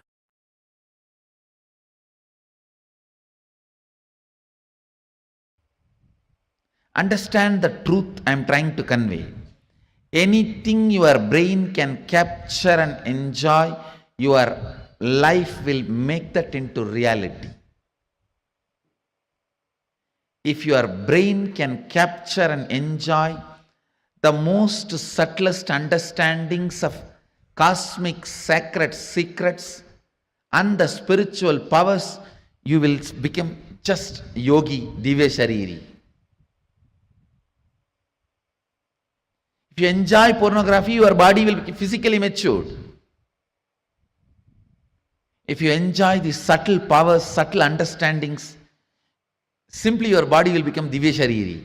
You will become yogi, Bala Yogi, Bala Sant. Bala Sant is a person whose brain captures all these highest conscious truths, subtle truths while you are young. The way your brain captures these great truths, simply your body starts manifesting it. You become yogi. You become a Divya Sariri. You become embodiment of Mahadeva. You become Bala Sant.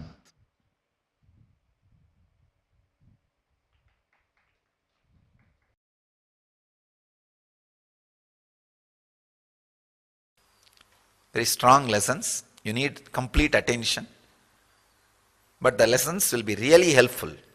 This technical knowledge will really be helpful, not only for enlightenment, for making your life more and more blissful and happy and joyful, becoming a new human being.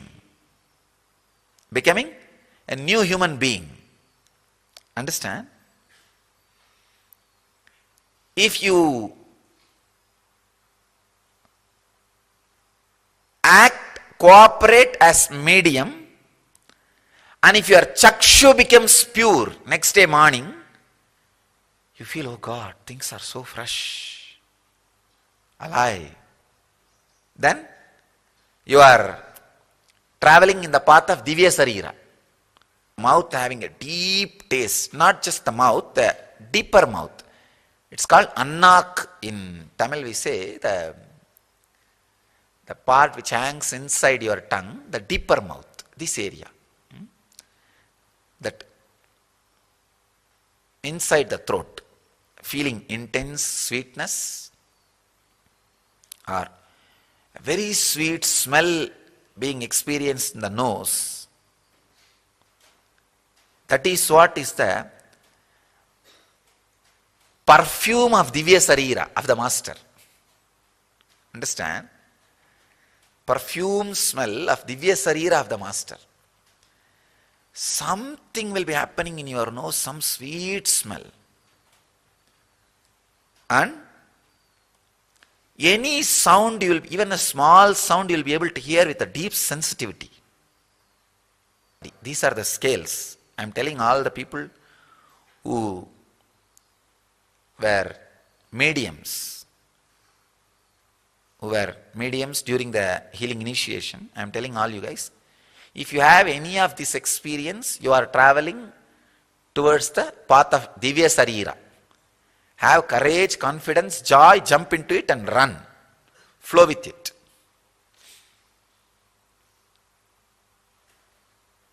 I am talking about this so detailed way so that in future, people who are trying to become medium for these ghosts, the dead people, pretas, pichas, all of them should understand difference between that medium and this medium. Medium word is loaded with a negative meaning. That is different and this is different. This is different. Here it is becoming Divya Sarira. There it is becoming more and more unconscious. Vivekananda gives an example. The black magic mediums, it's like throwing a big stone on the horse and stopping it. It will stop, but it will never get up again over. With a master, it's like holding the rope properly and stopping the horse. It will be termed, not killed. Terming the horse is different between killing the horse. So it's an important thing you need to understand.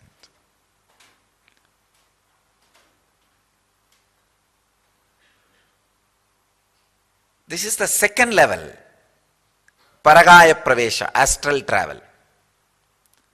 The third level, the Siddha who doesn't have body entering into a dead body.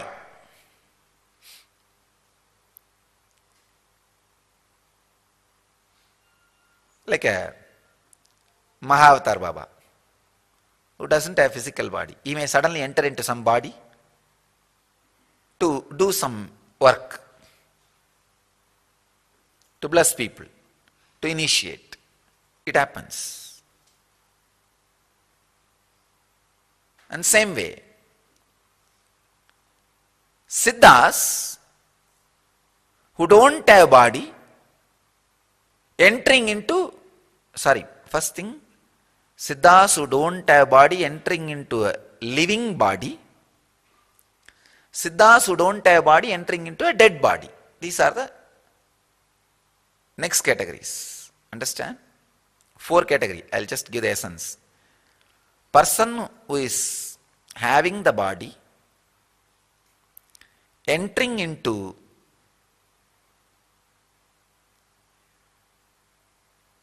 the dead body, person who is having the body entering into living body, person who does not have body entering into living body, person who does not have body entering into dead body. If you understand all these 4 things in different level, it will help you.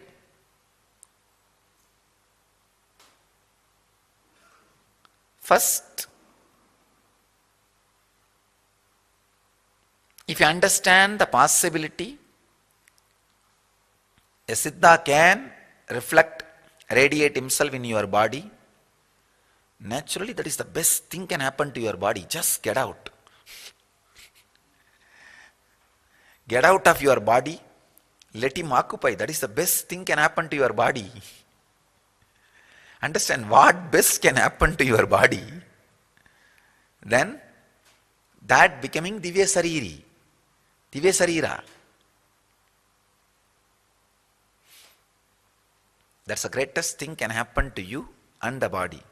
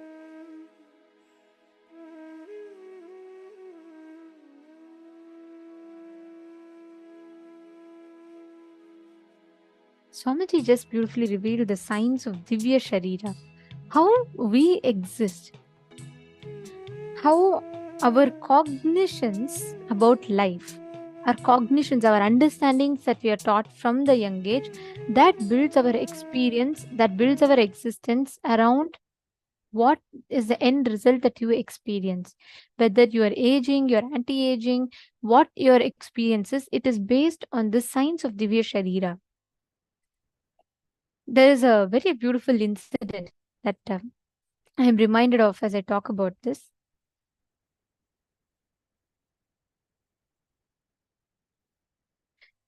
So I'll share this very beautiful story happening from Swamiji's life, okay?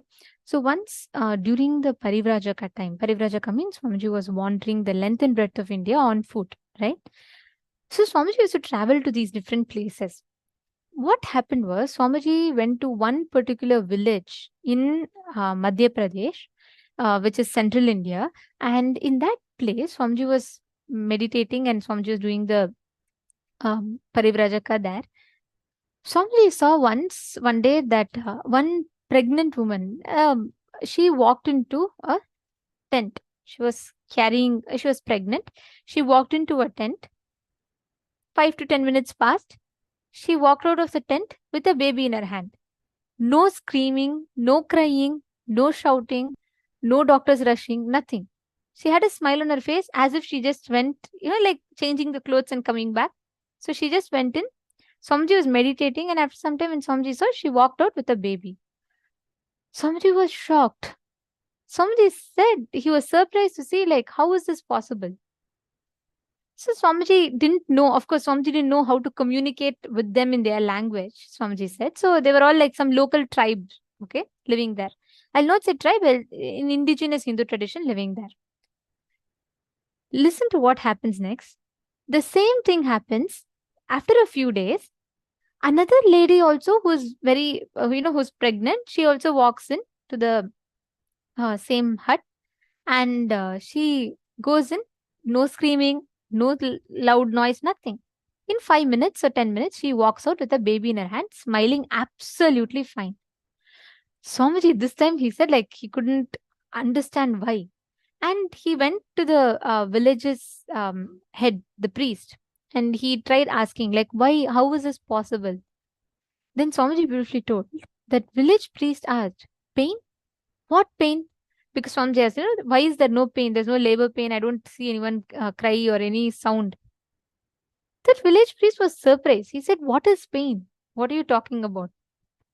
Swamiji beautifully told that whole village was brought, their whole cognition, from the very young age, they're not even taught the concept of pain, because of which their body doesn't even cognize or respond to pain.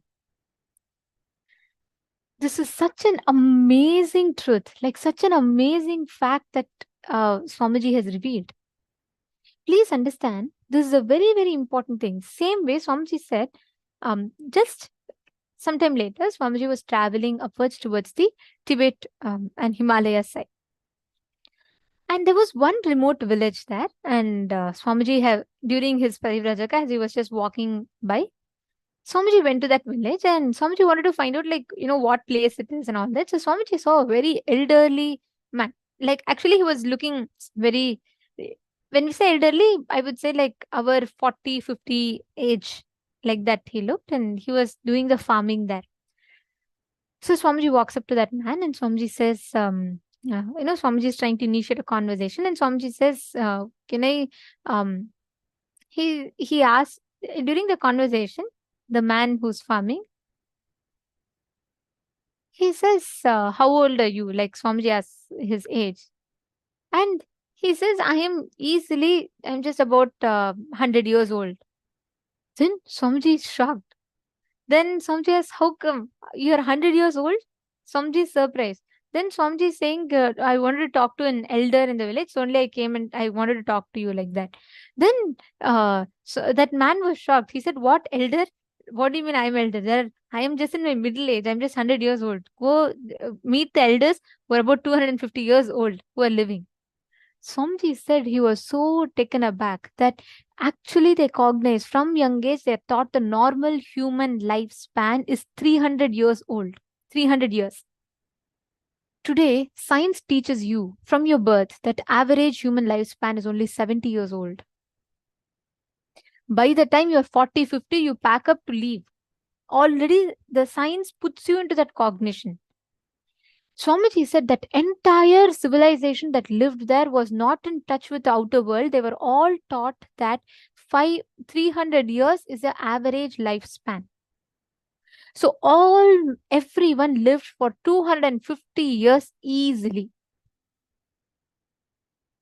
Swamiji said the moment this same civilization, sometime later when Swamiji went back, unfortunately, by then people had found out that the civilization exists.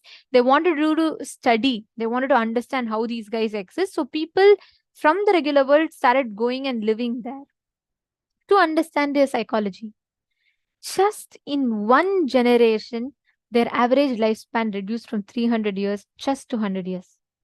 Swamiji said he was so pained to see that the whole civilization that was so innocent, that was maintained so beautifully, lost the essence. See, why I'm sharing this is our body, right? It has the complete power, capability, and ability to listen to our thoughts, our cognitions, and it responds based on that. Please understand, this is a very, very powerful truth. If you constantly teach your body, unfortunately today, from the young age, you're taught sugar, BP. I still remember when I was young, as I was growing up, I was always taught by the time you become 40, your back will pain, you'll have so much of body pain, you can't be active. Already you're put into that kind of a cognition. By the time you become an adult, you already start carrying that cognition in your head. That is exactly what Swamiji is revealing in this session. Your body is Divya Sarira. It's a clay. It is malleable. It's completely what you want it to become like. It will take that form. If you feed in constantly thought currents that you can't exist for a long time, things will not work that way. Your average lifespan is only 40 to 70 years old. By the time already you are 70, you're just waiting for your exit ticket. That's all. Understand your body is built based on the biology of your cognitions. What your cognitions are, the biology of your belief. If you constantly build the cognition that you can't live long, you can't live for a long time period, then your body believes only that. And only that becomes a reality or an experience. The whole, even if you see for Swamiji, right? There are so many times Swamiji has demonstrated this where Swamiji had absolutely no pain when Swamiji fell from the horse. Swamiji went through the whole surgery, one of the most complex of surgeries, without any anesthesia or anything. Swamiji had complete consciousness and Swamiji was smiling through the surgery and Swamiji said, I can feel this is what is happening in my system.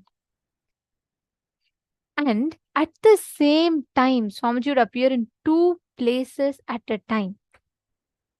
See, all these are the signs. We're always taught as if these are all, simply just like that told as mythology. Understand, this is a science. In Gurukul, Swamiji is gifting all of us this exact same science. To be able to reproduce the right cognitions about our body. To be able to recreate that science, the right experience in our body. Are you all understanding? Are you all catching it? Today, by the time your child goes to school, what do you teach? When the child falls down, first you introduce the concept of pain. Then the child gets introduced to the concept of anger, revenge, crying, all of these. From the young age, if you teach a child that there is no concept of pain at all, the child will never have that even in its dictionary. That is why you will see the whole Madhya Pradesh, that village, Makrista head, when I saw your message, you said just before your labor, before giving birth to the son, you listened to this story and you went. That's exactly, Seema, all the cognitions have so much of impact. This is what is called as enlightened birthing. When you listen to the right cognitions when in pregnancy, where you follow the right principles, you have the right cognitions, you will just see how exactly that manifests in your body. We can also how Swamiji manifested this in his own life. Like Swamiji just is a living example of Divya Sarira. No sudu, no suffering.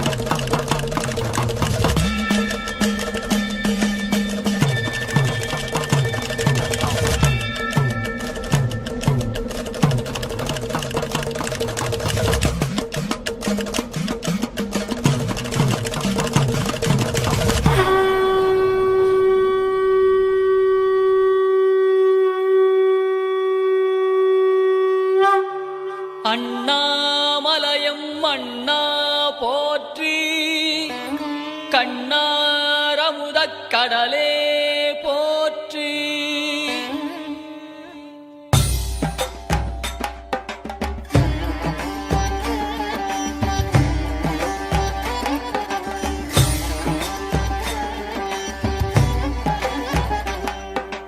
Tripuram எரித்த விரிசடை கடவுள் தேரில் ஏறி வருகின்றார். Every heart, there's a portion of soul, there's a portion of water, there's a portion of fire, there's a portion of ether, there's a portion of consciousness. Then how do we say this is my thought? It could be a general, it is everyone says your heart. Now why do they say you have to drop your mind or body to be able to be? What I'm saying, no, it was dropping, not an anti-logic, anti-mind. The spectrum where visualization cannot be. You need to start enjoying that spectrum, for which mind will be a impediment. There is one point where you need to enjoy which you want to visualize. So that is what is called restful awareness. When you, unless you lose respect for your mind and the constant visualization, you will not start feeling comfortable with that. When the satori hits you, you will not be comfortable to be in that same state again and again. So for that only, the respect for mind is taken out of you. Otherwise, you are not expected to become anti-mind or anti-logic. Then you will not find a more sharper logic than me. Just understand. But when the satori hits you, first thing your mind will do is creating fear about that experience. Only when you lose respect for your mind and the constant visualized living, you will be able to rest in that awareness. When a star jumps into the well or the ocean, it's another 10 minutes. No problem.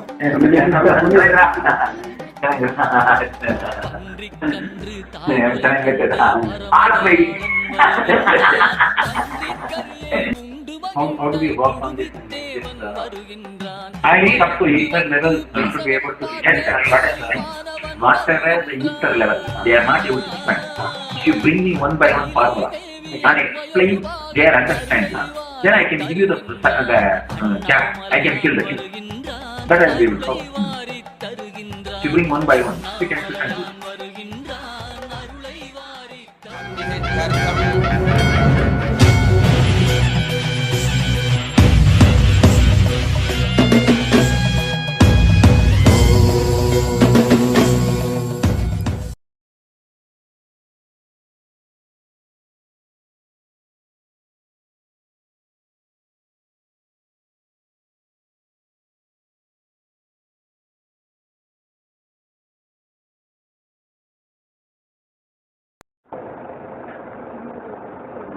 No, they are waiting there. Why don't you put a scale or a rule? Yeah, something to hold. Want to get the thing, just continue to record this.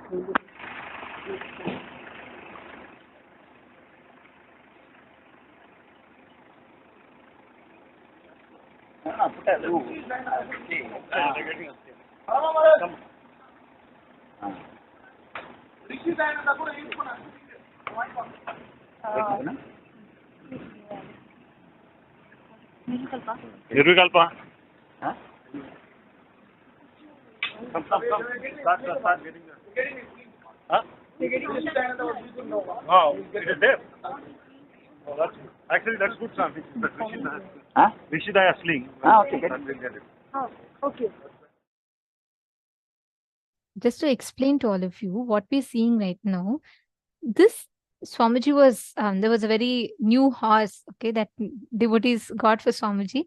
And Actually, Swamiji had explained this whole incident, how when Swamiji was coming on a horse, everyone got so excited and started playing loud music. And they played Kalabhairava music. When they started playing the Kalabhairava music, the horse, usually it has a visual thing, like it sees a person who's climbing up, and based on that, it will get itself ready. But the horse was not prepared. Suddenly, when they played Kalabhairava music, Kalabhairava had landed into Swamiji. So Swamiji's body physically expanded, like the normal weight increased 3 times. So it was almost like 3 people were sitting on the horse.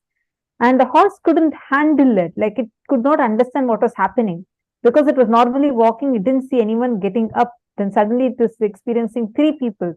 So it just jumped. It jumped.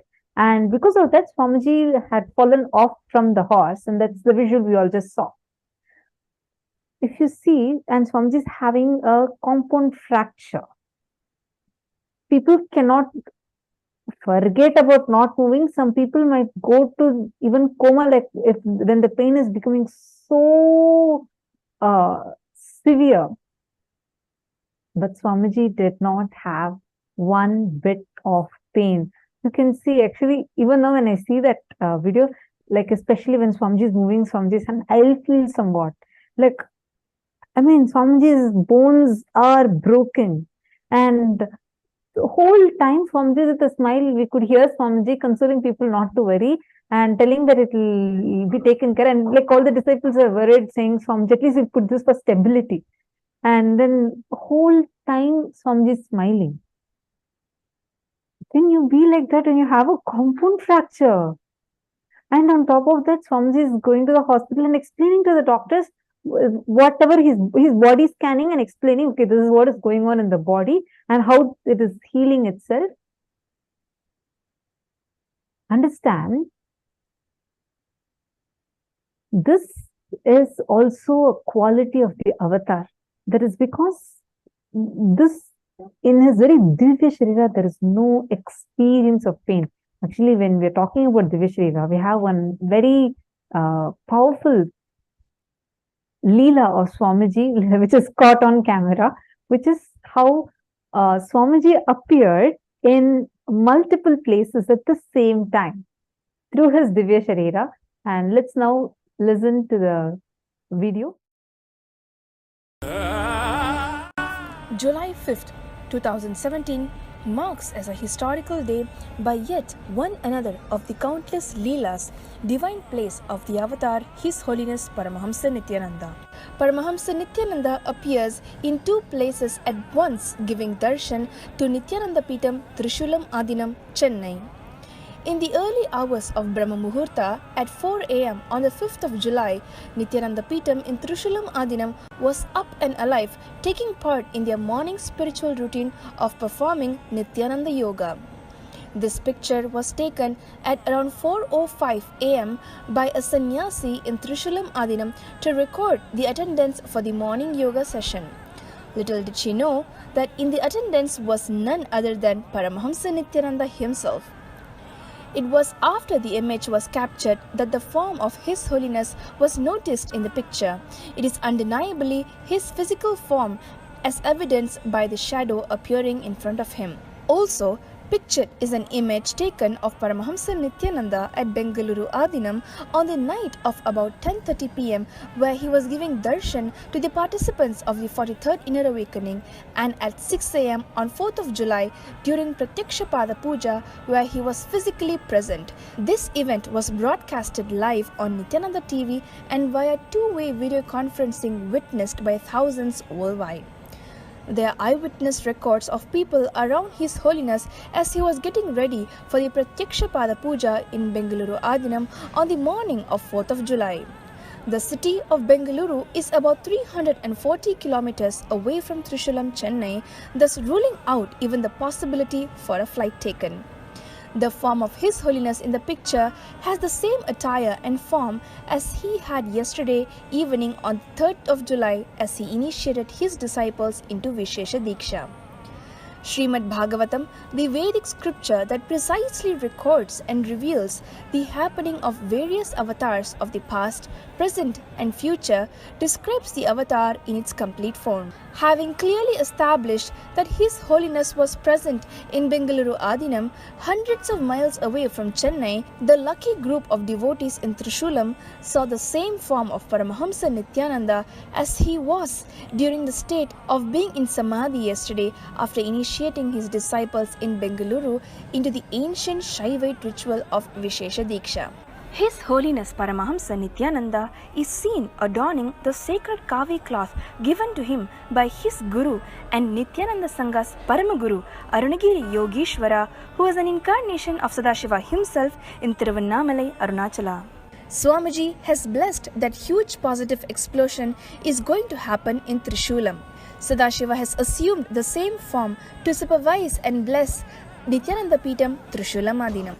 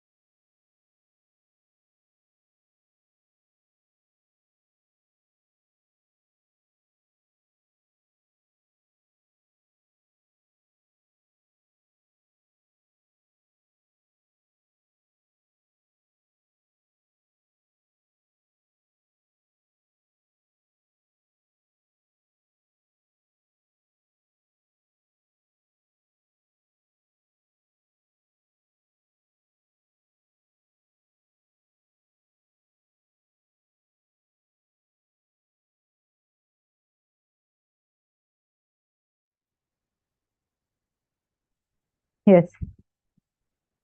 I see so many of you smiling widely. Sanjay Ore has posted, these things happened to Avatar to teach us. Absolutely. Now, understand. Did all of you watch the video on how Swamiji appeared in two places? The Divya Sarira one? Because that power of Divya Sarira is what all of us are going to be experiencing today. Nithyananda, Swamiji is something like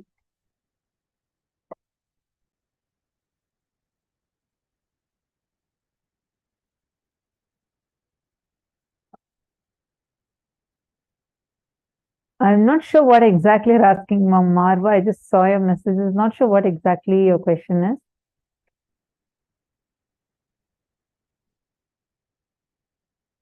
Swamiji is omnipresent, power of consciousness, so incredible. Yes, today thank you for sharing this. I had wondered about this. See, understand,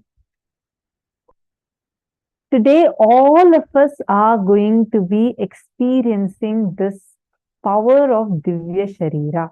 Can I request all of you to please come and sit in front of the camera?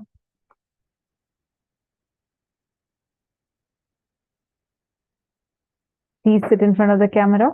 Now, we are going to be entering into the session which is very important for today's process. Today, we are going to be having the powerful Rasa Siddham process.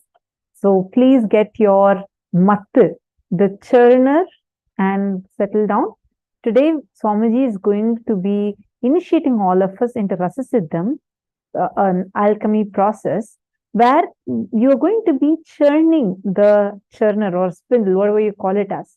And while you're churning that, Swamiji is going to be churning your spine, directly connecting you with the Mahā Meru and churning your Kundalini Shakti and awakening your Kundalini Shakti.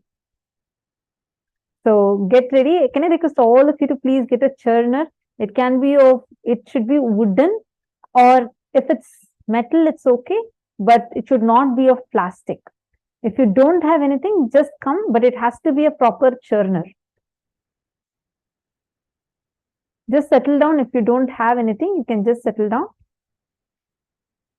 Okay, now, this churning process, Swamiji has told us to first understand about the churning of Milky Ocean. This is one of the most, after Ramayana, Mahabharata, the next most popular Purana, like a Puranic story, is churning of Milky Ocean. Like even if you see the world's largest temple, Angkor Wat temple, has this engraved, this carved for almost 1 kilometer or 2 kilometers full. The entire wall is carved with depicting this particular story, the story of churning of Milky Ocean. And this is of a very, very significant importance when understanding about the awakening of Kundalini Shakti through the Rasa Siddham process in us, how the churning happens. And Swamiji explains this so beautifully. Now we are going to be entering into that session where Swamiji is going to be explaining to us about churning of the Milky Ocean.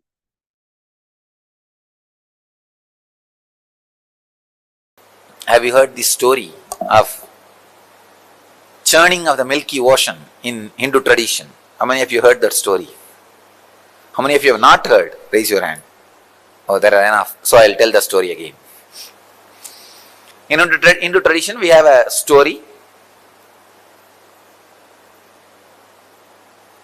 that in the Milky Ocean,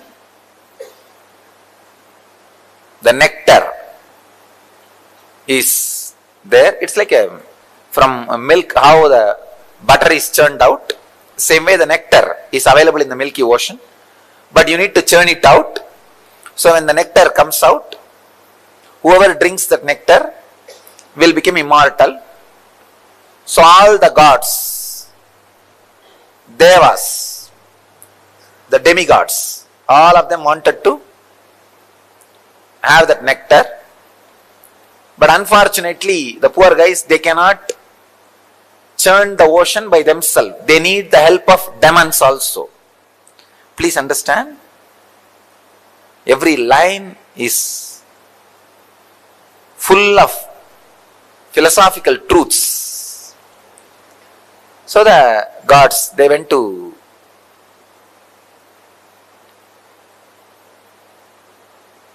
ask for the help of demons.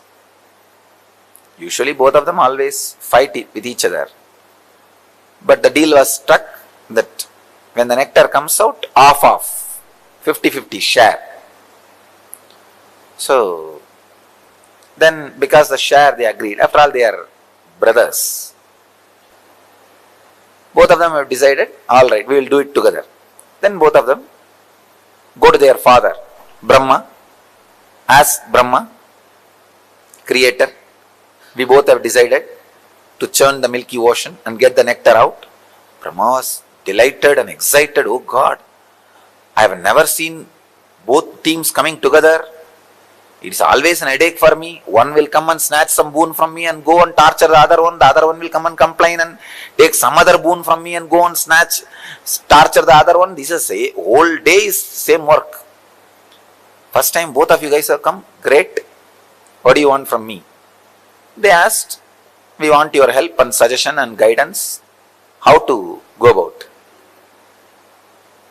He said, you need the Shivas on which Shiva is sitting, the Meru hill, and on which Vishnu is lying down, the Vasugi, Adisesha, snake. You need the hill, Meru, Kailash as a spindle, and snake, largest snake in the world, on which Vishnu is lying down, the Adisesha as a rope. These guys thought, oh God,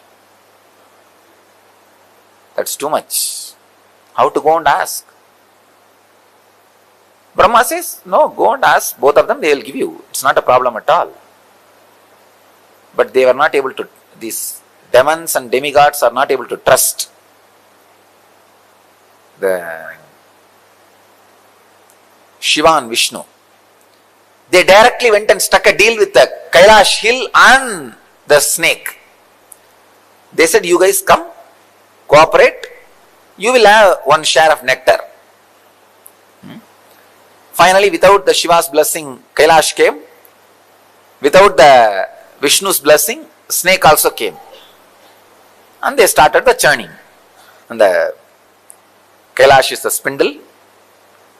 The snake is the rope. And one side, the demons, other side, the demigods. Even before starting the churning, the fight started. Who will be in the head side? Because head is always special. God said, we only will be in the head side. Demon said, no, we will be in the head side. You be in the tail side. Finally, somehow, Brahma intervened and advised, hey, allow the demons to be near the heads. Anyhow, they agreed. The demons were near the head and demigods were in the leg, feet, in the tail side. The churning has started. Suddenly, because neither Shiva gave permission to Meru, nor Vishnu gave permission to the snake, the hill has started sinking inside the ocean. How many of you have seen that churning in when they churn the milk for butter? The Indian villages with spindle, they will churn. The same way the churning has started. One side demons, one side gods, and it has started sinking, that spindle. Now big problem, what to do? They ran to Shiva. Shiva is just in Samadhi, nothing can be done. They ran to Vishnu. Vishnu thought it's too much, because not only that spindle is sinking, it is dragging the whole crowd inside the ocean, because all these guys are holding that rope. When that is sinking, naturally what will happen? The whole world is sinking, and there will be no population, no fun. What to do? Vishnu is supposed to be a protector. He rushes and he becomes a huge tortoise and lifts that spindle and holds that spindle on his back so that they can continue the churning. The hill will not be drowning and the people will not get drowned.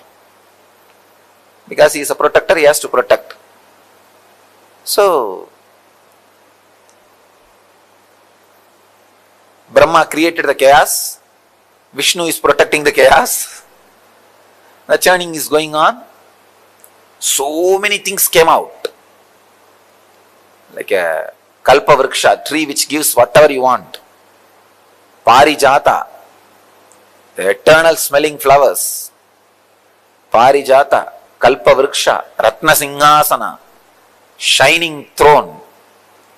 And Chintamani Griha, the house of diamonds. And everything, all the celestial thing, all the Ujjaisravas, that horse, Airavata, elephant, and Shamantaka, the most powerful, valuable jewel in the world. All of you should know that even in the modern day, the world's most costliest jewel is not that what is in the Washington. How many of you have seen that diamond? In the Washington there is one diamond. Washington Museum they have displayed. That is not the world's costliest. There is another one jewel which Venkateshwara is wearing, is the world's costliest. Still there is no, they are not able to put any value for it. Venkateshwara's right chest is having, on the Srivatsam they put, on Vaikuntha Ekadasi day they will put on those festival days. That huge, it's called Vaidurya. The ripe portion of Vaira, diamond. The diamond, if it is at least 1,000 years old, older than the diamond. I think this Vaidurya word is only a Sanskrit word. Because in the West, they don't know this concept of Vaidurya. It's like a wine, the old wine is valuable.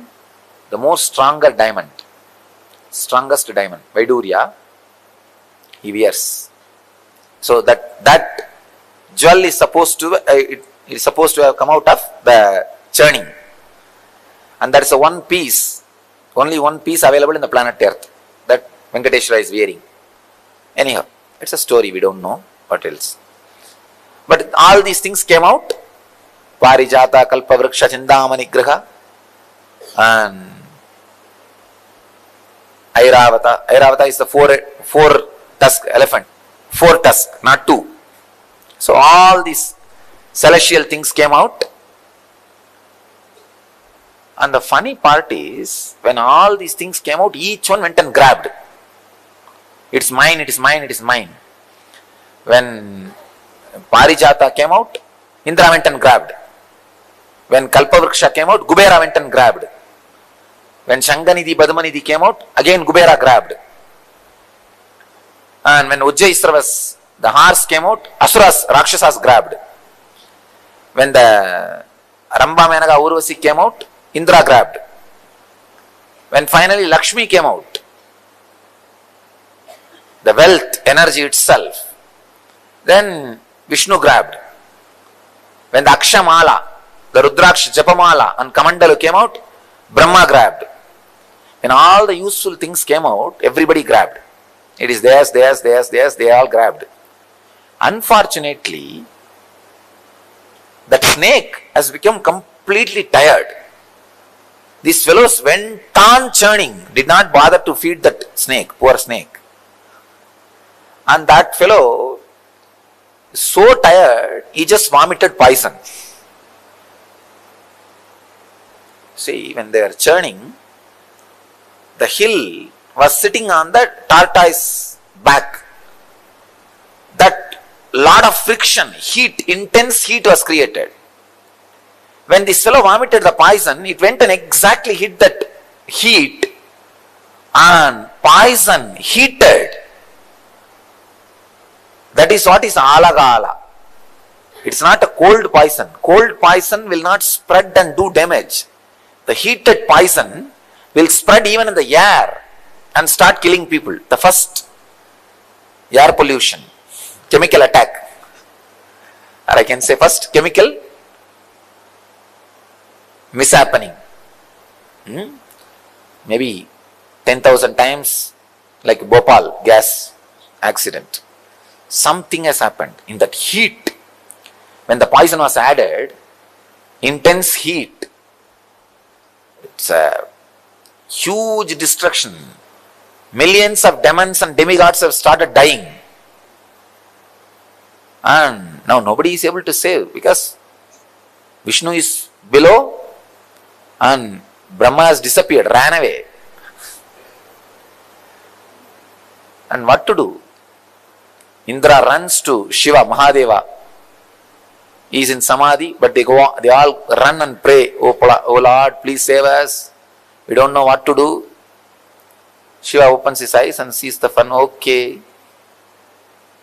He comes down. After all, he is embodiment of compassion. He collects the whole poison just in one bowl and drinks it. Devi was frightened. Oh God, how will you handle? If something happens to you, what will happen? So she holds the neck of Shiva. The poison just forms a blue color and stays in the neck itself, throat itself. Then the nectar came out. The moment nectar came out, the fight started between demons and demigods, gods and demons. And went to the demons and said, demons are holding the pot. She said, give that pot to me, I will distribute everybody. They trusted her and gave the pot, and Vishnu disappeared with the pot. And he made all of them to stand in one line. So he started distributing first to the gods. And poor demons are standing in the line, thinking that they will also get it. But two demons came in the form of gods and stood in the queue and tried to steal the nectar. Somehow they got and put it in the mouth. When Vishnu saw that, he sent his disc and cut the head. That too only a Ragu and Kedu, trying to swallow, but they have not swallowed. They have not become immortal. Finally, all the gods got the nectar and became eternal, and demons, without getting the nectar, and not only the tiredness of that hard work churning, they all died and disappeared. This is the story. Now the philosophy part. See, the spindle, understand one by one. The spindle is the unclutching technique. Your body is the Milky Ocean. Good thoughts are the gods. And discouraging, depressing thoughts are the demons. When you start unclutching, see, unclutching is the Kailash hill. That is the Kailash hill. Unclutching is the technique. When you start unclutching, for a few moments you will see all joyful, relaxed, blissful mood, good thoughts, courageous, encouraging. Within 5 minutes you will see depressed. No, impossible, I can't do this, all foolishness. Who will know? Who knows what will happen? The discouraging, that is, means demons are pulling. When the discouraging things are going on in you, demons are pulling. When the encouraging things are happening, gods are pulling.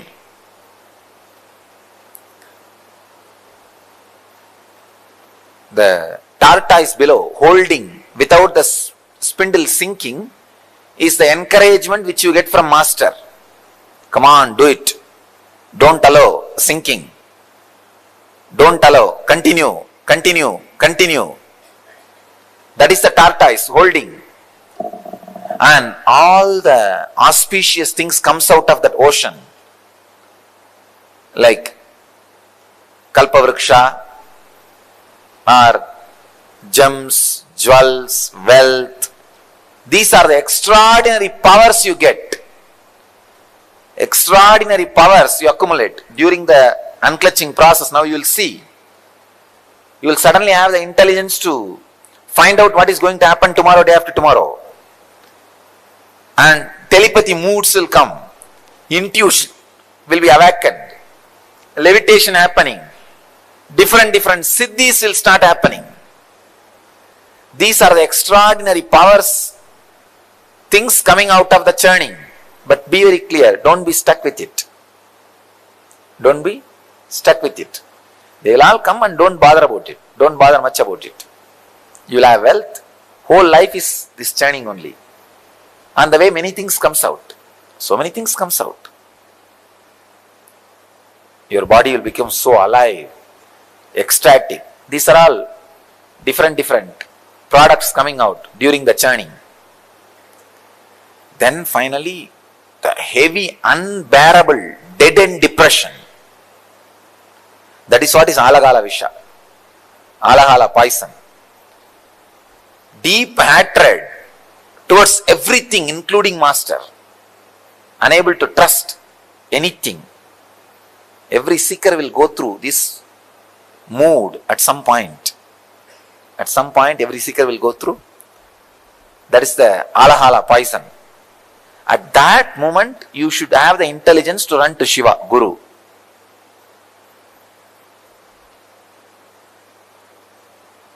Then, Guru swallows it, digests and clears it.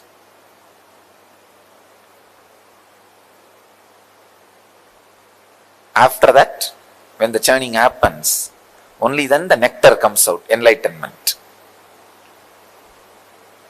Even when the enlightenment comes, some of the demonic thoughts will try to become immortal in you. But protector, Vishnu will take care. The Guru's grace is Vishnu. Guru is Shiva, Guru's grace is Vishnu. He will take care that demons don't become immortal. So all the good sacred sentiments you had will drink the nectar and become immortal. And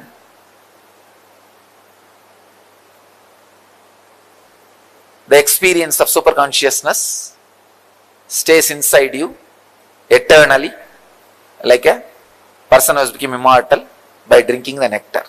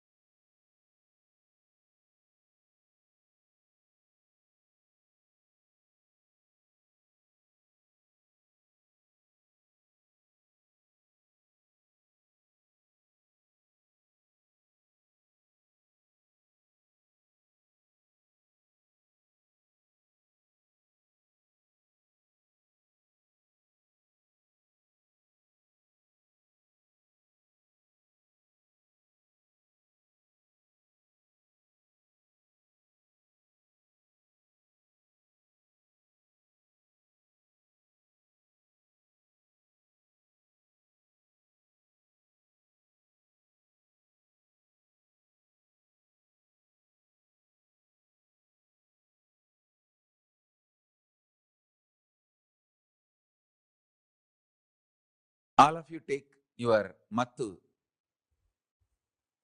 and keep it in front of you. Hold. See, you have to hold upside down, means that mattu top part should come down. Yes. The top part should come down. You should hold like that. Listen carefully. Listen carefully and intensely. You should cognize your spinal cord Your Merudanda is the mattu you are holding in the hand. Listen. The mattu you are holding in the hand is your Merudanda, your spinal cord. I'll connect your Merudanda and spinal cord. See, the cosmic spinal cord is Merudanda. Your spinal cord will now become cosmic spinal cord. And I'll connect your Merudanda with intense Kundalini Shakti. I'll explain step by step. The first thing you need to know is extreme non-violence. Paramashanta Swarupa. Then it is in extreme non-violence. The cosmic energy will start flowing in you. You will be in tune with cosmic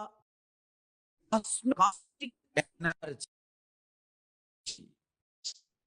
Listen, it is very easy to brainwash human beings become terrorists because man basically is violent, angry. If you just convince his logic,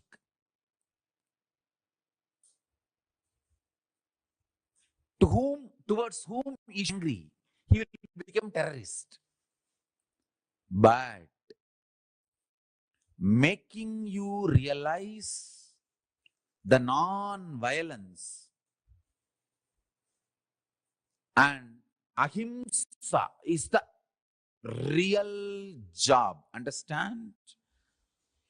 Making you realize the non-violence is the greatest job. Very easy to make a man terrorist. Because making a man terrorist is too easy. Brainwashing a man to become a terrorist is too easy. But here, in Hindu Gurukul, we make you completely non-violent. Pure ahimsa, paramashanta swarupa.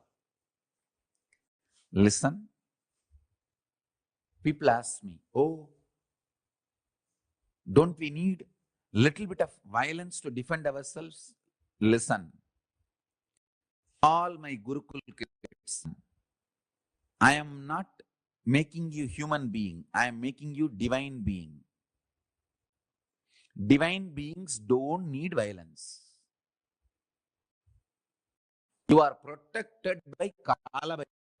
You don't need violence. All my kids, be very clear. All my kids whom I am initiating you now with the power manifestation signs, listen carefully. All of you do not need any violence. I am making all absolutely divine being. All of you need only intense Paramashanta Swarupa of Paramashiva's dimension manifesting in you. Even your eyes, anything you see should be blessed. Understand? All my Gurukul kids, listen. In every inch, I am evolving you to become Paramashiva, the divine being. You don't need violence. For example, people tell me, oh, without violence, how we can run an army, how we can protect our country. Understand? Countries made by human beings need army. They have their own logic. They need army, they need defense, they need all that. But you all belong to the KAILASA, country made by Parama. You don't need army. You don't need violence. You only need intense power manifestation. I want all of you carry the intense bliss, non-violence even in your eyes. Listen carefully. All my Gurukul kids I am initiating now into the courtyard session. Listen carefully. So, listen carefully, intensely. Now I am going to churn your Merudanda, spinal cord. Listen. I am going to churn your spinal cord with intense Kundalini awakening. Extreme non-violence. Absolute Shanta. Paramashanta Swarupa. That is a fundamental requirement for power manifestation. Please be very clear. I am not against some country having army. It is each country need to protect themselves. That is their logic. That is different. Here I am preparing all of you to become gods, goddesses. Kailasa does not need any army. You are part of the great cosmic nation. Paramashiva's cosmic. You don't need violence. You are getting prepared for enlightenment. You are getting prepared for power manifestation. Now, I am initiating. I give you the assurance. Kala Bhairava is protecting you. You do not need any violence, any anger, any self-defense mechanism. All of you listen. Kala Bhairava is protecting you. You don't need any violence. You don't need any anger. You don't need anything to defend yourself or any reactionary assumptions. Just rest in Paramashanta Swarupa, Paramashiva. All the kids whom I am initiating now, listen carefully. This is the boon, powerful cognition I am giving it to you. If you want to test the power of this powerful cognition, go and tell the same to any rose plant in Bididi. They will just drop the thorns. Understand? This is a powerful science. The powerful science. Earlier we had kids growing the rose plants without thorn. Now start again. You cannot touch the plant. Sit next to the plant and tell, Paramashiva has blessed me. I am protected by Kala Bhairava. I don't need violence.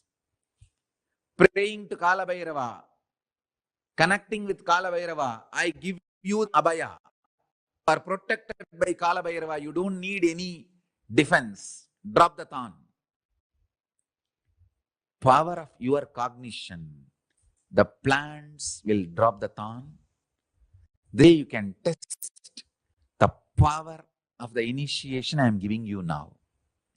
This is the first step. Understand cheap people. Aim of defense. Justify their violence and anger which actually kills them.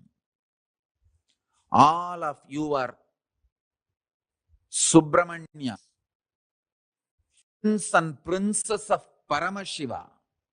You don't need any defense. Paramashiva is protecting you. Kala Bhairava is protecting you. Don't worry. Only cheap people need their own defense. Actually, they don't need defense, but they justify their violence with the idea that they need to defend themselves. Forget about all of that. All Gurukul Balasans, you guys listen. Listen to this very deeply, very clearly, and cognize it. When you cognize non-violence, Paramashiva wakes up in you. Listen. Egoham Bhagushyamaha. Paramashiva, when he manifests, when one becomes many, first thing he says, let me become many to celebrate me. A non-violent wake from the sleep in this way only. Listen carefully. See, every morning, from Samadhi, first thing, why I am waking up? See, in Samadhi I am one. Why I am becoming many?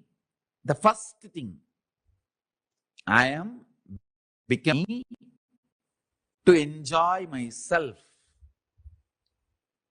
I am waking up for my Gurukul kids who are my own. See, each of you are me becoming many. I just remember, I wake up to celebrate myself, one becoming many, and manifesting me. All my Gurukul kids are me, multiple me. Multiple me is all of you. So listen to each of the statements. I am one in Samadhi. I became many to celebrate myself. Now, first thought I feel why I should wake up is, my kids are waiting. Let me go and see them, initiate them, make them manifest me. So I am one. See, in the deep sleep. So for you guys, sleep, for me is Samadhi. The Samadhi, I am one. I became many to celebrate me. For example, a normal person, he wakes up violent, frightened, remembering his boss, remembering his load, remembering his enemy, remembering his fear. Person who wakes up remembering his fear, violent, anger, he becomes many to torture himself. Listen to this, all my kids. See, if you develop anger and violence in your life, morning you will wake up remembering only those things. So, one becoming many to torture yourself. You are becoming many to torture yourself. In my life, I became many to celebrate myself, to enjoy myself. Whoever wakes up becomes many to celebrate themselves, they are Paramashivas. So understand, if you become many to celebrate yourself, you are Paramashiva. If you become many and torture yourself, you are demon. All you need to do, just remove violence. If you become non-violent, the moment you wake up, you will remember only the most pleasant people in your life. So those people are nothing but you becoming them to celebrate you. When you wake up from the bed, if your first thought is, oh, let me get up to go and sit with Swamiji and attend the session, attend the satsang, or attend the courtyard session, then you are becoming many to celebrate yourself. Morning when you wake up itself, if you remember your boss, or your enemies, or the people who torture you, or people who are abusing you, or people with whom you have anger, you have violence, incompletion, morning itself, if you remember them, then you are becoming many to torture yourself. Understand? You have to churn and bring yourself to completion, to the level morning first thought should be the most pleasant people and beings of your life. Because in your sleep you are one. One, when you wake up you are becoming many. That one becoming many should be only for the purpose of celebration. Let me become many to celebrate my existence. Actually, every morning, when I wake up, first thing, let me become many. Means all my disciples, people who love me, enjoy me, waiting to see me all over the world. Let me become many, to manifest me in all of them and celebrate me. That's all. I can download the whole Kailasa into you. And I also wanted to announce, all this initiation I am giving, I am making it available to all of you all over the world. If you all cognize what I am talking and start internalizing, cognizing, this power manifestation will work for all of you also, wherever you are. I am working focused on the Gurukul kids because I am making divine beings to serve the whole world. Understand? When a Gurukul Balasant manifests powers, it is not just for him, it is for the whole world. He is going to be the Sakshi Pramana for Kailasa. He or she is going to be direct prince and princesses of Kailasa. So I am directly working with them. But this initiation, I am opening it. The spiritual component, I am opening it to all of you, the whole world. All of you can enjoy. So the initiation, I am opening it to all of you, whole world. Wherever you are, you can practice. You can bring these powerful cognitions into you.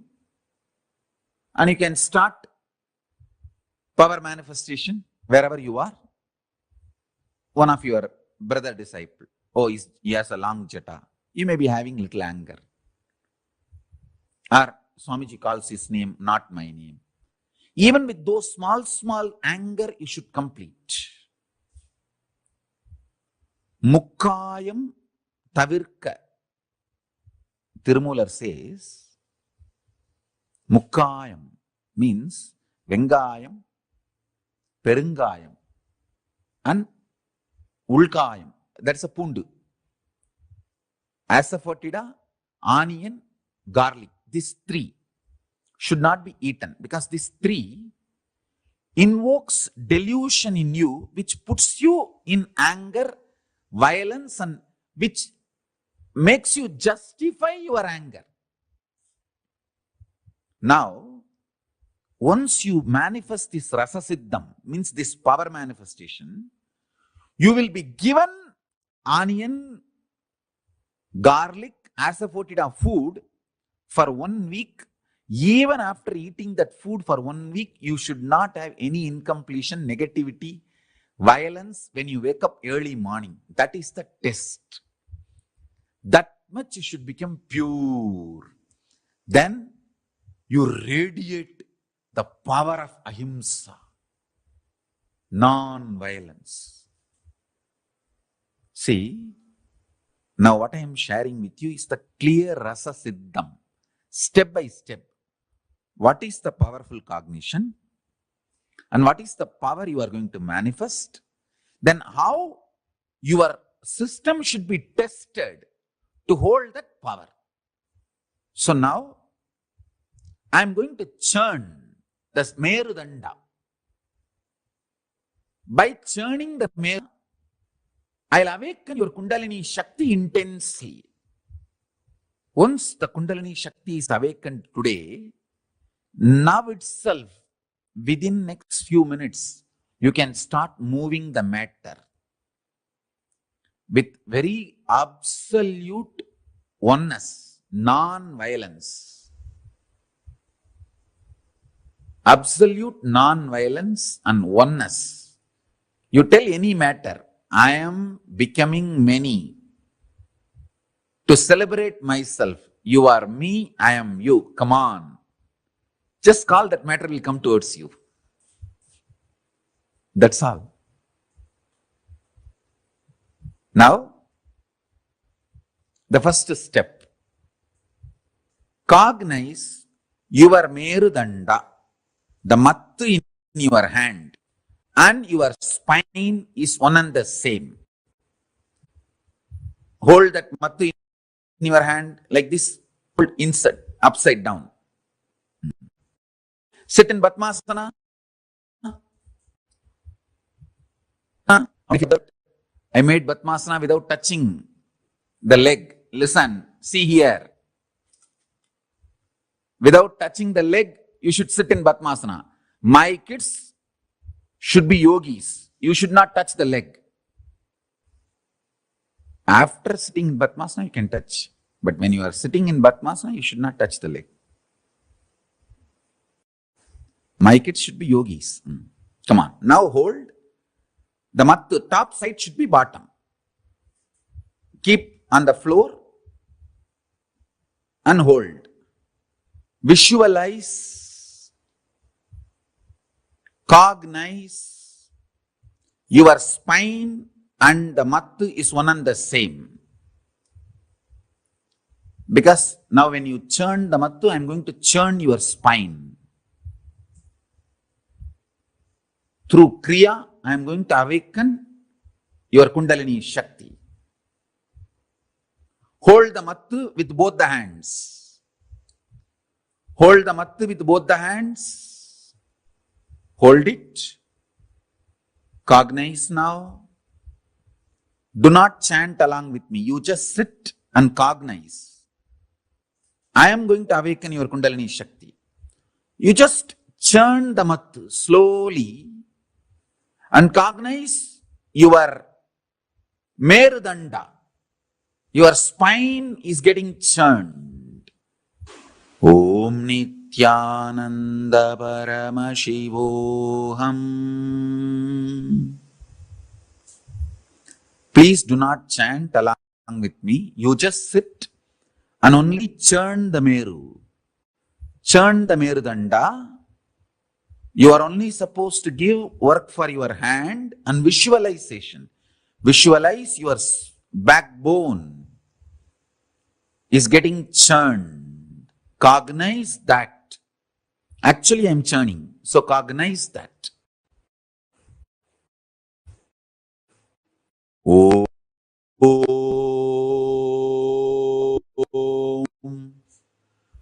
Paramashivoham. Om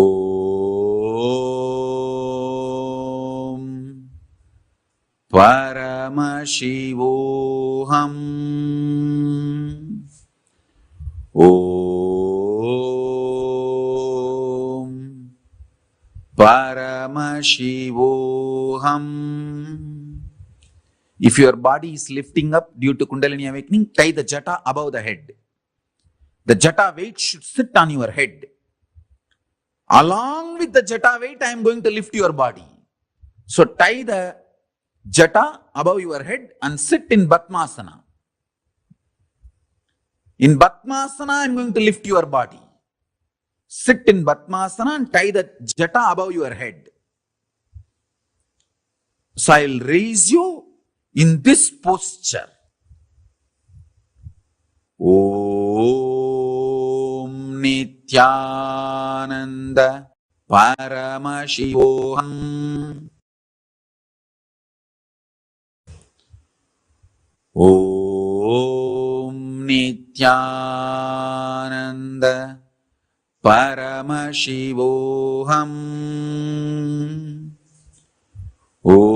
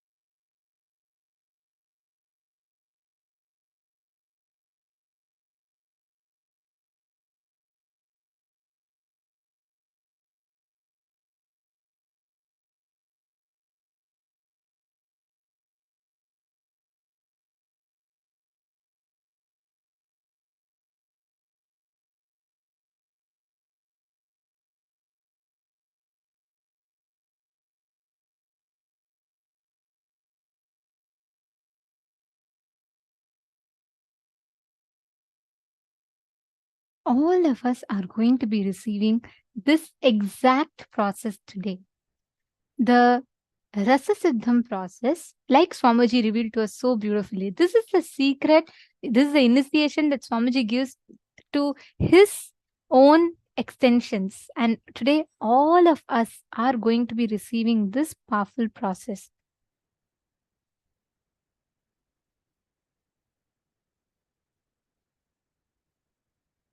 Now, every one of you that are here, please bring your mat, the traditional, the churner, and please keep that ready in front of you.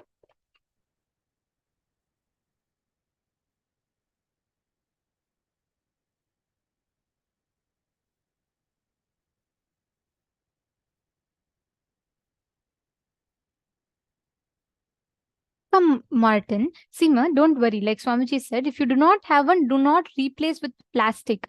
You should only have it in metal or wood. It should not be in plastic. If you do not have one, then you just visualize your churning and move your hands in that movement.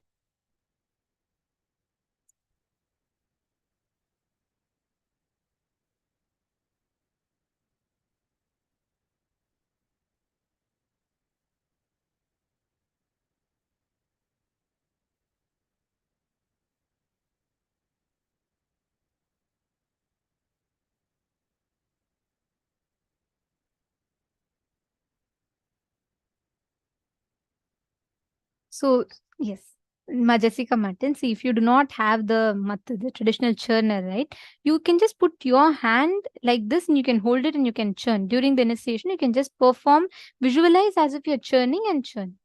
But this has like such a powerful impact, this one process. Just by doing this one process, Swamiji is going to be connecting our individual Kundalini to the cosmic Kundalini. And that absolute non-violence is awakened in us. All of us are going to be experiencing this today. And especially all the participants who've been attending the full day program. All the participants who have been here since the beginning and you've been sitting in all the sessions as much as possible, internalizing and doing the processes, doing the kriyas that we did today. Understand, you all are going to have an amazing experience today because this is going to be helping us to directly awaken the Kundalini. Literally, Swamiji is going to churn your spine, like how Swamiji is explaining in that video. That particular clipping that we watched at last, that video is from Kailash Courtyard sessions that Swamiji conducted, where all of us were virtually sitting with Swamiji, and Swamiji was teaching us how to do this churning process. And Swamiji was sitting in Padmasana and showing all of us, saying that all of you also should sit in Padmasana. And without touching it, put your legs in Padmasana. And it's very, very, very sweet time that we had with Swamiji. And even it was open for everyone to attend. And actually, Swamiji is this process is so beautiful. My Janel Sila has posted it. It was so lovely even to just listen to this. See, what science Swamiji revealed in this session. Swamiji narrated the whole story of churning of the Milky Ocean, the significance of it, and like how the churning of the Milky Ocean happens, right? The exact same way, Swamiji will churn our Kundalini. And all the patterns, incompletions, like Swamiji is explaining the churning of the Milky Ocean story. Like how when they churned, first the poison came out. Once all that poison, Mahadeva himself took it on him, then all the best things started coming out. Finally, the Amrita came.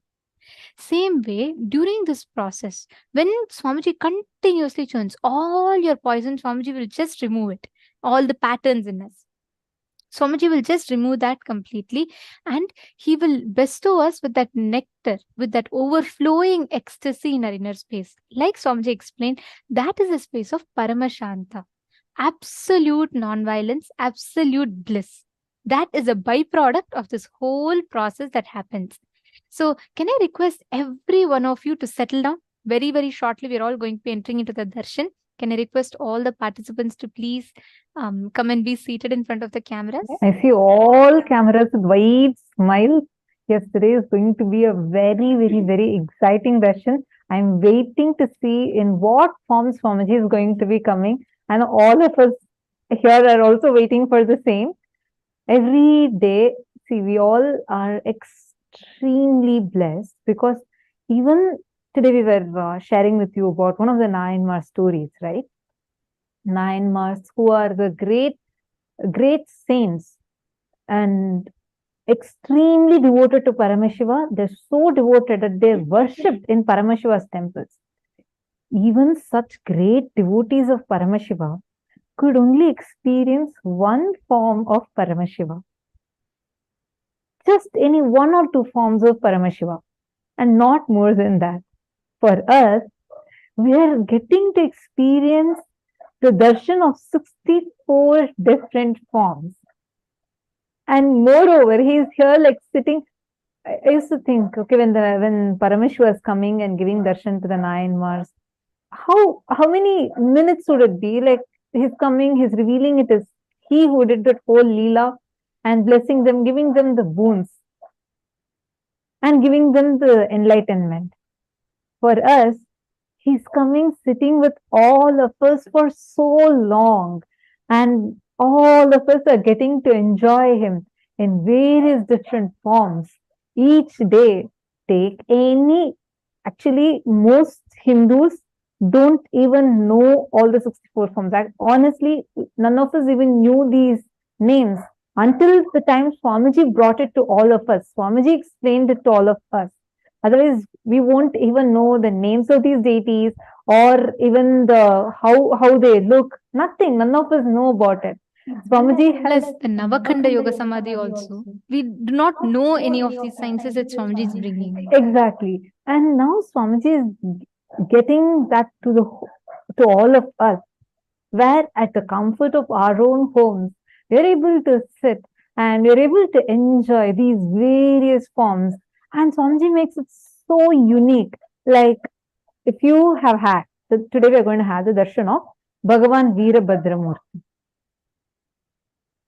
Now, today we are going to be having the darshan of Bhagavan Vishapaharanamurti. Now, let's say you experience the same darshan in the last program. How many of you see every program, any deity you take, each time you experience Swamiji like the same form in a completely unique way? It's like no two darshans are the same. I mean, and everything is so authentic. The exact same ayudams, and we all need to know whether it is the line drawings that are there in the background. You will see when Swamiji is giving us the darshan, you will notice that there are some deities' pictures. Swamiji goes to the extent of ensuring even those pictures are exactly as per the Agama. Swamiji pulls out the reference, which book, whichever Agamic book is describing that particular deity's form. Swamiji pulls out that reference and ensures that exact temple where this form of Paramashiva is worshipped, that reference is taken, and that exact Moolavar forms and the Agamic forms, these are the forms of the deities that we get to see in Swamiji's background. Actually, Swamiji, during the session, Swamiji had showed us the exact form of Paramashiva, the Kurma Samharamurti form, right? Remember in the session, just 2 sessions earlier, Swamiji showed the picture also of how Paramashiva wears a turtle on his neck and there's a tiger claw. That exact form, like Swamiji is revealing to us, each form, what song we all need to listen to. These are all not songs. Like Swamiji said, they're all Prakrit chants. And Prakrit is having all these sacred syllables, everything, certain of these shlokas. Of course, there's Sanskrit, Prakrit, and some Tamil Siddhar Padalgal. All of these we listen to. For each deity, based on the deity, their form, initiations, and also what songs that we listen to, every single thing is tailored to us personally by Swamiji himself. That is why whether you see the background behind Swamiji, or whether you see the astra that Swamiji holds. Yesterday, Swamiji is holding the bow, right? Each one is exactly as per Agama, the Dhyana Shlokas. That is why every day we chant the Dhyana Shlokas to all of you.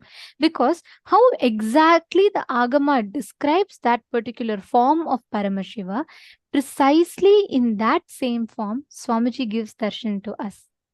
And like today, especially when we are going to be experiencing the form of Paramashiva as Simhagna Murti, where he, as Sarabheshwara, he gives liberation to the Narasimha Avatara of Mahavishnu. Every form we are going to be experiencing today.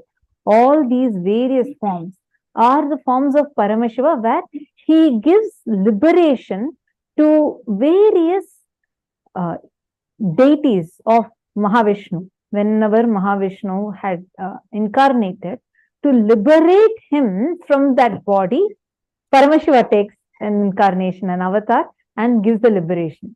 And you'll see the exact, you can listen to the songs, you'll see the exact song as per the deity with the mantra, which will awaken your Kundalini, which will exactly awaken the qualities of those deities in us. Those songs will be played. Everything Swamiji micromanages up to the dot. Whether it is the jewels that Swamiji is wearing. You'll see in, like for example, let's say we have the Nataraja Darshan. You'll see Swamiji's neck, the pendant in the neck would have the exact Nataraja form. Like this, every single bit, just for us to have the best, most authentic experience. Swamiji gives this to all of us.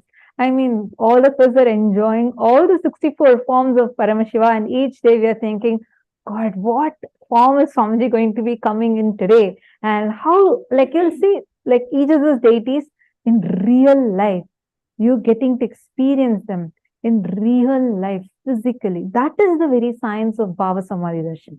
Understand, when we say the deities, gods, they are real, they exist.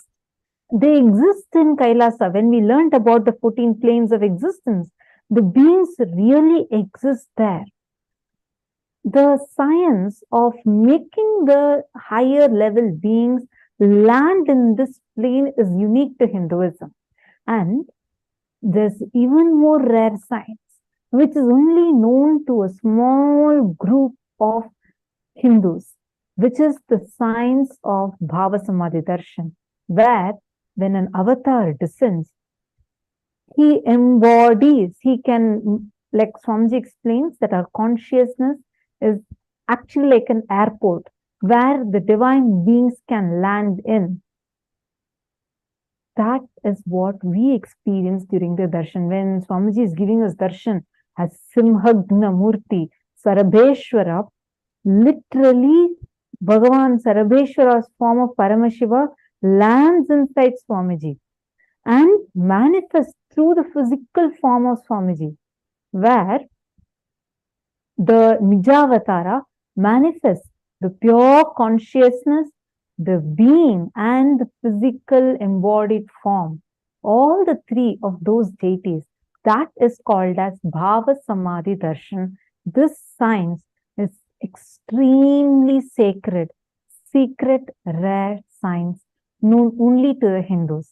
And Swamiji is reviving this science so much. Like Swamiji is the one who has given the maximum number of Bhava Samadhi Darshans and is continuing to give, keeping this tradition alive and reviving the tradition to all its glory. Today, you see, we have people from 85 plus different countries where all of us are sitting and saying, okay, today we are having the Bhava Samadhi Darshan of this form of Paramashiva. I mean, even for us to be aware that this science exists, this is what Swamiji has revived and made it available to us, and he himself is giving it as an experience to each one of us. And in these forms of Paramashiva, powerful Rasa Siddha process. us are preparing for the darshan today, let us all get ready to receive this powerful initiation. And also, we have a very beautiful announcement to all the participants here. We all see each day Swamiji blesses a group of Shakti Darshan participants, right? But Swamiji himself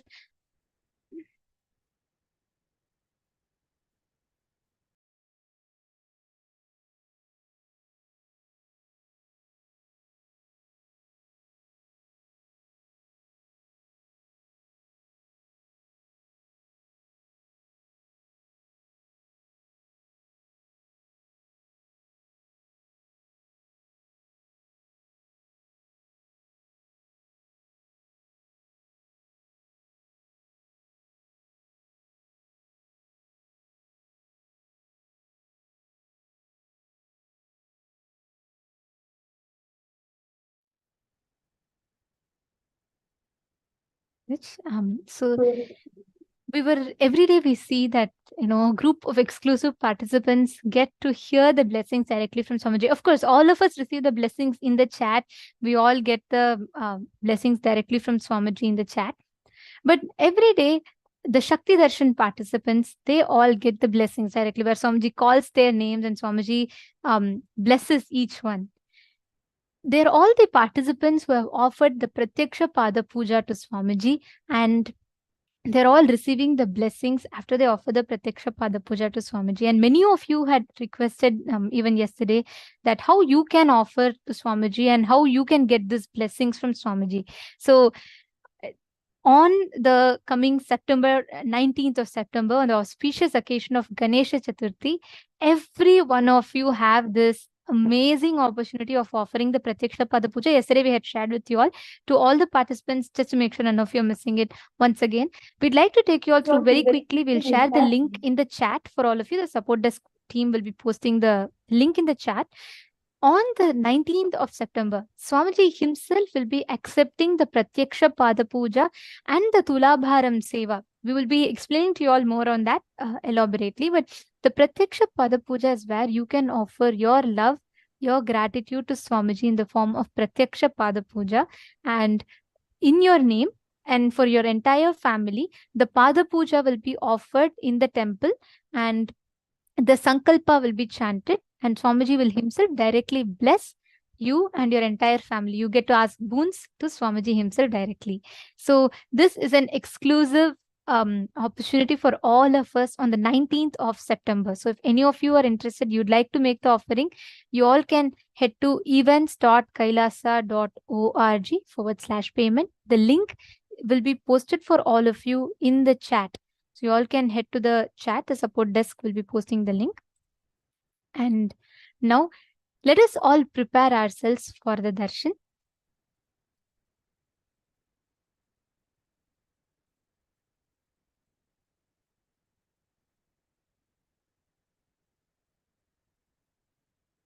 Dhyana Shloka of Vishapa Murti form of Paramashiva. One of the forms which we are going to be having the darshan of today. Today we are going to be having the darshan of Simhagna Murti and Matsya Samhara Murti, Vishapa Murti, Kurma Samhara Murti and Varaha Samhara Murti forms of Paramashiva. Actually, as per the Hindu calendar, today is Ajay Ekadashi. Today is a day which is very auspicious for the worship of Bhagavan Vishnu. And today we are having the forms of Paramashiva, in which Paramashiva manifested and gave the breakthrough to Bhagavan Vishnu himself, liberating even Bhagavan Mahavishnu himself. So today, as per the Tithi, it is Ajay Ekadashi. So it's a very auspicious day to connect and have the darshans of these forms of Paramashiva. So let us now chant the Dhyana Shloka.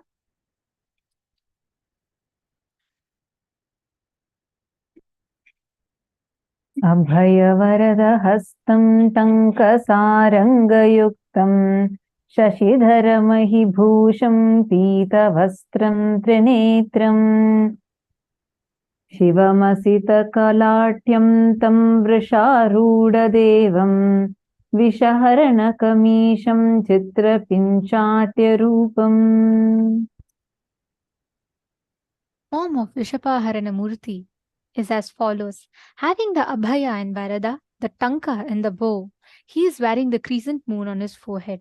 wearing the yellow clothes and having 3 eyes. He has a dark complexioned body and rides on a bull. Such is the beautiful form of Vishapaharanamurti.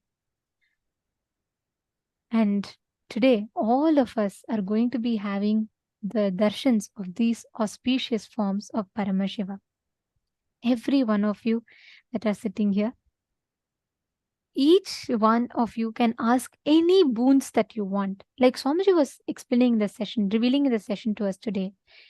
Any poisons, internally or externally, that you wanted to be removed, connecting to this particular form of Paramashiva, the Vishapaharanamurti form of Paramashiva and the Kurma Samharamurti specifically, of these forms of Paramashiva will remove any kind of poisons that is sitting inside you as patterns or physical toxins in the body. All of these you can just connect to this particular form of Paramashiva and you can get the blessings, and this form of Paramashiva will just remove, he will just suck out all the problems, all the poisons, internal, external, everything in your body, and he will liberate you from all of that.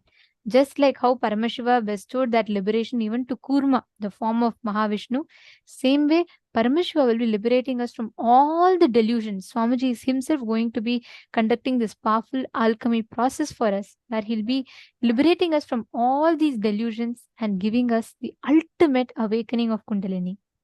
So we have the cosmic alignment as well as the cosmic happening right here, where Swamiji is going to be manifesting all these forms of Paramashiva for all of us to experience. So get ready. How many of you are excitedly waiting for today's darshan? And mainly to have the darshan of these forms and enjoy the various ways in which each of these forms are manifesting through Swamiji. I feel a lot of excitement and smiles. It's me. Understand? Now all of you, just sit. You don't need to do anything. Make sure your distractions are away from you. Have your another device, have a phone or another device through which you can post your prayers in all of the 6 platforms that are there, and just sit. Just be here. Enter into a deep, restful awareness. Today we all did unclutching. You will see, because of doing the unclutching meditation and preparing your inner space, you will now see how powerfully you would be able to receive the darshan. So let's get ready. Can I request all the participants to please sit in front of the camera? Understand?